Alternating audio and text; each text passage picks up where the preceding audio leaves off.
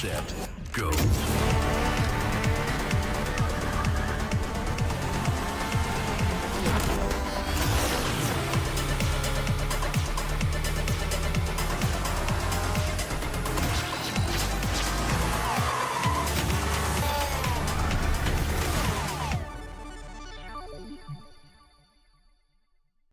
لحظات البداية عاشت معنا.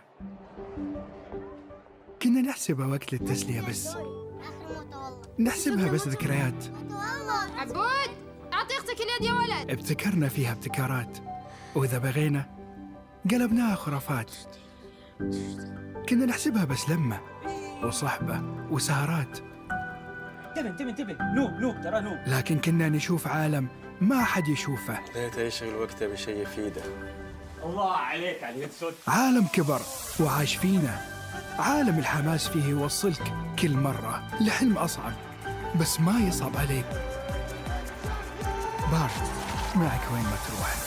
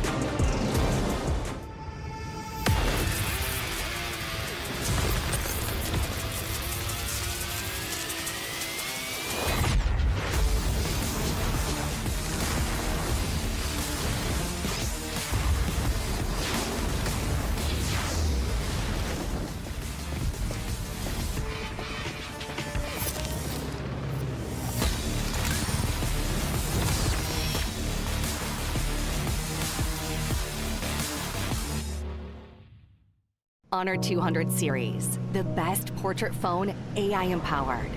Studio level, AI portrait camera, 3 hardcore portrait modes. Color, vibrant and classic to capture portraits that truly stand out. AI empowered magic portal. Snapdragon 8S Gen 3 AI chipset. 5,200 milliampere per hours silicon carbon battery, 100 watt, Honor Supercharge. This is Honor 200 series.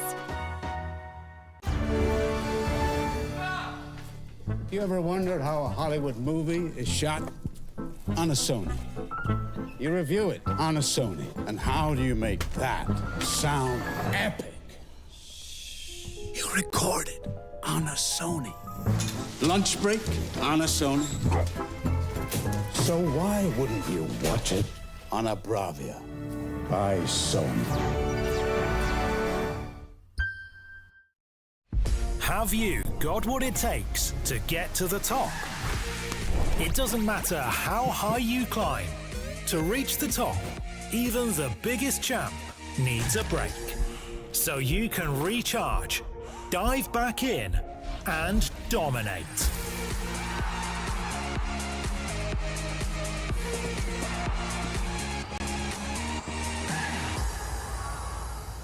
Have a break. Have a Kit Kat.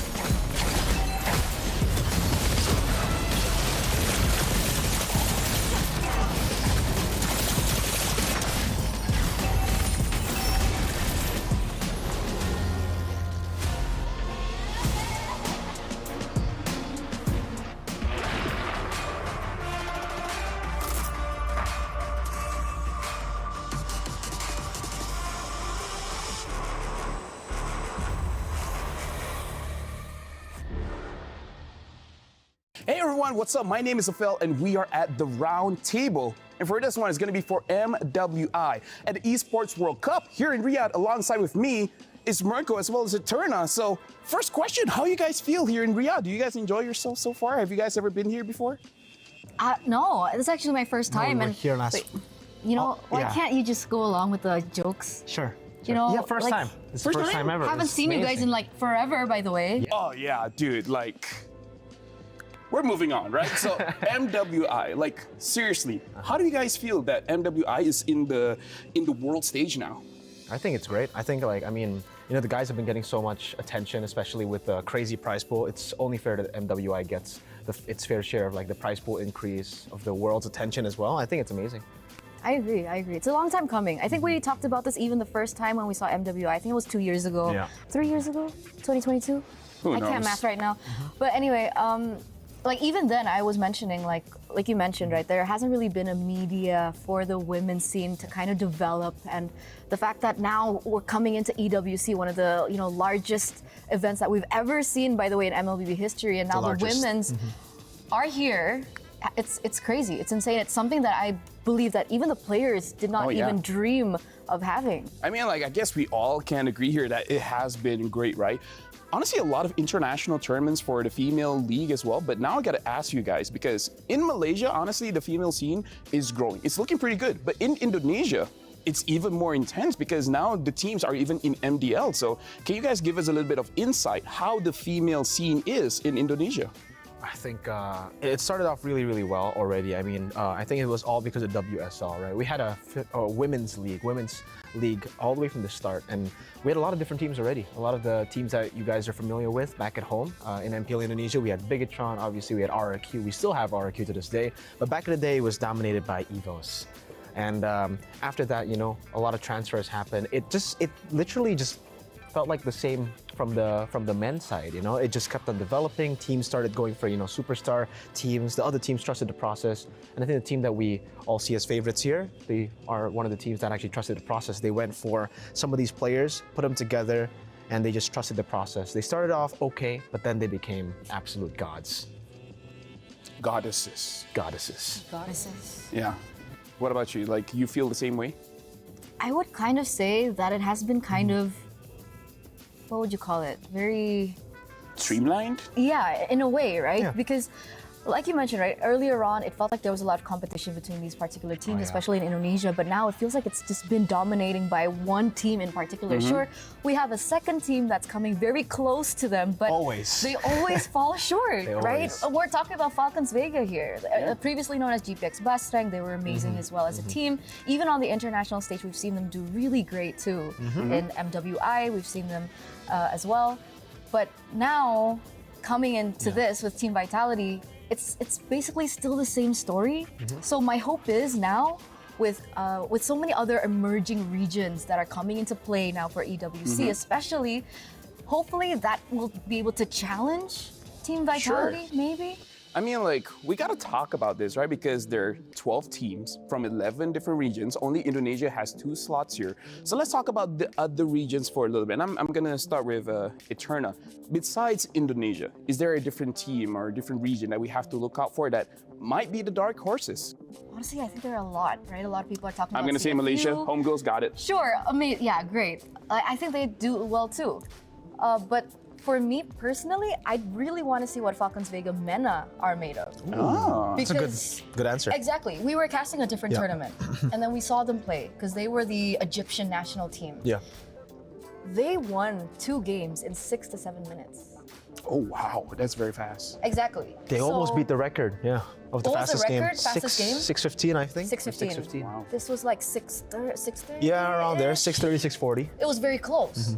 So, but that was for the North African regional qualifiers, right? So I'm curious to see with how dominating they were in their region, how do they fare against the other regions? And they had a different answer. You know, when most teams are asked, which team are you looking to go up against, like forward to?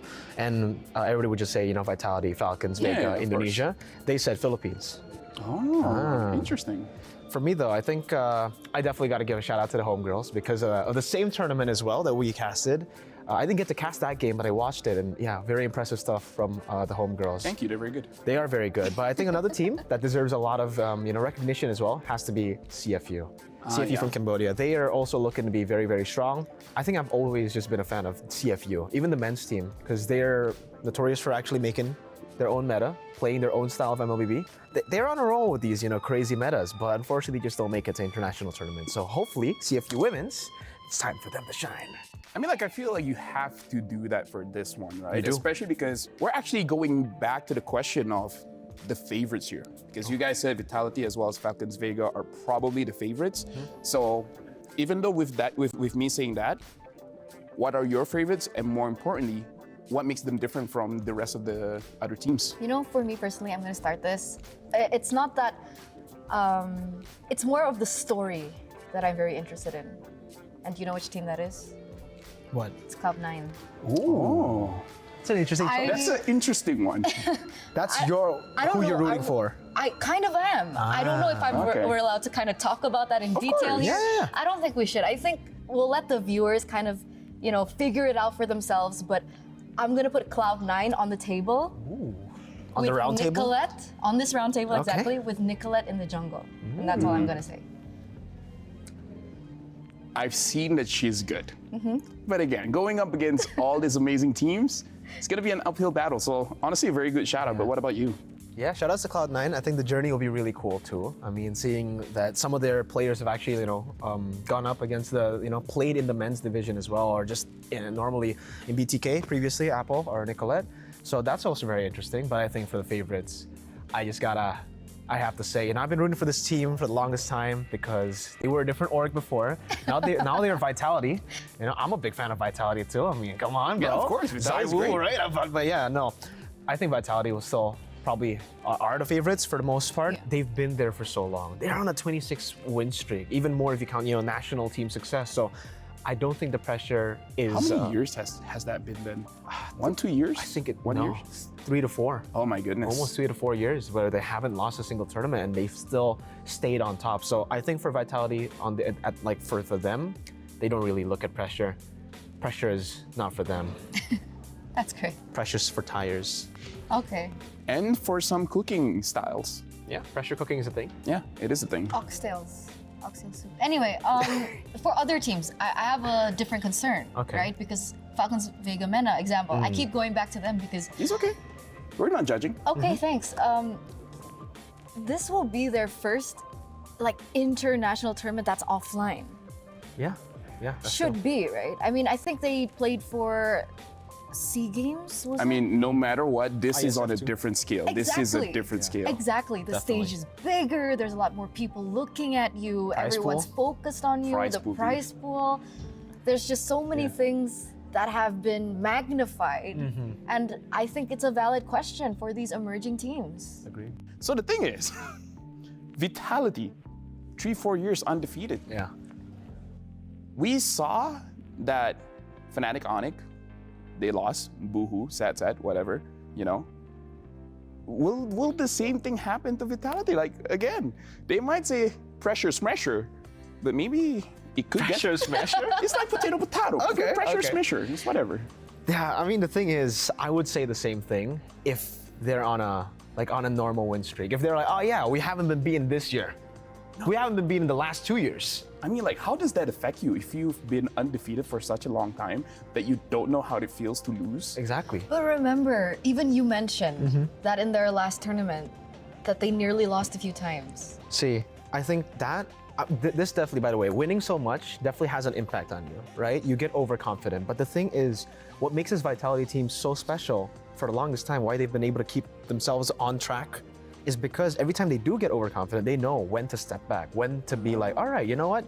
That's a bit too much. This happened in SEA Games, in the grand finals, where they almost lost 2 against Philippines. This happened in the qualifiers, like you said, almost losing against Team Malaysia. So there's a way for them to always just come back, stay composed, and then destroy their opponents. It's just so systematic, you can't really explain it. I don't know how to explain it, but that's Vitality. I mean, if you want to, of course, that's the argument, but, anything can happen here at EWC. Yeah, of course. And I think a lot of people were like, no way, Falcons AB Brand will definitely win MSC. But they didn't, So there's definitely a Which chance. team won again? SRG. Congratulations. It's been a long time coming for you. Thank you. I heard they were pretty good at scrims. Oh yeah, they're very good. We may have talked about that a bit much, but you know what? It's okay now. It's okay now. Not everyone wants to talk about it. But speaking of which, it's which teams do you guys think is going to be the hungriest for this one? I want to say Smart Omega Empress. Number 1 in their respective region, obviously, but they always, again, fall short against these Indonesian teams. Yep.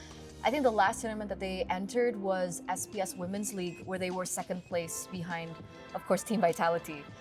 So I'm pretty sure after so many same scenarios, I mean, you're going against the same team over and over again, by the way, against the same members. And it's also the same lineup from Omega Empress that, the hunger is there and definitely they'd want to win it this time. Yeah, skip breakfast, lunch, dinner, Everything. just to win.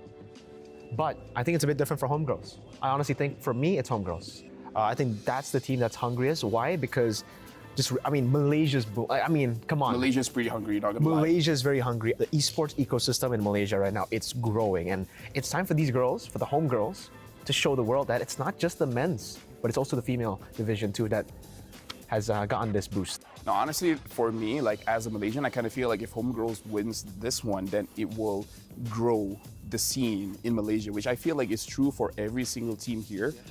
Whoever wins, doesn't matter who, the growth is going to be there for their very own region, right? So now you guys have a camera here. You guys can't take it home, but do you guys have anything to say to the camera? We'll start with Eterna.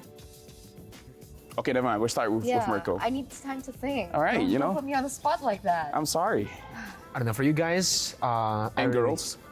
guys and girls, you know, I When usually he says guys, he means guys and I know. girls. just I because know. I call you guys, Yeah. kinda, but guys and girls, there you go. Guys are gender neutral. I feel like that's the case. That's true. For you guys back at home watching, you know, the Roundtable and MWI, thank you so much for watching and supporting. You know, again, for the women's scene, it needs a whole lot of support to continue developing, and for all these teams, it means a lot to them because I think, especially now, considering it's getting so much more attention, even if they don't win, some of these regions, the fact that they make it top 3, top 4 without a coach, without an analyst, it will push the region more to like push for these coaches, push for the analysts, push for them to have better facilities as a team, as players, and it'll be great for the scene. That was so endearing. Yeah. Is it my turn? Yeah. I don't really have a message, right? Okay. All I just want to say, you know, just cheers. You can call. I just want to say cheers, Okay. right? Cheers for finally the female scene in MLB be getting recognition, the recognition that they deserve, and of course the recognition that will pull forward into the future to one day a competitive landscape between both female and male MLBB. Isn't this like an eternal thing to do? She's like, I don't have a message. And then just goes on for like a few I seconds. just wanted to say cheers. I just wanted to say cheers, but I have more. But speaking of which, thank you guys for watching. You guys have been watching the Roundtable. In terms of messages from me, make sure you guys have a healthy diet because diet is very important for your life. Sleep is essential. 5 hours I think is fine, but if you can do 8, that's great. Exercise, if you feel like it. Mobile Legends is great. Be nice to your parents and give food to cats and dogs and etc. My name is Rafael. Bye-bye.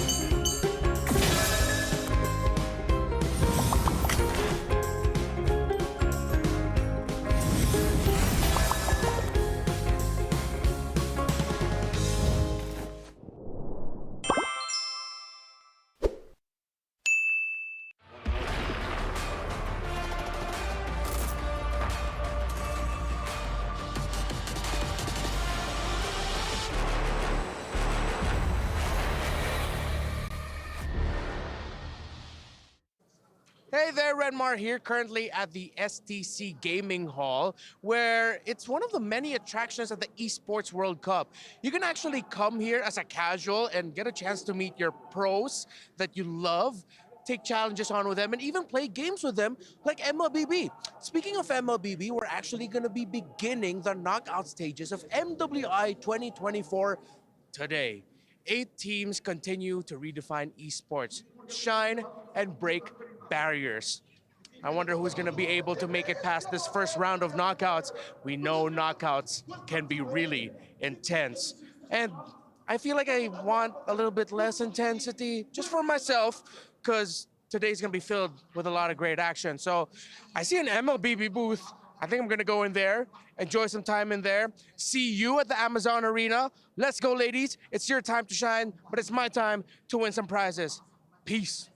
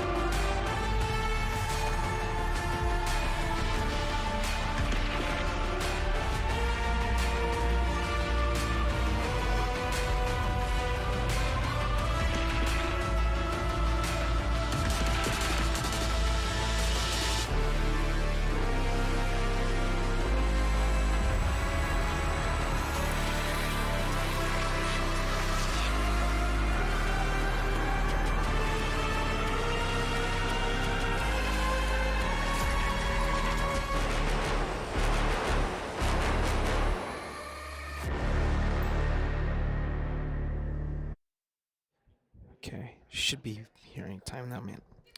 Can't believe she's. Hey, what's up, guys? Welcome to MWI 2024 at the Esports World Cup. I'm Mirko. I shouldn't be alone right now, in case you're wondering. There should be some. You know what? I'm just gonna call her. Gee, unbelievable! I can't believe she's late, man.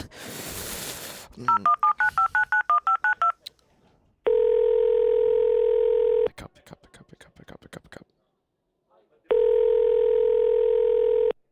Hello?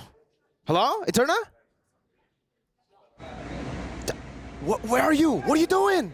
Yeah, I know. It's just, I need a coffee, okay? We didn't make it to MSC, and now there's no possibility of an Indo-Indo finals, and I'm scared one of them will have to say goodbye, and then they go home, and then I can't. I can't even think right now.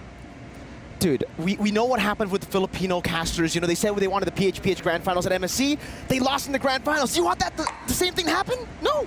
Yeah, no. I know that, but yeah, okay, you're right. Yeah. Fine. I'll just okay. Quick. I'll run now. Is it too late for me to go? Yeah, of course it's too late, but just run. Come on. Yeah, okay. I'm on my way. All right, we're gonna throw it to replay just so that she can get here. Onward, but now it's into the Crimson. Blast into the back. Ailey also with his Fury straight into the damage once again. A whole lot of punishment now. Minus Fury knocking him out. Names gonna be caught in the back. Ailey gets the solo on Names, and everybody tries to dive. But victory song gamers, they take names and they sing songs.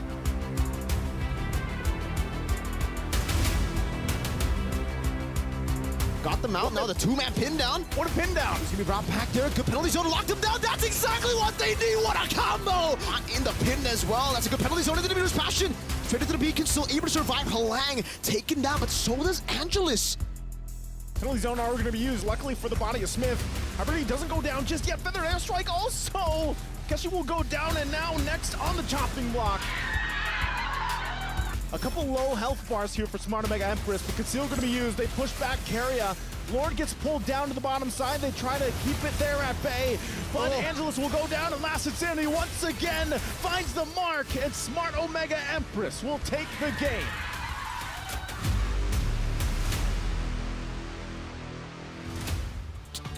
Wait. I'm wearing heels. Okay. Okay, I'm trying my Should have best. been making coffee. I'm sorry.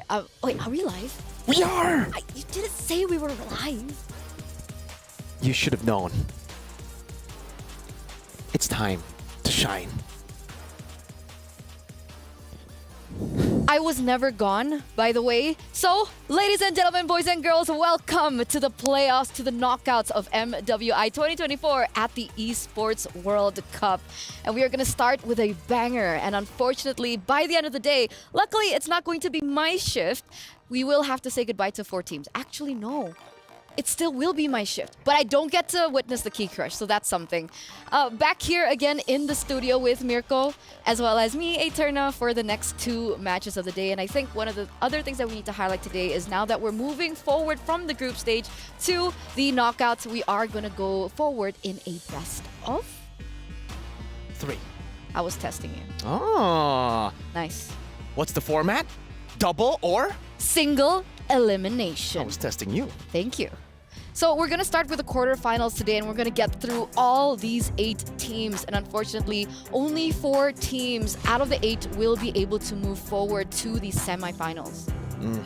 It's going to be really tough. I mean, we saw exactly how brutal it is with the single elimination format here at MSC and in MWI 2024. And yeah, you guys heard it earlier. Why Eternal was super stressed early in this morning is because Indo technically can meet Indo in the semifinal. So it's already very similar. It's literally the same as MSC, but I won't say it's the real grand finals. Wink, wink. We are going to head over to the Aramco top 5 plays of the day. And here it is, yesterday's highlights. Who do you think was the main eye-opener for you? I think it definitely has to be Kyoei. Right? The performances that she had in every single one of her games was amazing, but here as well, I mean, some of the other games as well, coming in with these big plays. We saw Rumichi on the Martis. This was the maniac moment. She dove under tier 2 to go for it, and this is what you do on the Martis, especially when you get a lead in the early game. It's a very high-risk, high-reward hero. Rumichi makes it a very low-risk, but high-reward hero. 7 minutes maniac. 7 minutes maniac. That has to be the fastest one, right? And if you take a look at like some of the other clips here, I believe this is the one where it was just a beautiful engage under the turret, but then it looked kind of dicey for VSG. But you can always trust on the all-reliable Kyoei to make a way for the team. Picking up a Maniac as well on the Julian, understanding how to... That was super impressive, by the way. She put a chain on the right. She went in with the enhanced sword to chase the other. The calculation was crisp clean. And that was just the group stage, right? Imagine coming out Wait, into that was the group knockouts. stage? It was. And this was also an incredible play, right? Melissa debut pick. A lot of people were wondering whether or not that this could actually work against the composition of the opponent. And it did for the moment. And this was like the big play that me and Leo were reacting behind the scenes. We're like, wow, we did not expect that Julian to pop off that way. There's so many maniacs, I think. I mean, the group stages alone, yeah, I think we've been talking about it off cam as well. These girls, they're braver when it comes to taking these fights. They actually want to take more fights compared to, you know, what we saw at MSC. It's a bit more objective based, but the women, they want to clash, especially for the neutral objectives. Even when they're 5,000 gold behind, you can always count on these teams to say, nah, I'd win. And I really love the reactions that they make when they make these plays happen. So we're going to take to the Doritos reactions to see what happened yesterday, because there were so many emotions. There was sadness, there was happiness, there was relief as well. Do any of the reactions stand out to you the most? I think there was, most of the reactions that I have in mind aren't the celebration, or like those are the reactions that's my standout. When they make a play and it doesn't turn out the way they expected, when ultimately they also kind of like understand, okay, you know, the enemy team outplayed us. That's cool. You know, those faces of like, you got us that time. That's what I really like to see, because it always feels like when I'm playing, that's the reaction I have. Among others though, what you don't usually react to is that bond. That bond. Right? The high fives, the hugs. For sure. I think especially yesterday, we got a lot of very, high-stakes situation. One team from every group will get eliminated, and definitely for a lot of these teams, they were fighting for their lives, their tournament lives, on their very first day that they're playing. And you can see, ultimately, some of the teams had to go home with these devastating crushing of the keys shown in front of your faces. I wish there was a highlight of my reaction when we had to talk over this. I was on the floor bawling my eyes out. Were you actually on the floor, or is that like a... I was. a phrase? I was.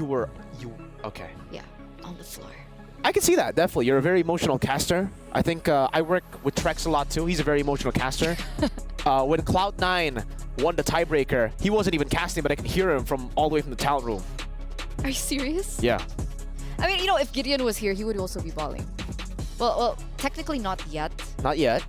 Not now, because obviously GGHG are still on the run to make it all the way to the grand finals here in the knockout stage. But let's say GGHG makes it all the way, then that would be one of the reactions that I would love to see on broadcast.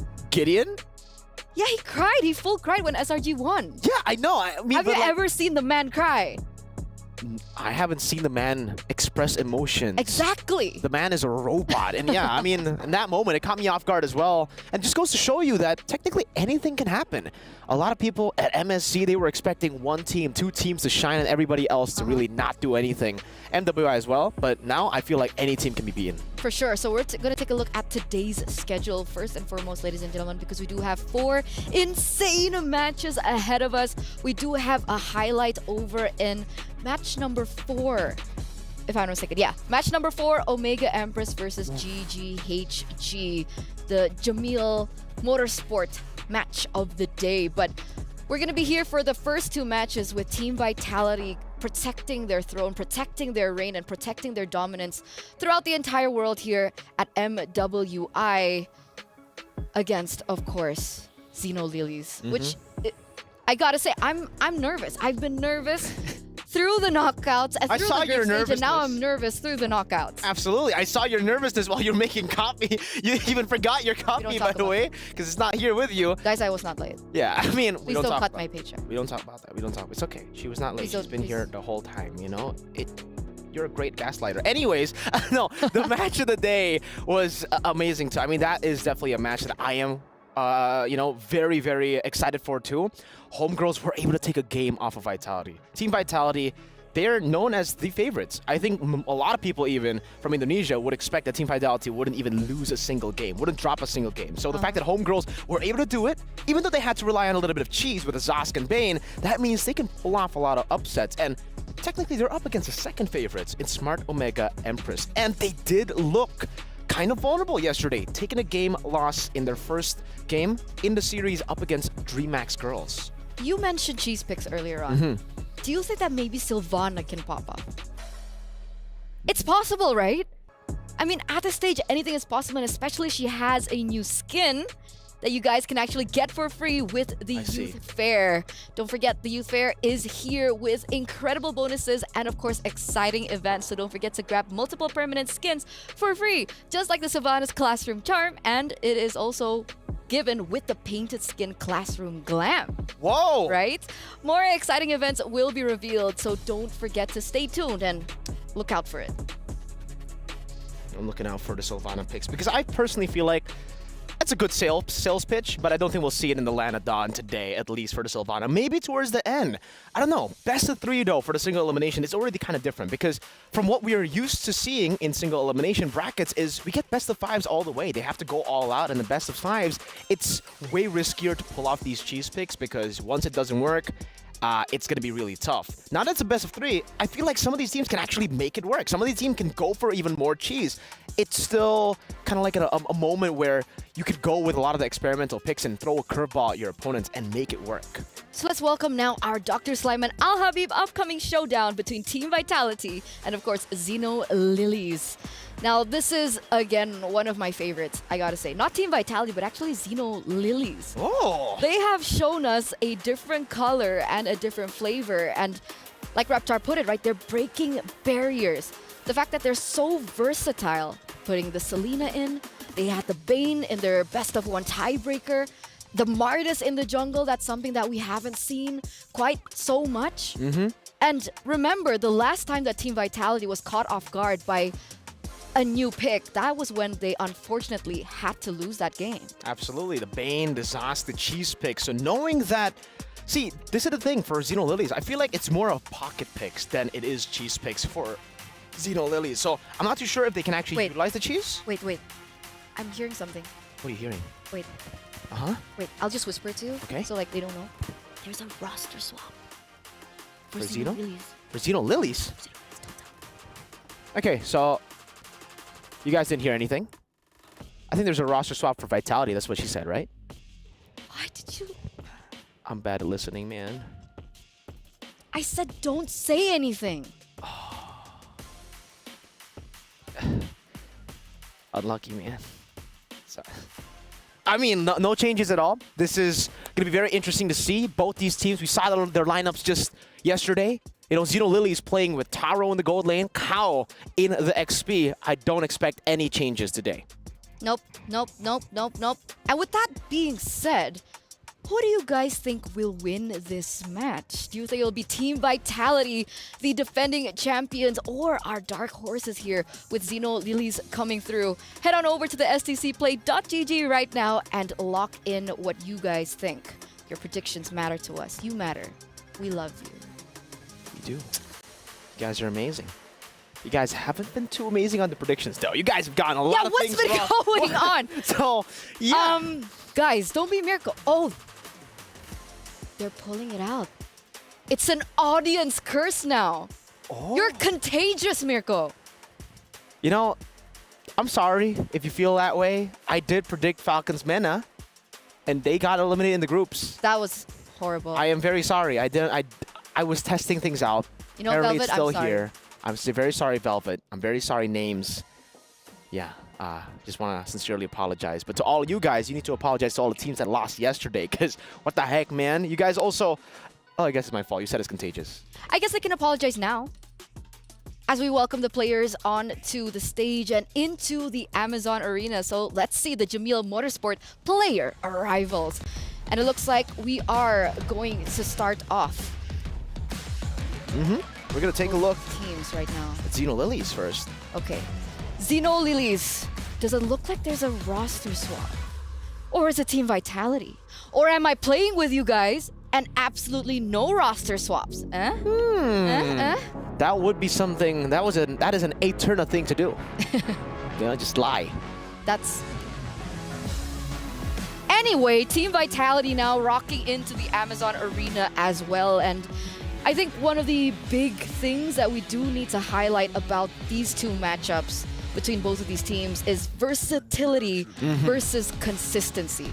Sure, Vitality were unfortunately dropped a game against GGHG, but for the most part, the way that they have been playing, the way that they have been implementing the coaches draft into the game has been very consistent.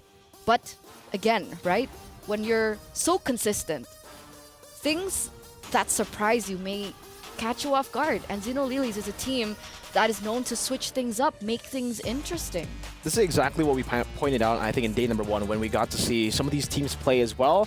For the Indonesian teams like Falcons Vega and also Vitality, they're used to playing in the league in Indonesia. They're used to playing up against the very best teams with the coaches, with the analysts as well. And that means that they're used to seeing meta picks. So when you get, catch them off guard with the Zosk, with the Bane, it does give them a few problems, because then they're going to have to adapt on the go. And all the preparations they had, all the advantages they had before this match, it's all gone.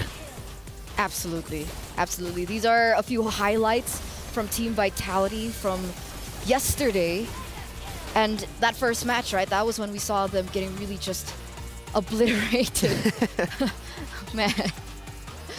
I think for Xeno Lilies, though, Eterna, we can talk a little bit about how they have the longest game and the shortest game. Up against VSG, game number 1, 30 minutes. And I believe it was 13 seconds or 14 seconds. Correct me if I'm wrong in the comment section down below. But what it means is that they are very, very good at adapting into the late game as well. And that's something that a lot of teams here at MWI, they kind of struggle with. Decision-making in the later stage of the game requires a lot of discipline. And like what we said earlier, a lot of the teams here want to go for the brawls, want to go for the skirmishes. And because they're focused so heavily on their micro skills and mechanics, sometimes they forget about that decision-making that can get them games. Not for Xeno Lilies, though. They know exactly how to take games fast and how to take games long. But look at this, Mirko. It's so beautiful. 20 seconds. Oh man, it's a mixed feeling here. It's time. Right? Because remember, ladies and gentlemen, coming into the knockout stage, a single elimination, which means that after this best of 3, one team will be going home. Will it be Team Vitality or will it be Xeno Lilies? Let's head over to the stage.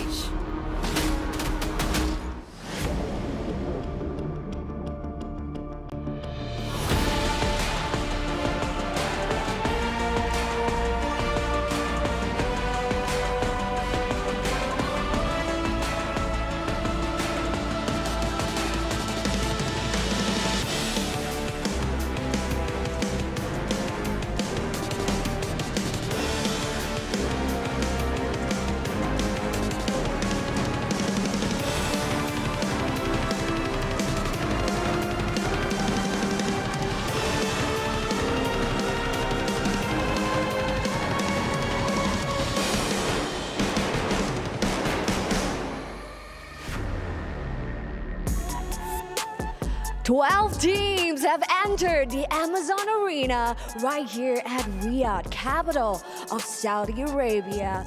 And with that being said, the land of dawn is a cruel, cruel place. 12 teams joined and only 8 teams emerge victorious. And welcome, ladies and gentlemen, to the knockout stage, baby. Let's go, ladies and gentlemen وأعزائي المشاهدين والحضور. نرحب بكم معنا هنا بالمملكة العربية السعودية رياض لكأس العالم للرياضات الإلكترونية. We are starting right now the first day with the best of 3. I cannot wait to see the teams getting over here right now to continue their journey to claim that trophy for MWI. So yes, with that being said, as you guys can see the trophy that's located right behind us, it has already claimed the hopes and dreams of 4 teams already, and another 4 keys will be added to that box later on today. And we're gonna kickstart with match 1 of the day, where we're gonna be seeing the queens of Mobile Legends Bang Bang, presenting to you, hailing from Indonesia, Team Vitality.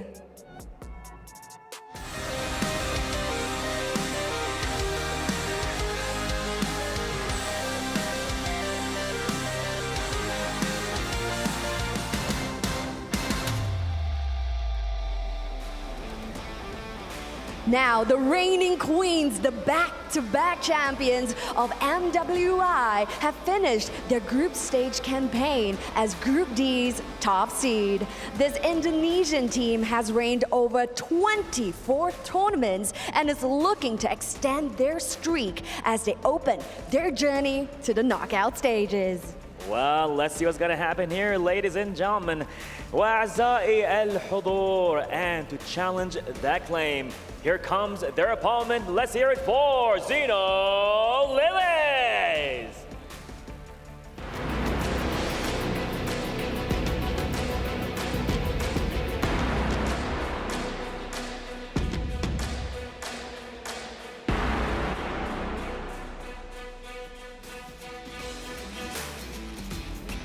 Well, ladies and gentlemen, this Vietnamese team ended their group stage campaign as the 2nd seed of Group C, with a versatile hero pool ridden without meta picks. This Mekong representative is looking to prove that they have what it takes to upset the defending champions. Now that's absolutely right. We have seen unorthodox picks that are outside of the meta, such as Selena, we have seen Alice, and of course even a Bane, which was truly the bane of all existence over at the Land of Dawn. Now will we be seeing more of this unorthodox picks over at the Land of Dawn today? We can only stick around to find out more. Oh, you got that right. You know, I'm always up for a surprise. We might see a Hanzo, Halos. I'm not sure. I'm no expert, but you know what? We got the experts with us here in amazing MWI 2024. So yes, ladies that stand before us today, it is going to be a best of 3, and only one team will emerge victorious. The Amazon Arena is ready, so head on over to your battle stations. After the conclusions of this match, so yes, head on over to your battle stations, and get ready to head on over to the land of dawn. And with that being said, this is a best of 3. Make no mistakes. And fortune favors the fearless. With that being said, we're gonna hand our time over to the studio. Take it away, guys. Let's go. Thank you so much, Cheryl. Thank you so much, Bara, for the introduction of both these teams. And I wouldn't have said it better myself. Only the fearless can emerge victorious. How do you think about this matchup, Mirko? I think it's a very interesting matchup. Right? Like we mentioned before, Xeno Lilies, they've shown that they can take the late game, they've shown that they can take the early game, and that's really what you need up against Vitality. You need to have the versatility, and honestly, you need to have a little bit of that curveball. You need to have a little bit of cheese to surprise Vitality. Like you mentioned already before, hey, Vitality, when it comes to consistency, when it comes to meta picks, I honestly feel like no team can really beat them at those meta picks, right? They have honed that craft for so long, and now it almost seems like they've gotten the grasp of the meta better than everybody else as well. So try to go for the picks that have already shocked them before. The Zosk in the mid lane, the Bane in the gold lane, maybe shift it up a bit. Maybe now they're prepared for that. Go Zosk gold. Go Bane, not mid. Jungle, maybe, right? That's a definitely big possibility, right? Because technically, when we're talking about both of these teams, a lot of things happen, especially in the mid to the late game, because of the gold laners, do you not think? Right? Shell and Taro. Taro, a Filipino import, being loaned in to Xeno Lilies this time around. What about that matchup? What do you think about the gold laners? It's a great matchup. Both of the gold laners understand how to lane very, very well. I think Taro has been able to play the weak side so well on the Claudes as well. But I think that's a big weakness for Xeno Lilies too. Their strength can also be utilized as a weakness. And Vitality, they're a team to actually try to do that. Taro has been utilizing a lot of the weak side gold laners, but not a lot of the opponents from that have met up against Xeno Lilies have gone to punish that weak side, have gone to play strong side gold. Vitality, they understand how to do that. If Chell gets a good matchup, you can expect Vitality to rotate into the gold lane more often than even the Turtle. They might sacrifice that to trade with a turret, full turret shield with the gold, and you can already see here, Vitality got blue side. We know how massive blue side is. You're already forcing the chip and the Lo Yi to be banned out by Xeno. Now, so far, Taro has only been picking up the Claude in the gold lane. How do you think this will affect the drafting phase? It's going to be tough. I mean, for Vitality, I think they're completely fine by letting go the Claude. They've played the Harris, they can play the Roger as well. So many different picks that can bully the Claude in lane. And like I said before, Vitality, they know how to play the strong side. So if Taro still sticks with just her comfort, which has been left completely open, by the way, here, it's a Valentina, Arlet, and a Ruby. Xeno, at this point, they're going to have to be forced to ban out the Lo Yi. Lo Yi, Ling, Roger would definitely be, the prio when it comes to the bans here for Xeno Lilies. I think they still have to go for Lo Yi, knowing that Vitality can utilize the Lo Yi to just make it super fast. Wait. Am I seeing this correctly? Xeno Lilies, Cow, Roamer? Oh, you're right. Wait. So we're missing Shay Romy here. Shay Romy is no longer their roamer. Cow is stepping in her place, and Cow, previously the EXP laner, has now been swapped in by Daisy. Oh, Talk about unexpected, right? Hey, I guess we were talking about throwing a curveball at Team Vitality. Maybe this is the curveball. Maybe they're saying, in terms of picks, we don't really have that cheese. We are used to playing the pocket picks, what's comfortable for us. So maybe we shift up the rosters a bit. The Angela is going to be first pick, so leaving the Ling open, leaving the Roger open, this will definitely force Xeno Lilies to pick up 1 or 2. Roger and Ling, there you go. Both of them picked up. You asked if the Claude is still going to be, Taro's pick? I guess not. I don't think the Roger is going to go jungle. I don't think the Ling's going to go gold, right? So, yeah, we're seeing a Roger in the gold lane, something different for Taro. Hiding strats. So technically they were showing a little bit, but they were also saving some picks to themselves, right? Because Taro has picked up the Roger before, if I'm not mistaken, during their qualifiers for MWI when she was with Onyx Soul. So that pick finally comes through, and we see the Claude for Shell, as well as Edith. So Edith's going to be roaming the Angela flex pick. Won't really be utilized as a flex pick as we enter the second phase. Mirko, technically Angela could still be in the mid lane.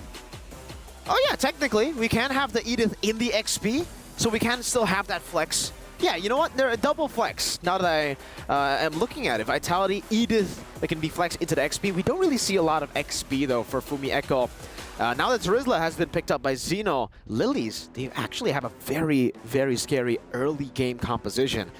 I'm very surprised that Terizla didn't get denied away from them by Team Vitality, knowing how successful Terizla has been all around and just you know, enabling the neutral objective takes for the junglers. And for Xeno Lilies, I think at this point, they're going to have to ban out some of these assassins away from Vival. I'm thinking maybe the Hayabusa ban comes through, maybe the Nolan, because, you know, Angela, Edith is still flex. They can use that. Or But Julian, remember, too. Bane has also been utilized by Vival in the jungle. Do you think it's a viable pick here? I think it can work. Again, these members from Xeno Lilies are melee range, technically, and very short range for the Roger, even in the notorious gun form, right? But Minotaur gets banned here by Team Vitality. That's a good ban coming out from them, knowing that they already have a reactionary roam in the Edith. They want to take away any sort of reactability from the side of Xeno Lilies, kind of force Xeno Lilies to make the proactive move and are forced to not really be able to react as good. And the Hayabusa ban, as predicted, will come through. So it's going to be Hayabusa and Julian that they're more afraid of here. The Faramis comes out too from Vitality, knowing that Faramis is a good hero up against the Angela. You want to get that AoE hard guard, technically, right, with the Netherrealm. So now, ladies and gentlemen, we are entering the second phase of the picks. Xeno Lilies. What do you think they're going to prioritize here? I think at this point they can last pick their roam. They don't really need to go for the Tigreal, but Tigreal definitely is a good option to go for if Vitality go for the Nolan. They're really trying to force Vitality to pick up an assassin like a Nolan that's way more vulnerable compared to the Julian, the Hayabusa. So the safe choice would definitely just be a mid laner. Yeah, no Faramis, no Valentina. I think if they want to go for mid-pressure, Lilia would be a great option to go for, or you could go crazy. Sask in the mid lane.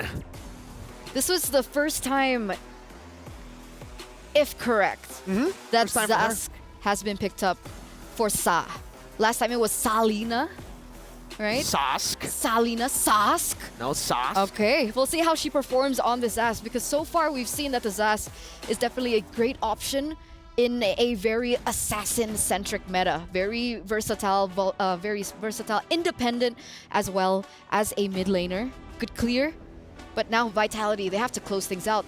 They need to fix the flex. I think it's really scary. I'm struggling to find choices to go for now for Vitality, and I think it's the same for the players and the coaching staff. They're really taking their time with the picks. They go for an X-Borg here and a Guinevere. Wait. Guinevere. Roam? It's Gwyn still jungle? super flexible, Eterna. The Guinevere. X-Borg jungle. Exactly, right? X-Borg can go jungle, can go XP. We can still see the Edith go roam, XP, Guinevere go roam, jungle, and then Angela mid or roam. So it's a very, very flexible composition. But this will mean that it's going to be very hard for Xeno Lilies if they wanted to go for the Tigreal. We kind of expected a Tigreal if Vitality go for an Assassin. So Xeno Lilies, they're forced on a different pick. I think getting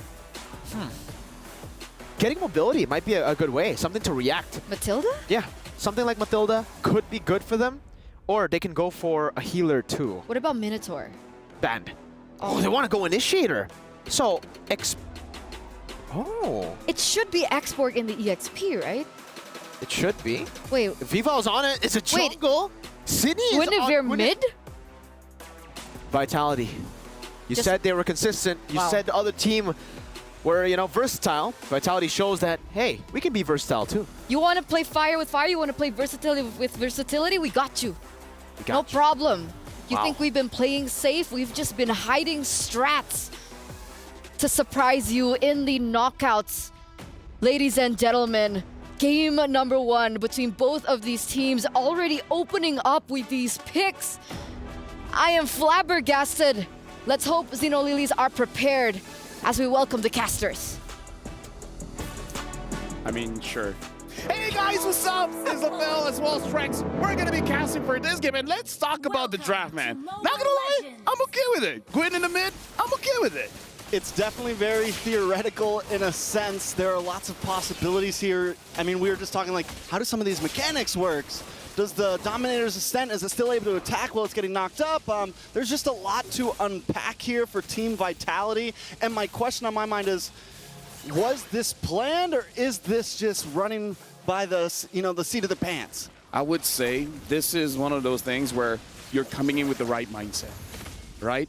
I feel like if you want to go with this draft, it has the right mindset. But honestly, looking at what Team Vitality has, the damage numbers are now okay. Because I feel like if it's the X-Borg in the jungle and the Guinevere, the Guinevere in the jungle and X-Borg in the EXP lane, I feel like it will take a little bit of time, which I feel like is not a good risk to take going up against Xenolilith, where honestly looking at the draft, having this Roger, if the rotation is heavy towards him, which looking at the map right now it is, it's going to give the Roger quite a good time. And just because Taro has not used Roger so far, only using the Claude, I'm pretty sure she can use it well. For sure, and I think to mention as well, early on in this game, throughout the first few turtles and everything, having Vival on this X-Borg, using that last Insanity, they have good ways to secure objectives. And then as the game moves forward in the late game, I think it all just kind of comes down to Shell and the Claude, right? And those Heart Guards, we're going to see him on the Claude a lot. I think there's a lot of possibilities with that. But the real kicker here is going to be that that Guinevere. Since it's going to be mid Guinevere, will it be damage Guinevere? Are we going to see her maybe hybrid build? Because for a while it was all jungle and roam Guinevere, more tank builds. So I'm excited to see how that build moves forward as well. Yeah, honestly, that's a very good question, especially looking at Team Vitality. They're more, oh, hold on, Fumi taking quite a lot of damage. A lot of damage from onto Fumi there. Cine able to dash back. Same thing with the flicker coming out a little bit early from Fumi right before this turtle. Saw gonna try to make her way over the turtle, but Vivian still able to secure it first. They trade that up for an orange buff over to Ramichi. I feel like it's worth it for Xenolilith because they really do want to get those items first onto Ramichi, because looking at the draft coming in from Team Vitality, it's about sustaining the team fight, right? You got the Angela, you got the X-Borg, you kind of want to stack your damage first and then you go in for the finisher. So I really want Ramichi to go for a more, like, I would say skip the Sky Piercer for a bit, get your Berserker's Freeze first so that you have a lot of burst damage, take down Vivian first or take down Shell first, and then afterwards, their whole composition is screwed up. They can't do much. Very, very true. I think in the way Xenolili's right now really playing around the whole map, we're seeing them rotate down to the gold lane, look for picks. They're playing very proactive currently, which I think is going to be very important. And if they can get an early game pick onto Shell, it's going to be huge. But here comes the Dominator's Ascent, getting a lot of damage on Cine. Ramichi coming in to clean up. Violent Requiem does go off, trying to get a little bit of life back. Heartguard able to lock on to Cine. Now Ramichi in trouble, forced to try to get away, but Vivian gets the first blood. Now Vival stuck against the wall, but they should be okay at this point. But Cine doesn't want to let up. Echo here with the Earthshaker. Misses the knockout, misses the knockup onto KO. But still, Team Vitality walk away with first blood. I would say that was a very good attempt. It's just because of the Heart Guard that we saw it as a mistake. If there were no Heart Guards, then that's it. Hold on, Shell is actually winning out, going up against Taro, having a level up as well. And now a rotation coming in. Cine can go in for Taro.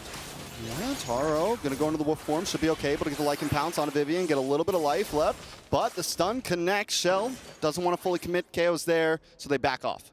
Right now, really for Xenolilith, they just got to make sure that they have enough damage, because we saw what happened just now with the Heart Guard.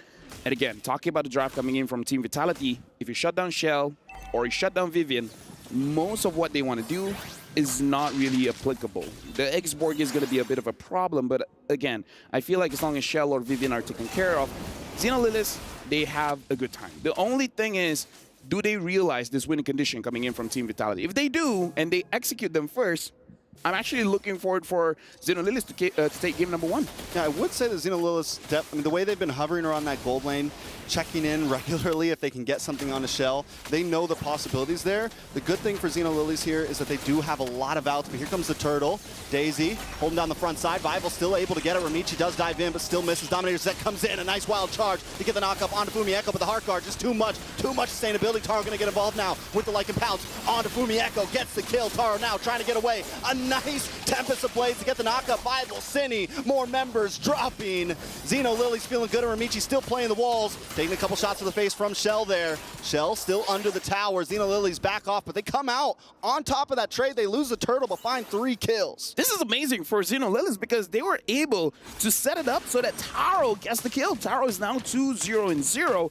Not sure what kind of build she's building up for this one, but now you have 2 members that you really have to worry about. And looking at the builds here coming from Taro, it's a Sky Piercer first item. So they can eventually snowball off of this, especially if Vivian is not careful with her positioning. It's going to be an easier target for the Roger to eventually take her down. Something that's crazy to point out, though, and this is the thing about Shell, she's still holding a 400 gold lead, even with Taro having those 2 kills. So she knows the assignment, right? She knows it's okay if everyone else is dying. My goal is to farm, hang out in off lanes, and do the best. Xeno Lilies, Taro's doing great, but wait a second. Big Violent Requiem, in comes Shell with a nice blazing duet. Saw brought low, not taken out just yet. They're trying to get away, but now with the Heart Guard, Cine is going to have to back off. The rest of the team shows up. Saw there. The Dominator's Descent saves the day in that situation, essentially. Team Vitality unable to get a pick off. Yeah, but Xeno Lilies, they got to be careful there because they already traded a lot of their HP, and then going back in, I feel like that could potentially be a mistake, especially when you see the Heart Guard. If you see the Heart Guard, I kind of feel like you just back off a little bit because no one's in any real danger, and then you're going to be fine. Especially now that Vivian has the Flash of the Oasis, they do have to be a little bit more wary, right? If you see the Heart Guard, really think to yourself, if you want to kill someone, kill the person that doesn't have the shield and do it fast. Yeah, even if you're unable to get Shell, take someone else. Take someone else, because exactly. if you can break down that front line, because that's the thing, Vitality has this huge front line to protect Shell. If you can get, wait a second, Wild Charge comes in, Fumieko gonna get knocked up. Daisy able to secure that turtle with a nice penalty zone. But now Vival forced to back off, using the last insanity defensively. In comes the Dominator's Descent, getting some nice damage on Cine. Ramichi trying to follow up as well, but Vival in the jungle, taking damage. Daisy looking for one more shot and able to connect it. The hammer drops, and down goes Vival, but now the Violent Requiem knocks up Daisy so they can secure a kill for themselves. KO now in trouble, forced to use a flicker past the wall. Saw trying to zone away Cine here, but Cine's not taking anything slightly. It's going to be bad, man. Team Vitality keeping up, even in an early game where their comp isn't exactly, they're more of a scaling. They're still able to put out some punches. Yeah, but can we talk about the worry coming in from Team Vitality at this point? Because Vival throughout MWI doesn't seem to be having a good time. There's so many turtles as well as lords not being secured. Look at the clip here where a good initiation coming in from Kao, but again, Daisy being able to steal that one away, that's clutch. And here, Vival, even though she had the Heart Guard, Daisy still had enough damage to get the kill there. This is becoming a problem. It looks like Xeno Lilies, they might understand how to take down Team Vitality and perhaps just shutting down their junglers. And now they want to shut down Shell. Oh, wait, the Violent Requiem to save the day. Kao tries to do something there, but unable to get the Wild Charge off. They do back off. But as you said, Dominator's sent under the tower, and we've seen the Zas picked up a lot, but I think Saw has probably played it the best of what we've seen so far. I've been questionable about it, but Saw is just performing on it right now, even outputting some decent damage this early on in the game with it. I hope Team Vitality understands that they don't really have the damage at this point, right? I mean, like, if you're really just hoping for the quad, it's not there yet. You still need 3 items. But Vival's here now. Maybe they have enough. Another nice knock-up on a Cow, but he's going to get that Wild Charge directly connected onto Shell. Taro's not going to fully commit. They just want to clear the tower, protect the tower. Daisy holding down the bush as well. Team Vitality still hanging out in this bush. And, I think Cine also, we wondered if Cine was going to go damage. It looked like she started off on more of a defensive build there. And again, that just means even less damage for Team Vitality. And what we were saying in the beginning is Xeno Lilies has so many outs here. Nice penalty zone onto Cine. Cine might not be able to get away from this one, but Violent Requiem connects, paired up with the Blazing Duet. Saw takes a face full of damage. In comes the last Insanity trying to connect onto Daisy as Shell looks for Taro and Cow. She's going to BMI back. Lock onto Daisy. Daisy going to go down. A nice kill for Vival there. 2-0. Team Vitality getting back in the game. Oh, and now looking at the jungle here, Ramichi is going up against Fumieko. Ramichi, you're in trouble. Ooh, Tempest of Blaze does come down. Ramichi able to get the purple buff, which is... Oh, I thought that was a kill for a second. The tower no. I get you. Even I was like, wait, no way. I was like, no way. What did you just one-shot him? Yeah, either ways right now, Team Vitality, they are on the Lord. Looks like the Lord is going to get started. And I don't think Xenolilith has the time to really respond to this. This is going to be a free Lord for Team Vitality. So just one good engage on the top lane, getting a few kills. And now the entire game is for Team Vitality. Yeah, I mean, it's quickly moving into their hands. Bataro's going to be able to take that tower now. So now the playing field's starting to get evened out. I think Xenolilies need to convert some. They didn't convert any of those early game kills into towers, into exact map pressure, and that's a bit of a problem. Kyle needs to be able to hold down this front line, use the passive where he can't get CC'd up, and he's not going to get caught off by Cine, right? Use the power of nature while he's against these walls and everything, and he should be okay to face check some of these bushes, and as long as he can do that, he can kind of create space for Xenolilies. But let's take a look at these items. Yeah, honestly, looking at the items here, again, I kind of feel like in terms of the damage, it's really just on Vival as well as Shell for Team Vitality. Kind of feel like for Xenolilies, the fact that they have the first item, Sky Piercer, I kind of feel like they could have played around the Roger a little bit more, get more stacks on the Sky Piercer, because, again, the Sky Piercer is a stacking item. Just 2 stacks is really not enough.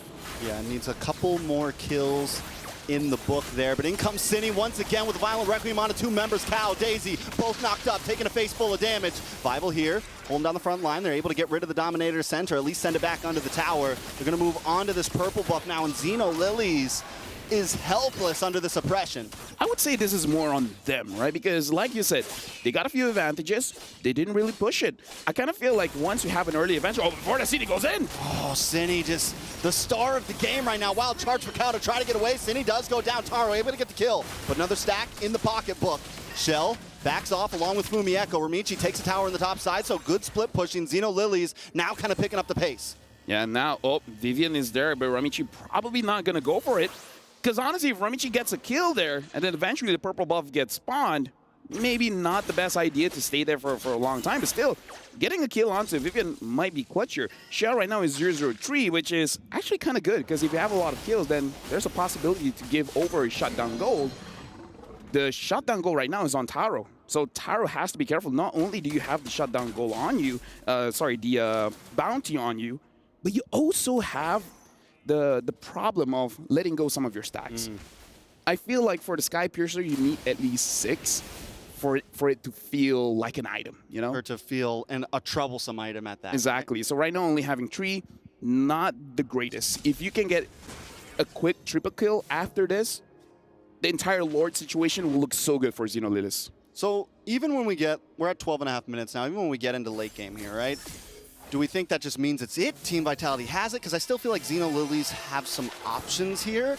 The major problem has been Cine so far, but Saw on this Zash should start to scale pretty well into the late game. Taro might fall off a little bit since we didn't get that major pop-off early on, but wait, Cine gets the knock-up onto Daisy here, the battle for the purple buff. Pretty sure Vival was able to steal that away from Ramichi, yes. So now it's like, can Ramichi even really contest for this Lord? Actually, yes, just because Ramichi, she didn't use her Retribution. So in terms of can she do it, she can. But it's really on Daisy as well as Cal. And Cal already taking quite a lot of damage. So Daisy, if Daisy can have a beautiful ult onto Vival, then yes, she can do it. Especially because Vival has to stay relatively close to Lord. It's definitely possible. And again, we got to remember, Vival hasn't been winning a lot of Retribution battles. That's true. Vival has had some issues overall. I think you mentioned Cal. I'm going to mention Cine here. I think these two need whoever gets the better set here, right? Whoever gets the better knockup, whoever can set up for the team. Those are the 2 players that we really need to keep our eyes on. Fumieko, we haven't seen too many crazy onwards yet, you know, Earthshakers or anything. But if any big set happens for one of these teams, it could be a game changer. Ramichi. Finch poise on the wall, comes in, Vival still able to get it. Exactly when it counts in comes the penalty zone, but Chaos pursues as Vival pops the last insanity and takes out Kyle, takes out Ramichi. Next on the chopping block, Daisy's gonna go down. Saw just trying to get away, just trying to have a good time, but not today. That is it, a 4-man wipe on Xenolilies. Team Vitality got the wave coming down the mid along with the Lord. They could try to push this, maybe even end this. 20 seconds on the clock. Yeah, I don't know what the Roger can do. You're 1v5 at this point. 1v6, the Lord is here. Looks like this is going to be game. Team Vitality takes game number 1. That is a great start for Team Vitality in this best of 3. It's 1-0, and Team Vitality had a slow start in the game, but they knew their win con, and they performed and executed it perfectly. I would say Xeno Lilies didn't really use their draft very well. They had a lot of options, but they didn't take those options. So, again, I feel like the draft is good. It's just the execution. But I don't know. That's just me. I don't know what the experts think about it. Thank you guys for that cast for game number 1. In a brutally unorthodox way we begin that. What did you think about how things panned down? Oh, I think we'll have to talk about the drafts first, right? Because I feel like in terms of prio, Xeno Lilies really got all of the prio. They got the Terizla, Ling, and Roger. For most teams, when you get that, it's like, all right, we've won. In the draft itself. But in the execution, it's a bit different. I mean, there were a lot of great moments, by the way. LaFell pointed it out as well in the game itself. The fact that Daisy was able to punish Vival's performances here, here as well on the X-Borg, not able to finish off that turtle with a retribution. It's great timing by Daisy, but also for Vival, she should be able to space out. And if they didn't end so instantaneously, I would have actually taken the Lord fight moment to go and, draw around with the Telestrator, because I think it was just a classic example of how they utilize the Lord Dance, which is something that's already not as common. It's very rare to see that kind of Lord Dance where they just stood their ground and took the fight. I was even saying, they should don't take it. Don't take it. But in the end, it's really all about, for Team Vitality, baiting out some of these big ultimates coming in from Xeno Lilies, and the biggest ultimate has got to be the Zask ult. So another way to do that is if the fight is just spread out, and in that final fight, you can see the Grok go in, Daisy go in, way too aggressively, and it just leaves the Zask so far behind. And when the Zask ultimately does come through, it's a bit too late. Some of the frontliners have already been chunked way too low. Chell is still at full HP, still has the hard guard on her, and on top of that, consistent damage of the Edith, of the X-Borg, as they all clump up like that, just give them so much more value in that skirmish. So it was just really well played by Vitality, executing the game plan that was a very weird game plan. That's a very unique game plan. Guinevere mid, I don't know how they pulled it off, but they did. That's Vitality for you.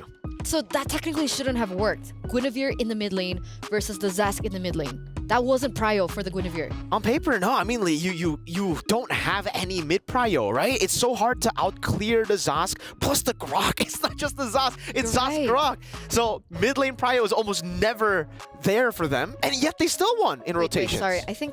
Hello? Who you calling? LaFell? Trex, you there? Rafiru. I don't want to pick up. Working right. I don't want to pick up. Oh. Yeah. Oh. But okay, we're here. Guys. You said you don't want to pick up, man. No, because I heard Mirko's like, I'm okay with Mirko. Okay. Shout outs to both of you. You guys are doing a great job. But honestly, looking at that game, like Mirko said, when you have this combination of heroes, it's like, I won the draft. And I don't know, I kind of feel like they had an opportunity to put Team Vitality on the floor and then their foot on their necks, but they didn't do it. Yeah, their foot slipped. Yeah. And then they fell on their back like a banana peel. Exactly. It's not enough to win. They but I do want to argue one thing for the Guinevere. I think we really doubted another crazy mid pick in MSC, and that was the Martis, the aggressive fighter. So I think maybe the Guinevere has some possibilities. Okay. Thank you, guys. Next time, maybe pick up my call? I mean, we'll consider. We'll consider. Okay. Maybe I should call them next time. Maybe. Right? Maybe they'll pick up if you call. Why is it? Oh, I don't. Me and LaFell. It's not a thing anymore. Usually it's me and LaFell that is We're not friends anymore. Usually we're not friends. We're best friends, right, LaFell? Yeah. But we are gonna give our flowers to the MVP by PlayStation for that game, Cine.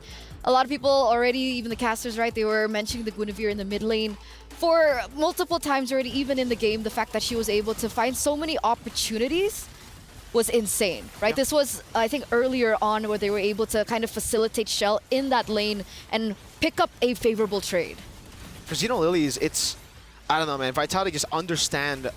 This is the final fight that I was gonna talk about, right? You see, the Grok goes in way too aggressive, and then the Zask is caught in a weird spot where she isn't in the middle of the fight. You want the enemy team to go in first, and then you react to the skirmishes. That's how Xeno Lilies were able to win out so many times in the early game. So that final moment there kind of proves that point. Shoutouts to Cine for an amazing performance on the Guinevere. And I want to talk a little bit more about the Guinevere pick because Trex had mentioned we can see this work. We saw the Martis work in mid lane. I agree. It's not the standard pick, by the way. Hello, Guinevere. You look lovely today. She's gone. I missed it. So whenever you approach anyone, you try to call Fel, he doesn't want to answer. Now you walk up to Guinevere and Guinevere's like, okay. Nah. Can I try again? No. Can I try again? One more time. Sure. Okay.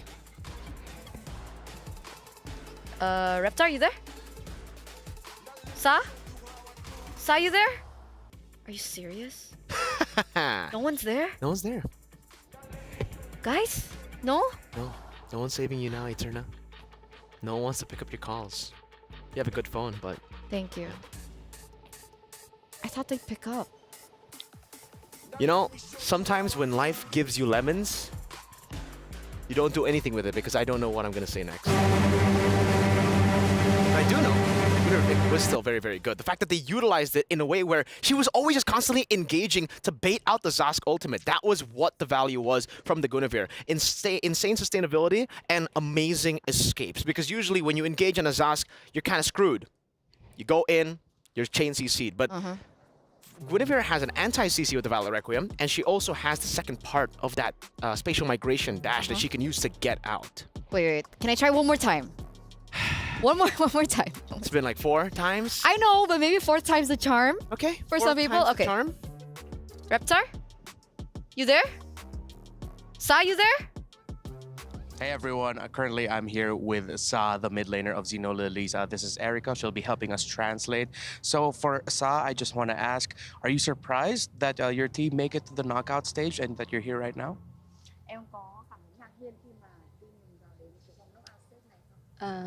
Actually, not really very surprised because we already know and we have 100% that we will in playoff. Yeah. She's confident. Like even yesterday, we got to lose 1 game, but still have to confidence. All right, so from the beginning and up until now, pure confidence from Sa and Xeno Lily. So someone told me that you're the best Kagura probably in this whole tournament. So for you, what's your best quality as a mid laner? Mọi người đều biết đến em với tư cách là một người chơi Kagura rất là giỏi. Có thể nói là best Kagura thì điều gì khiến em trở thành một người đi đường giữa giỏi như vậy?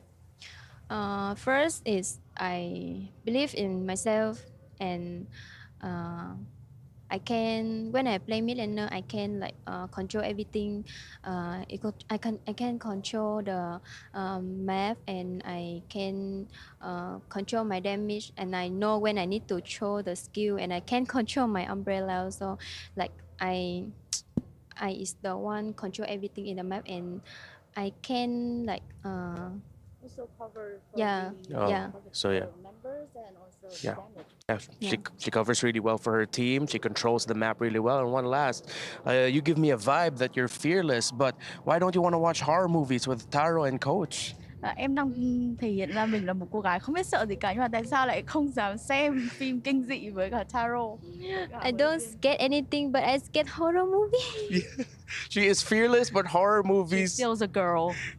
It's a no for the horror movies for Sa. So one last, what's your message for your fans and the supporters of Xeno Lilies?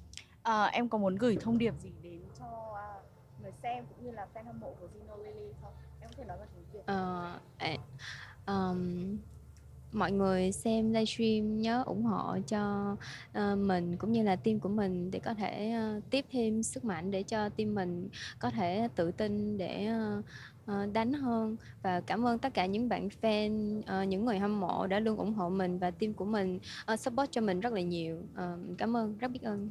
So her message to the fans and to the audience is that, well, thank you everyone for keep watching and supporting Xeno Lily and Sa, and please don't forget to catch up with the live stream of the Mobile Legends eSport and also EWC to watch and encourage for the teams. We will be win. All right, thank you so much, Sa and Erica. You. Good luck to Xeno Lilies. Thank you. Thank you. Thank you for picking up. They I finally appreciate picked that. up a call. Thanks, guys. Someone picked up Eterna's call. That Oh, never man. happens. Reptar, my G. Reptar and Sa did. Sa. She should respond to your calls with Sa did. But she said she was fearless. She is. Are you afraid of horror movies? No, I love horror movies. You do? That's why I asked Taro to watch with me.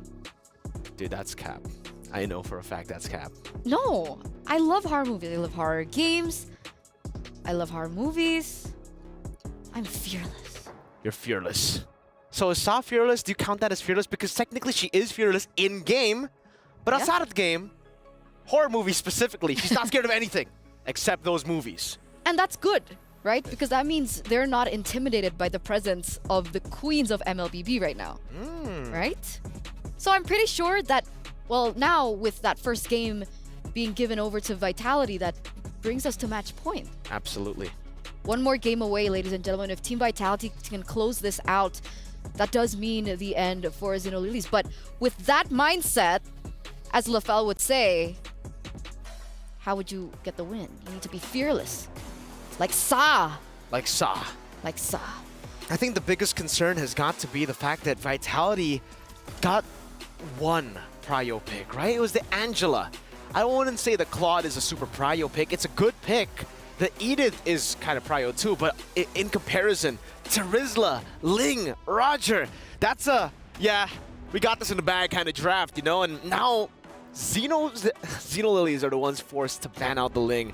They might be forced to ban out the Roger too at this point. I'm not too sure, but Vitality, it seems they are going to give Xenolilies the proper respect too. There you go. That's going to be the Roger ban. Chip will go for, Chip will be banned out by Vitality. They're also probably going to ban out the Chushin unless they want to try to contest it. Hey, they contested the Ling, the Roger, and the Terizla.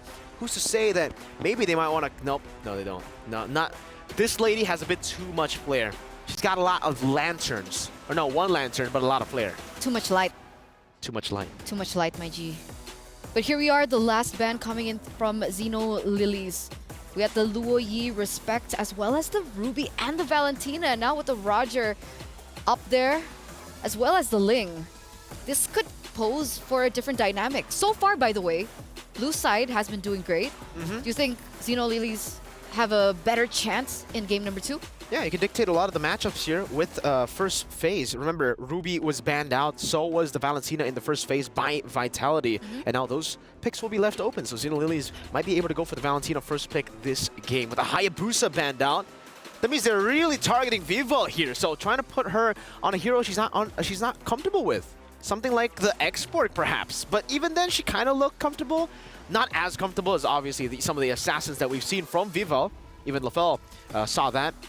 But still, putting her on utility is definitely the way to go for Xenolilies. You don't want Vivo to have that much power in her hands, that much damage in her hands. I'm expecting the Luo Yi to be banned out here. It should be just a standard first phase banning phase.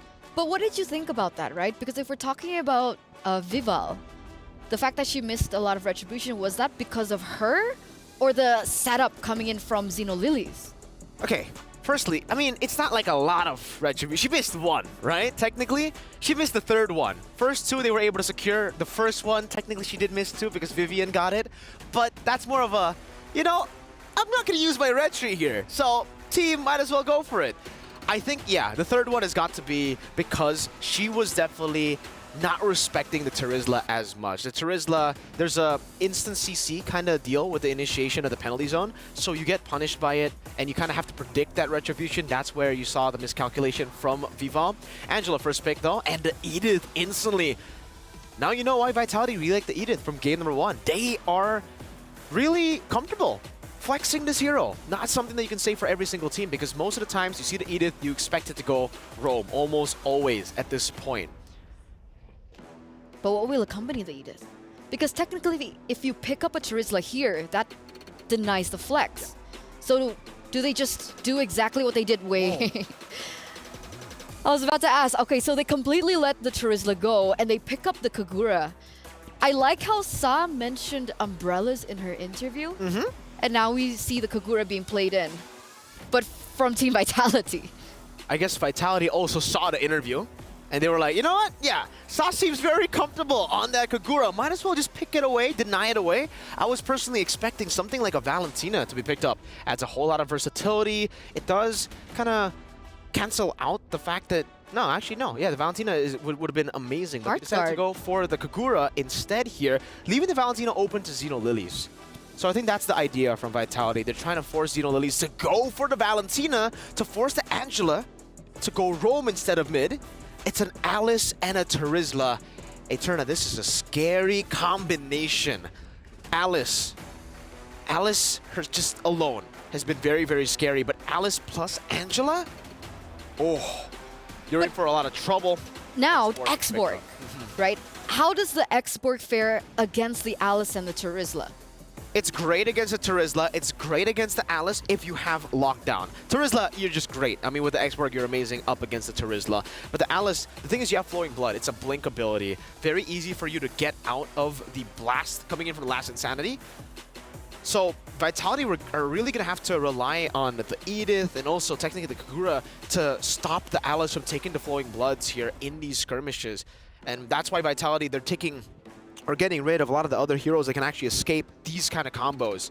Edith, Kagura, and X-Borg. It's going to be hard to land these abilities, these big abilities, these skill shots technically, on someone with a blink. So getting rid of the Claude, that's Julian as well from Xeno Lilies. But at this point, Vitality could just say, hey, X-Borg's going to the jungle. So your bans are really not saying anything. But who knows? Maybe they're gonna throw another curveball, pick up Guinevere and play it in the jungle. That's what I was about to say, right? I mean, technically, X-Borg and the Edith are still flex. Yeah. So if they're lacking the setup that you mentioned, they could still bring in something with that in the roam position for Vivian. Yeah. I think at this point, if they really want to lock down the Alice, they could go for a Kaja carry to end things off. They already have enough AoE as it stands right now with the X-Borg, with the Kagura, and the Edith. And just like that, Xeno Lilies actually reads it out, knows that if they do get the Kaja carry, it's going to be a bit troublesome for this tank, this hyper carry, you can call her, the Alice in the jungle with the Angela. So now that the carry has been taken away, another combo that we see usually with the Kaja is the Beatrix. So if they still want to force it out, they can go Beatrix Kaja. But it's Vitality here. They might just go Guinevere again, you know, or Ruby mid, or Ruby roam, XP. Ruby was a very high prio in game number 1. So I wouldn't be too surprised if Vitality actually go for that. And technically it is lockdown, right, for the Alice. Yeah. And it really hinders the setup coming through. So it is an option. One of the other picks that were left open was the Arlet. But it looks like Shell this time around, no Beatrix. Carry being banned out, goes in for the Moskov. Despite the Harith being completely let go. I think they have too much magic damage if, you know, they pick up the Harith there. So I agree. Moskov, you need a little bit more consistent damage too, because technically right now it does seem like they are relying a lot on that burst from the last Insanity, from also the Kagura Yin Yang overturn. So at this point for Xeno Zenith, gold lane. So I'm trying to think about it. I think Natan would be a bit too greedy. But if you do want to play in towards the late game and just play for the early game with the Alice and the Terizla Angela, that could be a good choice. They could even go for a Grok here. Get some more lockdown to give a bit more prio again towards the Alice, but they go for an even later game pick. Leslie and an Esmeralda. This is Leslie's debut. This is Taro's signature pick from MWI last year. Yeah. Leslie. That's Leslie. It's come up again. Oh man, this is a kind of a greedy lineup, if I'm being honest with you. What about laning phase? Okay, let's keep it Moskov? simple. Yeah. Oh, you win. Leslie and Moskov. Yeah, you win as the Leslie. Leslie is a very good pick against the Moskov if it's an individual lane. But the thing is, when you're up against Vitality, it's almost never a solo lane, right? It does look that way because they might want to play for the weak side in Chell, which then will give a lot of power to Taro. Leslie, you have so much more range, and you can go with the bop bop, the 2 different passive hits onto the Moskov, and then you run back. So double Moskov is the answer. That's how you do it. No, it's a Bakshia. Oh man, I was so excited. Ooh. Okay, so if this is the case, they're going to have to rely on the Moskov, so they cannot play weak side for the Moskov, I feel. It's so risky to do that. If she gets shut down in the gold lane, Xeno Lilies might have a good game, like a real good game. Match point. Ladies and gentlemen, here in our first day, our first match of MWI 2024 X EWC. Casters, Baxia, Edith, Kagura, X-Borg, and Moskov. And now we have the Leslie for Taro. How are you guys feeling about this? I'm more thinking about the Terizla roam. Guys, like, I'm excited for it. As a roamer, letting me use fighters, that's hype. Yeah, it's definitely going to be interesting. These teams never seem to disappoint with the picks that they bring to the table. And a lot of these teams, they make it work. Oh yeah, dude, like here's the thing, Taro on this Leslie, I'm waiting for her to pop off. Now the thing is more about how you're gonna delay the game long enough, because look at Vivian. Vivian's actually the one delaying the game for Ramichi here. I feel like Ramichi, even once she gets level 4, is going to be a little bit iffy for her to actually contest around the turtle pit, because here's the thing, level on this Boxia, it reduces healing, so it kind of acts as a counter to most of the heroes coming in from Zito Lilith. Like 4 out of 5 heroes are depending on heal. It's very true. It was a beautiful answer to Ramichi on this Alice. We saw Ramichi play the Alice yesterday. Played it really well. Like, Ramichi showed up. Maybe it was the day before yesterday, I can't remember exactly, but still, we've seen Ramichi on the Alice and has been a monster, has been very troublesome on it. So I'm excited to see how they pull it off here, but Team Vitality continues to come with answers. You mentioned the Terizla. One of the picks that I'm really focused on is this Kagura. How is it going to pair up in lane? One of the things about Kagura is mana's a problem, at least in laning phase. If you keep on throwing that umbrella, you run out quick, and you got to go back to base pretty regular. So Vivian's going to have to help out a lot with clearing that wave. And how is this going to affect their normally aggressive rotations? But a little bit of a knock-up. They onward, almost catches Cow. Cow able to just get away, but Team Vitality now taking that lane, might see him rotate down to another off lane. I feel like for the Kagura, it's just that you want this early tempo, because once you hit level 4, you don't have enough damage to actually kill anyone, but like you said, enough damage to make them go back to base. But if we're really looking at a lineup coming in from Xeno Lilith, her real options are Sa and Taro. I feel like Taro might actually be a more difficult hero to pick off, as long as they're being very disciplined around the team fight, right? Taro has to sit back for a bit, let everyone absorb the damage, and then go in. Speaking of which, now the turtle has been started by both teams. I wonder if Zito and Lilith can actually grab this for themselves. Yeah, Ramichi has blood load up, able to just walk up and take it. The knockup does happen. Ramichi does get knocked up. Heart guard locked on, but a lot of damage on it. Bivol, penalty zone, able to help secure it. Daisy gets the first blood.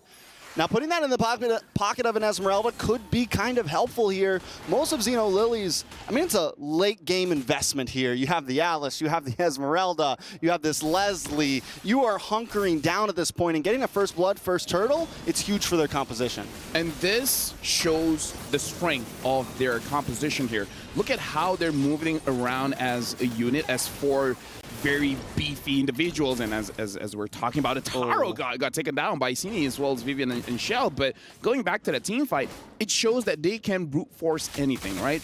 If it doesn't look like a good fight to take, they can still take it, as long as you understand once you get your pick off, once you get what you want, you gotta back off, because you do need those items to make sure that you can stay in the fight for a long time. So go into team fight as a team, get one, and then back off. Yeah, I think at this point, Cow needs to keep tabs on Team Vitality. Cow or Saw, one of them needs to be regular keeping tabs, because if Team Vitality is able to freely just come down to bot lane, and actually you were right, it is a roam Terizla, yeah, Mirko. So I like it. I think it's definitely different, but even more so needs to be watching. Now, Ramichi has to get away, but this is, not gonna happen. A little bit of damage. Penalty zone able to come in. 5-0 brought down to about 20%. Vivian also on the run. Xeno Lily's able to group up and stay secure.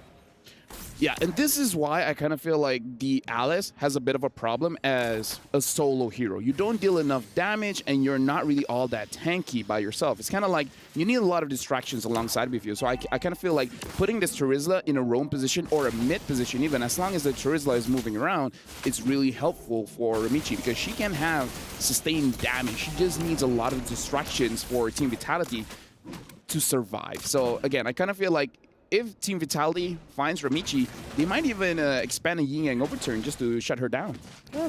2 items just got locked in for Taro and Shell too, so it seems like they're keeping a decent pacing with each other. Last time, Shell was just way ahead. Even after dying, was way ahead. So Taro able to keep up a little bit, just got that Berserker's Fury, gonna help start being a bit more of an impact. But look at the aggression from Shell, staying in the face. Taro now in a little bit of trouble. Yin Yang overturn able to connect. Taro does get the heart guard, so able to survive it out. Shell now on the run, brought down very low. Vivian as well. And here comes Ramichi with the flowing blood, the flicker in, looking for the stun onto Vivian. Can they secure it? Vivian goes down. Ramichi with another kill. This time Xeno Lilies taking off quick. Can they push the envelope though? Oh, that was all because, oh, okay, not hitting anyone. That was all because of Kao. That was an amazing penalty zone to make sure that Taro was able to escape. Now, the thing that we have to talk about is that Taro, I think just with the Berserker Fury, already dealing quite a bit of damage. So Xeno Lilith, they're reaching their power spike, and they're reaching it quite early here. So for Team Vitality, they got to make sure that they understand that kind of the same thing with Team Vitality in the previous draft. As long as they take down Taro, it's all good. But in a crazy team fight, oh, but before that, it looks like there's an engage in mid, and Kao goes back in. Yeah, penalty zone, able to respond. Ramichi looking for the flowing blood in. Maybe a little bit of a premature heart guard there, but it's okay. Xeno Lilies don't lose anything. Looking at the timers here, I think everything will be back by the next turtle, so it's still fine. Like, it's a mistake, sure, but as long as they stay in their own side of the jungle, they shouldn't be punished all that much.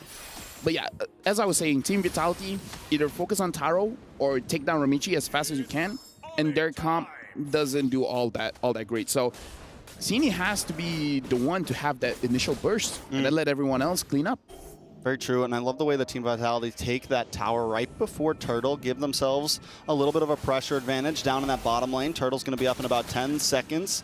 It looks like everyone is rotating down for this one. Could be a big 5v5. Turtle might stay up on top side. Shell gets a couple spears off here, and Turtle is now up. Yeah, and this one, I kind of feel like for Xeno Lilith, for Team Vitality, go for the fight. Because again, this 50-50 doesn't really feel like a 50-50 against the Terizla, so try to fight it out, and looks like they're doing it. Michi comes in once again with the heart guard. Able to start up this fight. The Yin Yang overturn connects. Cal's the first to drop. Ramichi still looking for more though. Sustainability is there. Taro now involved in the fight with big shots into Vivian's face. Bible gonna finally go down. It's a 1-for-1 currently. Taro wants more. Taro forced to flicker back. Forced to try to get away. Saw able to help out. Bafumi, Vivian, Cine don't want to give it up just that easy. Ramichi still sitting by the turtle. Might not be the best spot as she is by herself, but Taro finds the kill in the mid lane. While this is happening, Shell able to take a tower up on the top side. Saw helping out with Ramichi. Ramichi finally able to secure that turtle. Vivian now on the run. Saw gonna back off along with Ramichi. How does that trade pan out? 1-for-1, tower for turtle.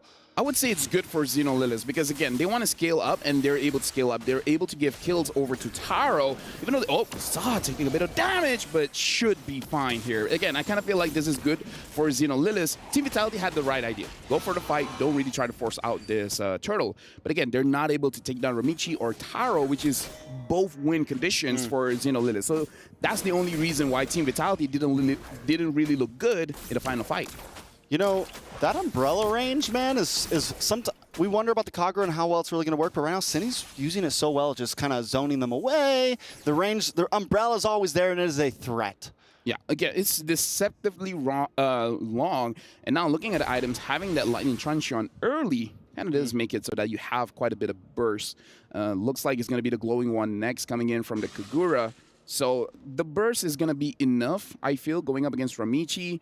Although we do have to talk about that Clock of Destiny. If the Clock of Destiny has its cooldown, you're not going to be able to burst down this Alice. Does some damage though. Vival look for the dash in. Ramichi there as well. Decides not to take the flicker in. Xeno Lilies do lose another tower in the mid, and this is kind of the problem we saw in last game. They need to take some towers. They gotta, when they get that turtle, when they get a couple kills, I think they need to transmute that into something else, because Team Vitality is always going for the enemy objective. I feel like their idea here is defend, get 3 items, and once we have 3 items, get a big team fight around Lord, and then we force a lot of turrets. So it's basically waiting for that Lord power spike, and then just exploding from there, right? Take every single tower on the map. And so they're not being aggressive in the mid game because for their comp and maybe what they practice is not necessary. Once you have those 3 items, once the Lord is up, that's where you pop off, and that's where Team Vitality will not see it coming. It's okay if your left hand gets cut off if you still got your right one to fight with, right? It's okay to lose a couple towers as long as they're able to hang on, but First Lord is now up. Is this going to be the one? Do they feel comfortable yet? Do they push it a little bit farther? Because there's some risk in that, right? It's like, are we really ready yet? Do we maybe let this Lord crash in one more time, or is this our power spike? We got to look at the items for Taro. I kind of feel like she has 2 items, and she even has a Sky Piercer. So this is a bit greedy coming in from Taro, but she needs the Endless Battle before really committing for this hurdle. Uh-oh, the onward, the knock-up. A lot of damage, locks on. Esmeralda about to go down. Daisy taking out Cine, able to get the kill, which is huge for Cine. 104, just got that the wand locked in, the glowing wand. So that's going to be a bit more damage. Paired up with the lethal ignition, you got a lot of burden coming in. Oh, they got it going quick. Ramichi wants to contest. Oh! And she doesn't get it. It was a good try, but now Ramichi on the run. Heart Guard should be able to get her away. Just needs a flowing blood, but the knockup's not letting her get any skills off. Taken out. Fumieko able to get it. Cal comes in with a penalty zone on 4 members, but still not enough. Shell, get a Spear of Destruction in. Start getting some free shots. 3 people down for Xeno Lilies. A double kill over to Fumieko. And now Vitality smell blood in the water. They're closing in. They take out the mid-tier 2, and the Lord's not even here yet. Big mistake, the fact that Daisy was caught out. And then once your EXP laner is no longer there, it's easier for Team Vitality to actually go for the Lord. And again, looking at the items just now, Taro went for a Sky Piercer, not going for the Endless Battle, so you don't have enough damage when the fight starts off. This is a crucial mistake coming in from Xenolithis, giving the green light over to Team Vitality, saying that there's really no risk going for this Lord. Ramichi went in, and honestly, even if Ramichi got Lord, most of the members of Xenolithis would have died anyways, so it's still a big win for Vitality. Yeah, definitely a big win for Vitality. A huge win. Even though they didn't break an inhibitor down, they get so much out of that. It's what, a 4.3k gold lead at this point. Almost every tower down. Xeno Lilies are looking at a clock right now, and Team Vitality are trying to punch it. Yeah, and again, Taro, once she has her Endless Battle, I feel like they have a way to now they have the Endless Battle. Looking at items for Ramichi, only having 2 items, which is fine, but the Moskov has 4. Yeah. So that's a big difference. And he's also a late game hero, right? Yeah. He's also kind of waiting for his time to shine, and right now Shell's in that time. A lot of damage coming out. Even the passive, even the blasts on the backside of the tower are shredding down Xeno Lily right now. They're able to break through that inhibitor, and Team Vitality just playing the distance right now, taking it slow. Yeah, but I'm not so sure because honestly, their wave clear, I think it's not as good going up against this Moskov because look at how close they are. They're all going to be hit by the Moskov passive. Yeah, Xeno Lilies want to play in the circle right now, right? They want to play around Ramichi, and Ramichi can't even sit up front right now. Exactly. Even Ramichi goes in with the blood flow and just gets shredded down at this point, or gets knocked up like we saw last time, and there's no chance for Ramichi to even escape. Now Ramichi has the Dominance Ice, so she's able to deal with the Moskov. Now the attack speed has been lowered. She didn't have that before. If they can somehow get a big pick off and then perhaps get a Blade Armor onto Ramichi, it could be good. But honestly, here's the thing. Blade Armor is going to be good. What's better is the Winter Crown. But if you're Winter Crowning yourself, then you're letting Shell attack everyone else. So, I don't know. At this point, it really comes to their experience. Which one is better? Is it the Blade Armor or the Winter Crown? Like, do you save yourself or do you save your team? I think it's a very good point. I think Xeno Lilies, a lot of it's going to be angles. They don't have any, they don't have something like the Edith that can jump in and get long-term crowd control that can catch something like a Moskov off guard. So they're going to we need a big long-range flicker play, right? Something that can really get into that backline quickly that Shell doesn't know it's going to be coming. Look at the damage from Shell. Daisy is useless at this point. The Esmeralda can't even get into this fight. Ramichi now on the run as well. Lord gonna go down. Team Vitality in complete control. Yeah, and again, Daisy, what makes the Esmeralda tanky is the shield, but Daisy can't even go in front and actually absorb the shield coming in from Shell, especially because Shell can just push her away. So this is really not a good game for the Esmeralda as well. There's a lot of crowd control that denies her of actually absorbing those shields. So now, Team Vitality, honestly, this is an end angle for them. Oh man, Vitality are feeling themselves. We got the tosses coming out. Cine sitting in front of the tower. They know that Xeno Lily is helpless in front of them right now. Team Vitality in control. They need a big Hail Mary play right now. Something from Cal, something from Daisy. I mean, something from Ramichi. It's just so tough right now. Inhibitor going to be taking a little bit of damage. Shell looking for the angle. Umbrella does come out. No yin-yang overturn connects, but they don't need it just yet. Lord going to come down that bottom side. No tower in the way. 3 inhibitors fall. Team Vitality looking to clench in the win here. Looking for the 2-0, the knock up, the airborne. Ramichi does get the hard guard, but Fumieko able to take out Cow, and now Ramichi on the run. Taro down, there goes the damage. Xeno Lilies about to take the damage. Team Vitality with a clean, easy sweep to steal the game. 2-0, moving on to the next round. This is why they're the queens. Everyone else bow down. It was a good showing coming in from Xeno Lilies. It does look like they understand that this draft has risk. But again, if we're gonna go down, we're gonna go down with our very best draft. We're gonna try it out. But again, going up against Team Vitality, the Baxia is able to basically be the counter for 4 heroes that Xeno Lilies has. Is unfortunate, but it looks like Xeno Lilies, this is the end for them. Yeah, and they put up a good fight, right? Through groups, they were able to power through, make it into the bracket, but today they met their match. Team Vitality, just a different breed, coming in game 1 with a slightly off-brand composition. We have the Guinevere, this time we see the Kagura, and just showing that their pockets are deep when it comes to a hero pool. Yeah, congratulations to Team Vitality. They will move on. And again, this is looking good. This is looking like, this is why they're the favorites. And if they win this one, to repeat, baby, all MWI is them. Who can stop them? Who can put an end to the reign of the queens? If anyone, maybe it's Falcons Vega, where if they win their next match, they'll be facing up against them. But if they take down Falcons Vega, then at this point, who knows, man?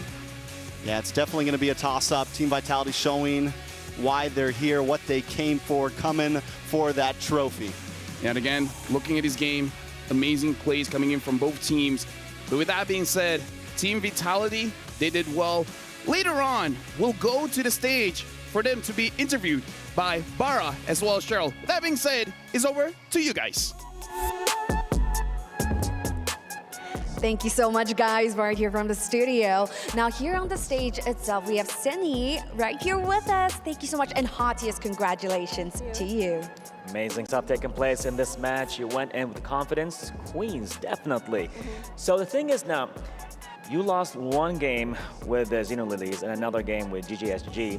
How do you rate your performance as part of the team for Vitality for MWI 2024? Great. It's like, how do you see your performance? Like, what would you say about it? Because I think it was great so far. Because before it was just group stage, so we tried many things. And now this is the playoff, so we're gonna go all out here. Go all out, let's go. That's right. And of course, speaking of the level of competition, you guys have been reigning champions so far. So what do you think of the landscape of the current MWI? Do you think the level is stepping up, or do you think that, you guys still got this in the bag? I think so far the other teams are improving, because they can't be the dark horse, but I'm still confident with us. Right, so, just a curious question. Previously when it comes to, Xeno Lilies, they actually took out the Alice even without the Angela, and they stomped. And right now with the Angela, it's the AA batteries right here. So what was going on in your mind when you guys are facing off with, their pocket picks, with the Angela, with the Alice? We know that in this game, they'll do something with the draft, like they'll use the hero that they never used before. So we kind of expected that. So we put Baxia in the last pick to counter their heroes. That's right, the anti-regeneration of the health. That's right. Okay, so speaking of which, congratulations. Now, we will have our representatives coming from Xeno Lilies pass you their keys. And here you have it, passing on the key. Now, we would love for you guys to have a fist bump, to signify good game, well played. Thank you so much for the amazing performance and everything you've been doing in MWI 2024. And there you have it. You have the key. How do you feel about it, holding it, and an identity that represented the team that you won against? We're happy. Simply said. Because it's our first time getting the key. All right, so the next question for you would be, the team has mentioned, Team Vitality, that, you guys got your eyes on Falcon, all right? Same Indonesian team that would be challenging your throne. Now, the secret sauce to you guys would be the sisterhood between you and Shell. But of course, at Falcons, they also have sisters. So, what do you think gives you that competitive edge over Team Falcons? I think that we're the stronger duo. Yeah, that's it. So even though they have the sisters in sync, you guys are the superior sisters. Got it. So thank you so much, Cindy, for that spectacular performance over at the Land of Dawn. Now, handing you over to the studio back. Take it away. Congratulations once again to Team Vitality. 2-0 against Xeno Lilies, and that does, ladies and gentlemen, mark the official standing that unfortunately Xeno Lilies will be unable to move forward here in the playoffs, in the knockouts for their run at EWC MSC. Clean sweep, man. Despite, the draft that I think me and LaFell also agrees that the draft just looks so good for Xeno Lilies. But I will have to say, I'm not a fan at all of the Turisla Rome, sorry. It's just, I don't know, because usually in the context of, let's talk about these clips first, right? I mean, obviously for Vitality, after picking up Daisy up top, that was really the moment. I don't know, Xeno Lilies as well, up until this moment too, they were still really stable, but then they got the pick onto Daisy. For some reason, Xeno Lilies started playing, going to the side lanes again, isolating themselves, leaving them open for a lot of the pickoffs from Vitality to happen. For Vitality, they're very happy with these pickoffs. They can go in and take them down, especially if the one split pushing is an Esmeralda with Sprint. There's too much CC lockdown from the side of Vitality for really any sort of reaction from the side of Xeno Lilies to get out with the Esmeralda. That's why we were talking about how the Alice could get out with the Blinks, Esmeralda not so much. But back to the topic of the Turisla mid, usually we say in the context of XP, you don't need resources. Turisla is really, really good at just doing his job without getting resources. But it's different when you put him in the roam because you don't get anything at all. XP at least get minions. You're right. But who's our queen of this game? Who is our queen of this match? Let's take a look at the MVP by PlayStation. Once again, Cini. So we got an interview with her earlier on the stage with Cheryl as well as Bara. And she even mentioned, right, coming into this game, they were already very confident about this. And she even mentioned that she's a superior sister duo as compared to Falcons Vega that we will see perform later on. But again, her performance, the way she's able to flex out these different roles, these different picks in her lane has been insane. And look at the way that she plays here. It's been amazing, really, the performances of every single member, I would say, from the side of Vitality. It's just so phenomenal to see them again go back-to-back in Game 1. I think we can all agree. Ling, Roger, Turisla was the better draft, especially for the first phase. They were able to outplay that with their own style of MLBB. In the game number 2, I think we can also agree that, having the Alice, having the Turisla, having the Angela for the first phase, it just looks so much better. And ultimately, with the Leslie too, you have a way to bully the Moskov in lane. And unfortunately, we didn't get to see that too. I think that's something we can definitely talk about. Taro, I think, wasn't confident in going in for a lot of these trades in the early game. And she was just really trying to farm, looking for that power spike to hit, and then playing late game with the rest of the team. But even then, the power spikes hit a bit differently for the whole team. Turisla, power spike is literally level 4 for the roam because, no resources at all. So you're really good at level 4. After that, full drop-off for the Turisla. Unlike the usual Turisla XP, they can still hold his own with a few more items there. And especially in this scenario, the Esmeralda's power spike is just so off-sync with the rest. A lot of them have the early game power spike and then mid game. Some of them have the late game instantly, like the Leslie. But the Esmeralda is a weird one where it's like early game good, mid game horrible, and then late game good again.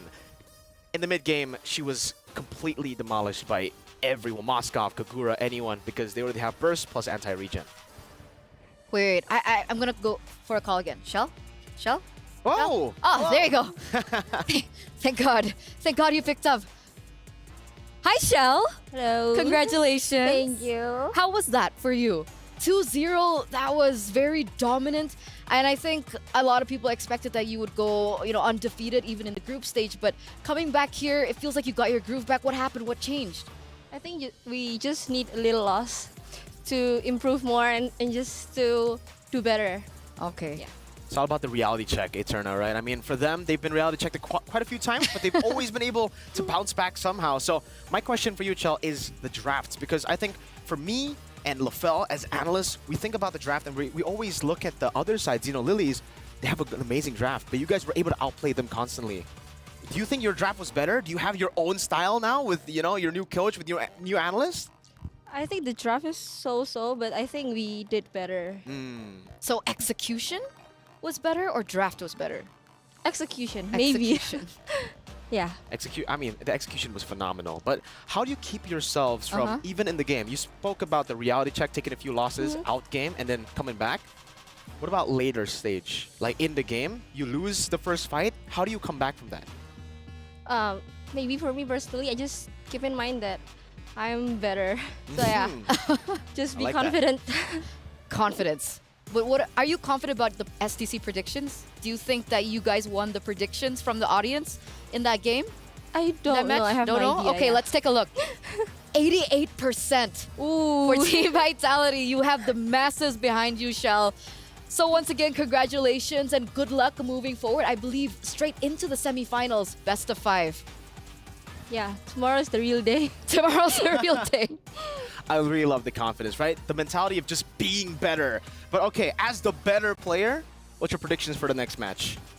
For the next match, Falcons Vega, of course. Falcons Vega. The pride. 2-0? All right. 2-0. Yeah. We'll see how they do in their next match of the day. But of course, we do have to toss to a short break before we get into that. So once again, thank you, Shell, and we'll see you after the break.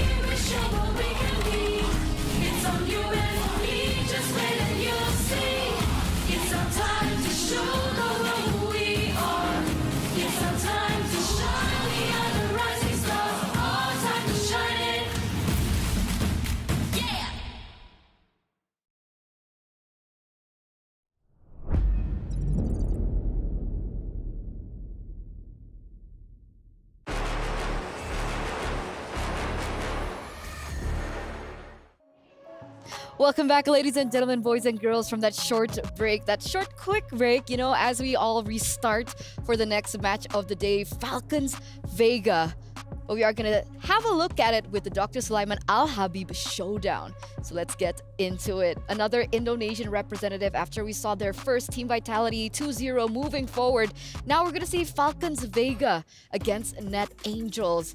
They had an outstanding performance from the group stage, not losing a single game. So coming against Net Angels, how are we feeling about this? And we also want to know what the viewers think about this, right? What do you guys think? Our first game, first match, you guys got it. You guys got the predictions down, but what about this? Do you think Falcons Vega will win it all? Or do you think Net Angels have the chance to bag this? Well, tell us now. I mean, we'll see the predictions later. We'll see the result of the predictions later. But yeah, I mean, me personally, I'm not going to give predictions out, but I will talk about how I think it will play out. Net Angels, phenomenal performances in the group stages, but obviously we're going to have to give it over to the favorites here, which is Falcons Vega. The way that they performed in the group stages, it was dominant for the most part in the early game. There are a few weakness points, though, that Net Angels could capitalize on, which is their late-game decision-making and just Falcons Vega's very classic, very this is a characteristic that they have, which is the discipline not being there as we get into the mid to late game stage. Sometimes they like to overheat when they get early game power spikes and when they win in the early game. So that's definitely something that I'm looking at Net Angels to try to decipher, to try to punish, but also for the side of Falcons Vega, I'm expecting them to fix those things because it's been a while. And let's hope they don't overheat on the way to the venue. Oh, that could definitely happen. Okay. Let's take a look as they walk into the Amazon Arena, ladies and gentlemen, as we take a look at the Jamil Motorsport arrivals. And there you have it.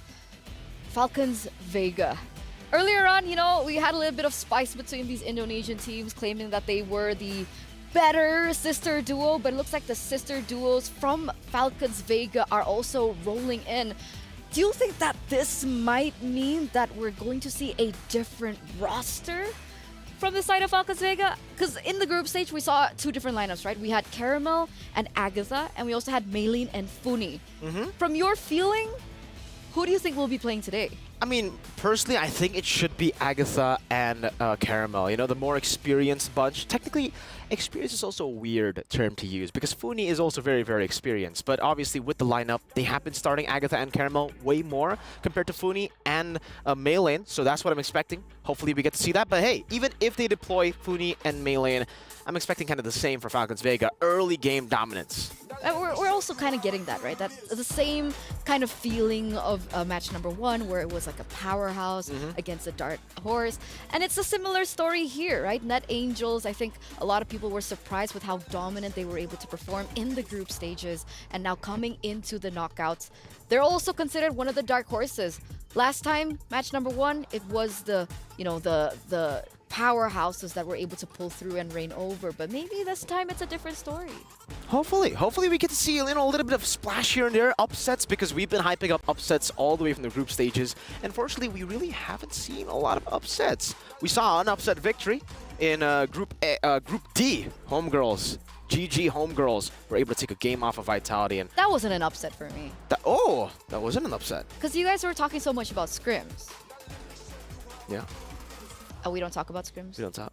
We can talk about scrims. It's only LaFell that can't talk about scrims. My point being is that I thought that GGHG, that was my highlight match. I wanted to see how good GGHG were, and no disappointment, right? 1-1 against Vitality. Exactly. Very, very big impressive contender, stuff. by the way. They are definitely contenders for the title here to try to steal the throne away from Vitality and technically from Falcons Vega, because Falcons Vega right now, a lot of people are already talking about how their group stage run was even better compared to Vitality. So maybe they might be on their own run to go for glory, to finally get the better of their rivals. The rivals all the way from like 3 years ago. That's true. They haven't been able to do it. That's true. At least not in the finals. But maybe this is their time. This is their time to fly high. The uncrowned queens for so long. And this is their first step, right? The first hurdle for them to finally make it all the way into the grand finals. And they have to be able to pass through this best of 3. And if decision making and if discipline is an issue, Net Angels is a team that is known to be able to capitalize over things like that. Definitely. And I think we can take a look at the highlights here all the way from the group stages for Team Falcons Vega. The way that they were able to play so many in so many of the situations. I think the main playmaker and the main highlight for me has got to be Violet. Violet on the Arlet, Violet on the playmaking heroes always is able to find these big moments. The core memory that I have from the group stages is the moment where she just final slashed 4 members off of the bush up top under tier 1. That was one of the best Arlet plays, like in terms of satisfactory. Like I was just so satisfied. As an Arlet player myself, I see that and I'm just like, oh, when can I achieve that? When can we achieve that? In a that? tournament.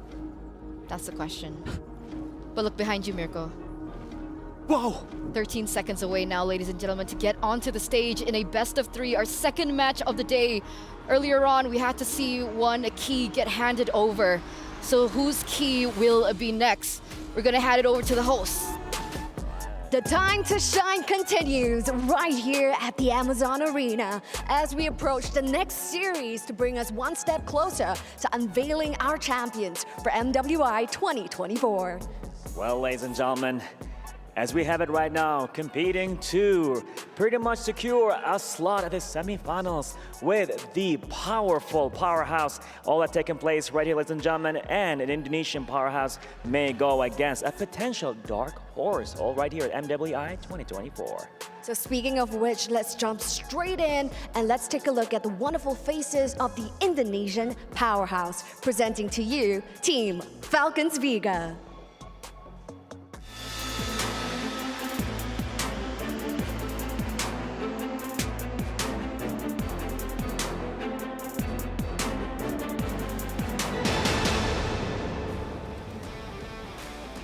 Team Falcons Vega has been in the shadows of Team Vitality for the longest time, but now the girls are hungry and the girls are ready. In the group stages itself, even though they're in Group A, which is the group of death known by many, they have come up in the top seed, sweeping all of the games and all of the opponents they face. So this is their next step to face off against the rivals of the longest time. They have to take this game to meet Team Vitality over at the semifinals. And they'll be going against Myanmar's Net Angels.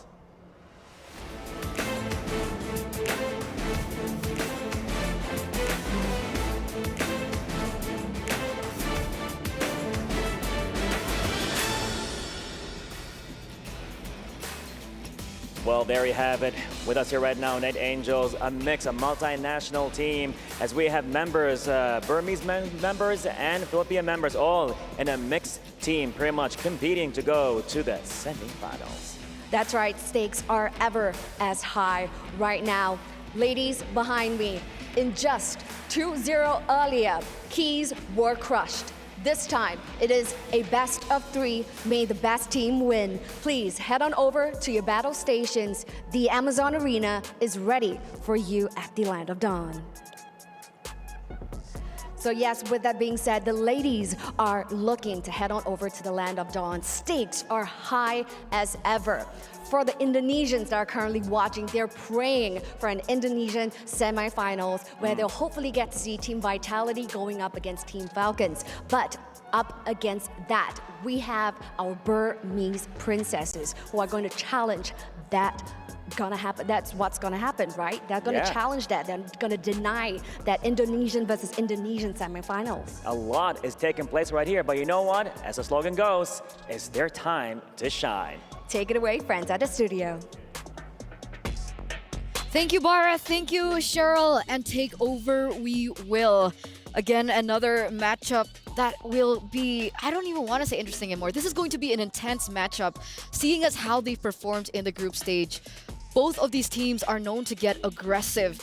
And now we get a confirmation of the lineup that Falcons Vega have brought in. It doesn't look like Caramel is on stage, so that should be Maylane.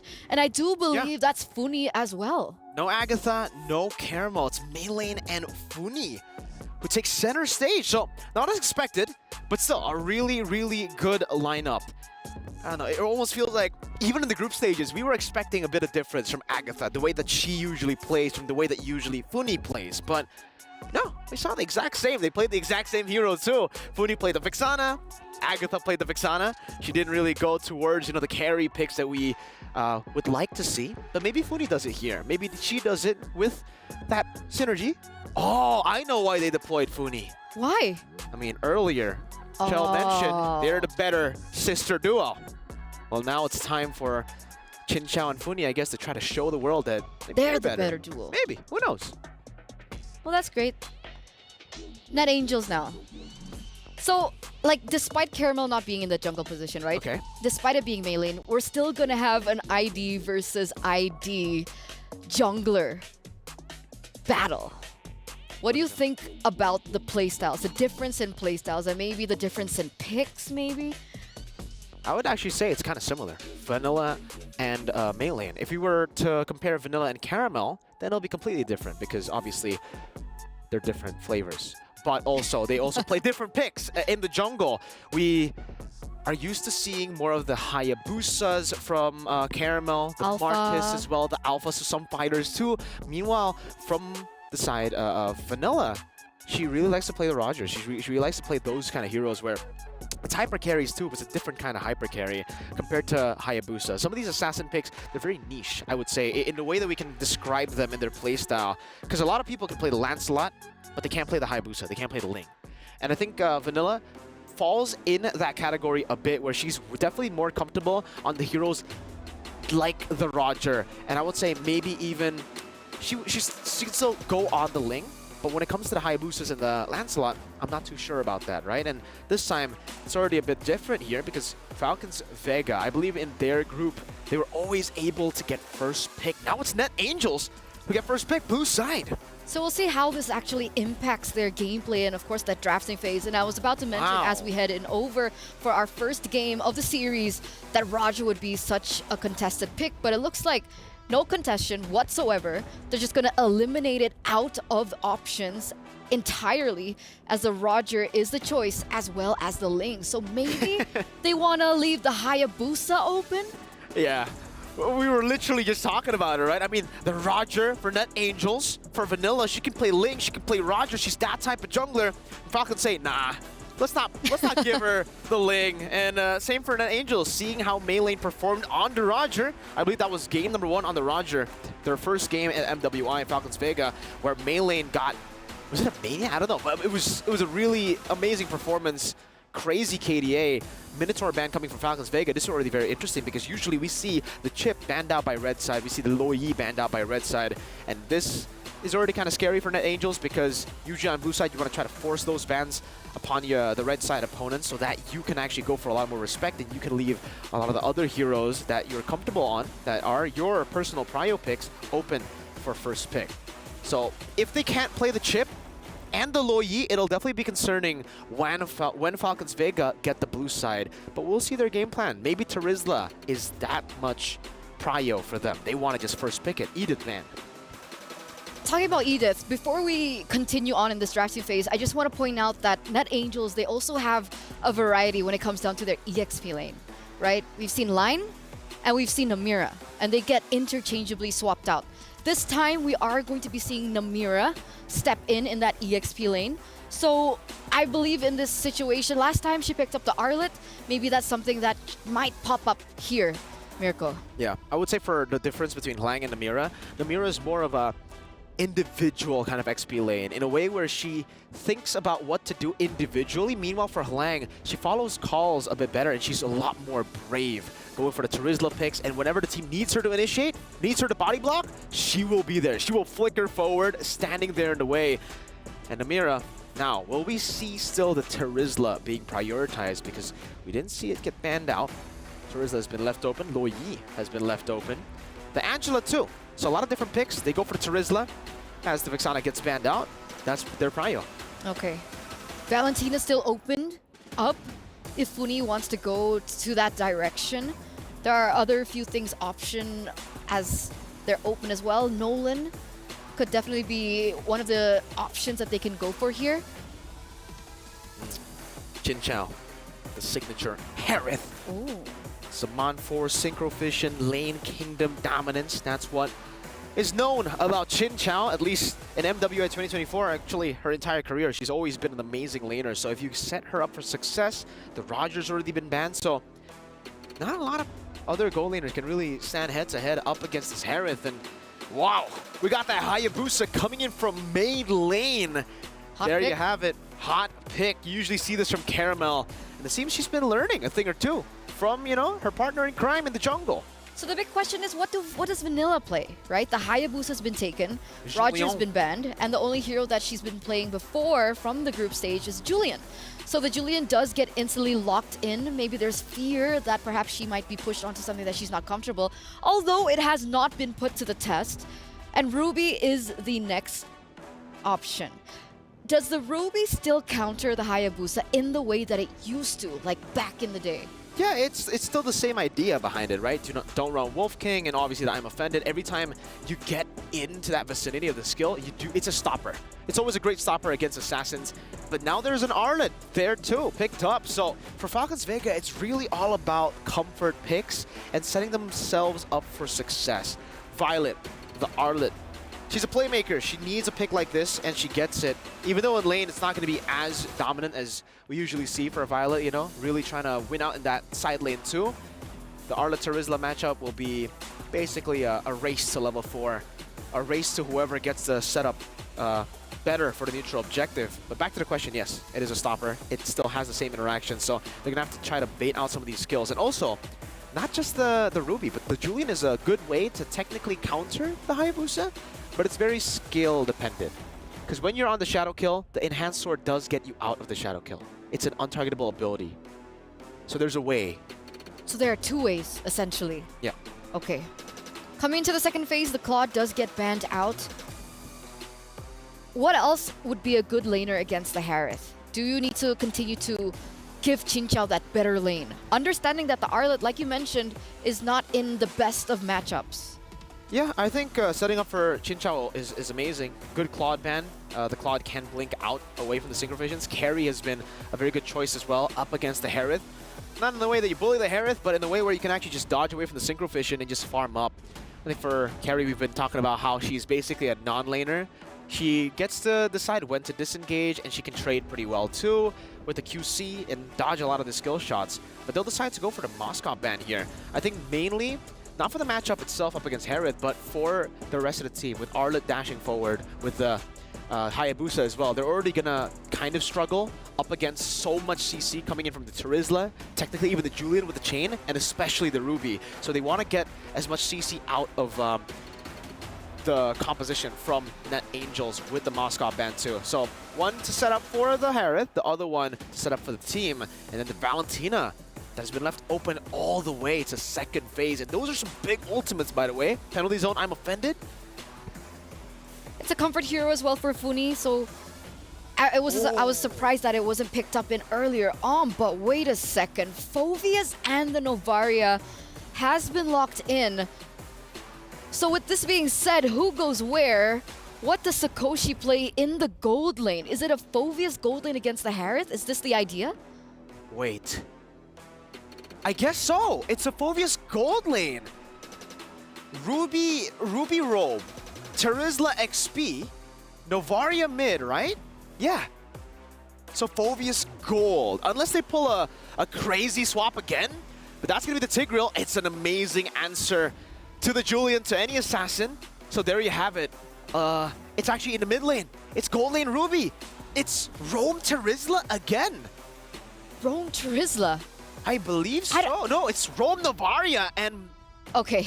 Mid lane Phoveus. Okay, so... XP Terizla. There you go. So it's Roam Novaria. Okay. Well, technically we've seen the Novaria work in the Roam like way back when. Is it still a viable option in this meta? I personally am not a fan, but hey, I can see it work. I can still see it work. The vision gets you a lot of prio. What about you, casters? Do you think that this can work? I don't know. What I will say is this, since LaFell seems to... No, I mean, like, legit, if she asked me, like, will it work? And I'm like, I don't know. Good. We've seen a lot of things so far in MWI. Oh, We've seen a lot of things, and we've seen a lot of those things work.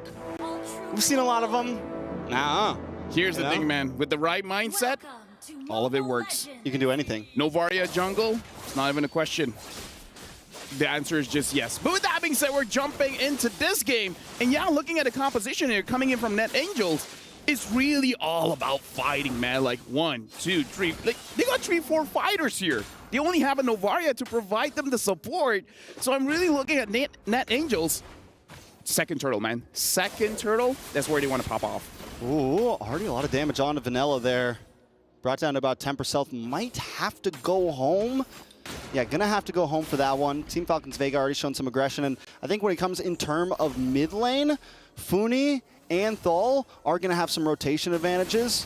Ku, Cassie, you're gonna have a little bit of trouble. We did see, we saw the Phoveus back in MSC, and it did perform well against the right compositions. There are a lot of dashes here. As long as Cassie can get through this early game, get through this laning phase without taking any deaths, be able to get some farm in, there are definitely some possibilities for it. Let me just say, this is already like not great for Net Angels, because if you look at the draft, everything has priority, but they're not really having priority at this point because the Hayabusa is farming a little bit better compared to the Julian. Because again, look, you got fighters everywhere. You should be winning the lane, but it's not happening so far. So that power spike is not being used all that well just yet.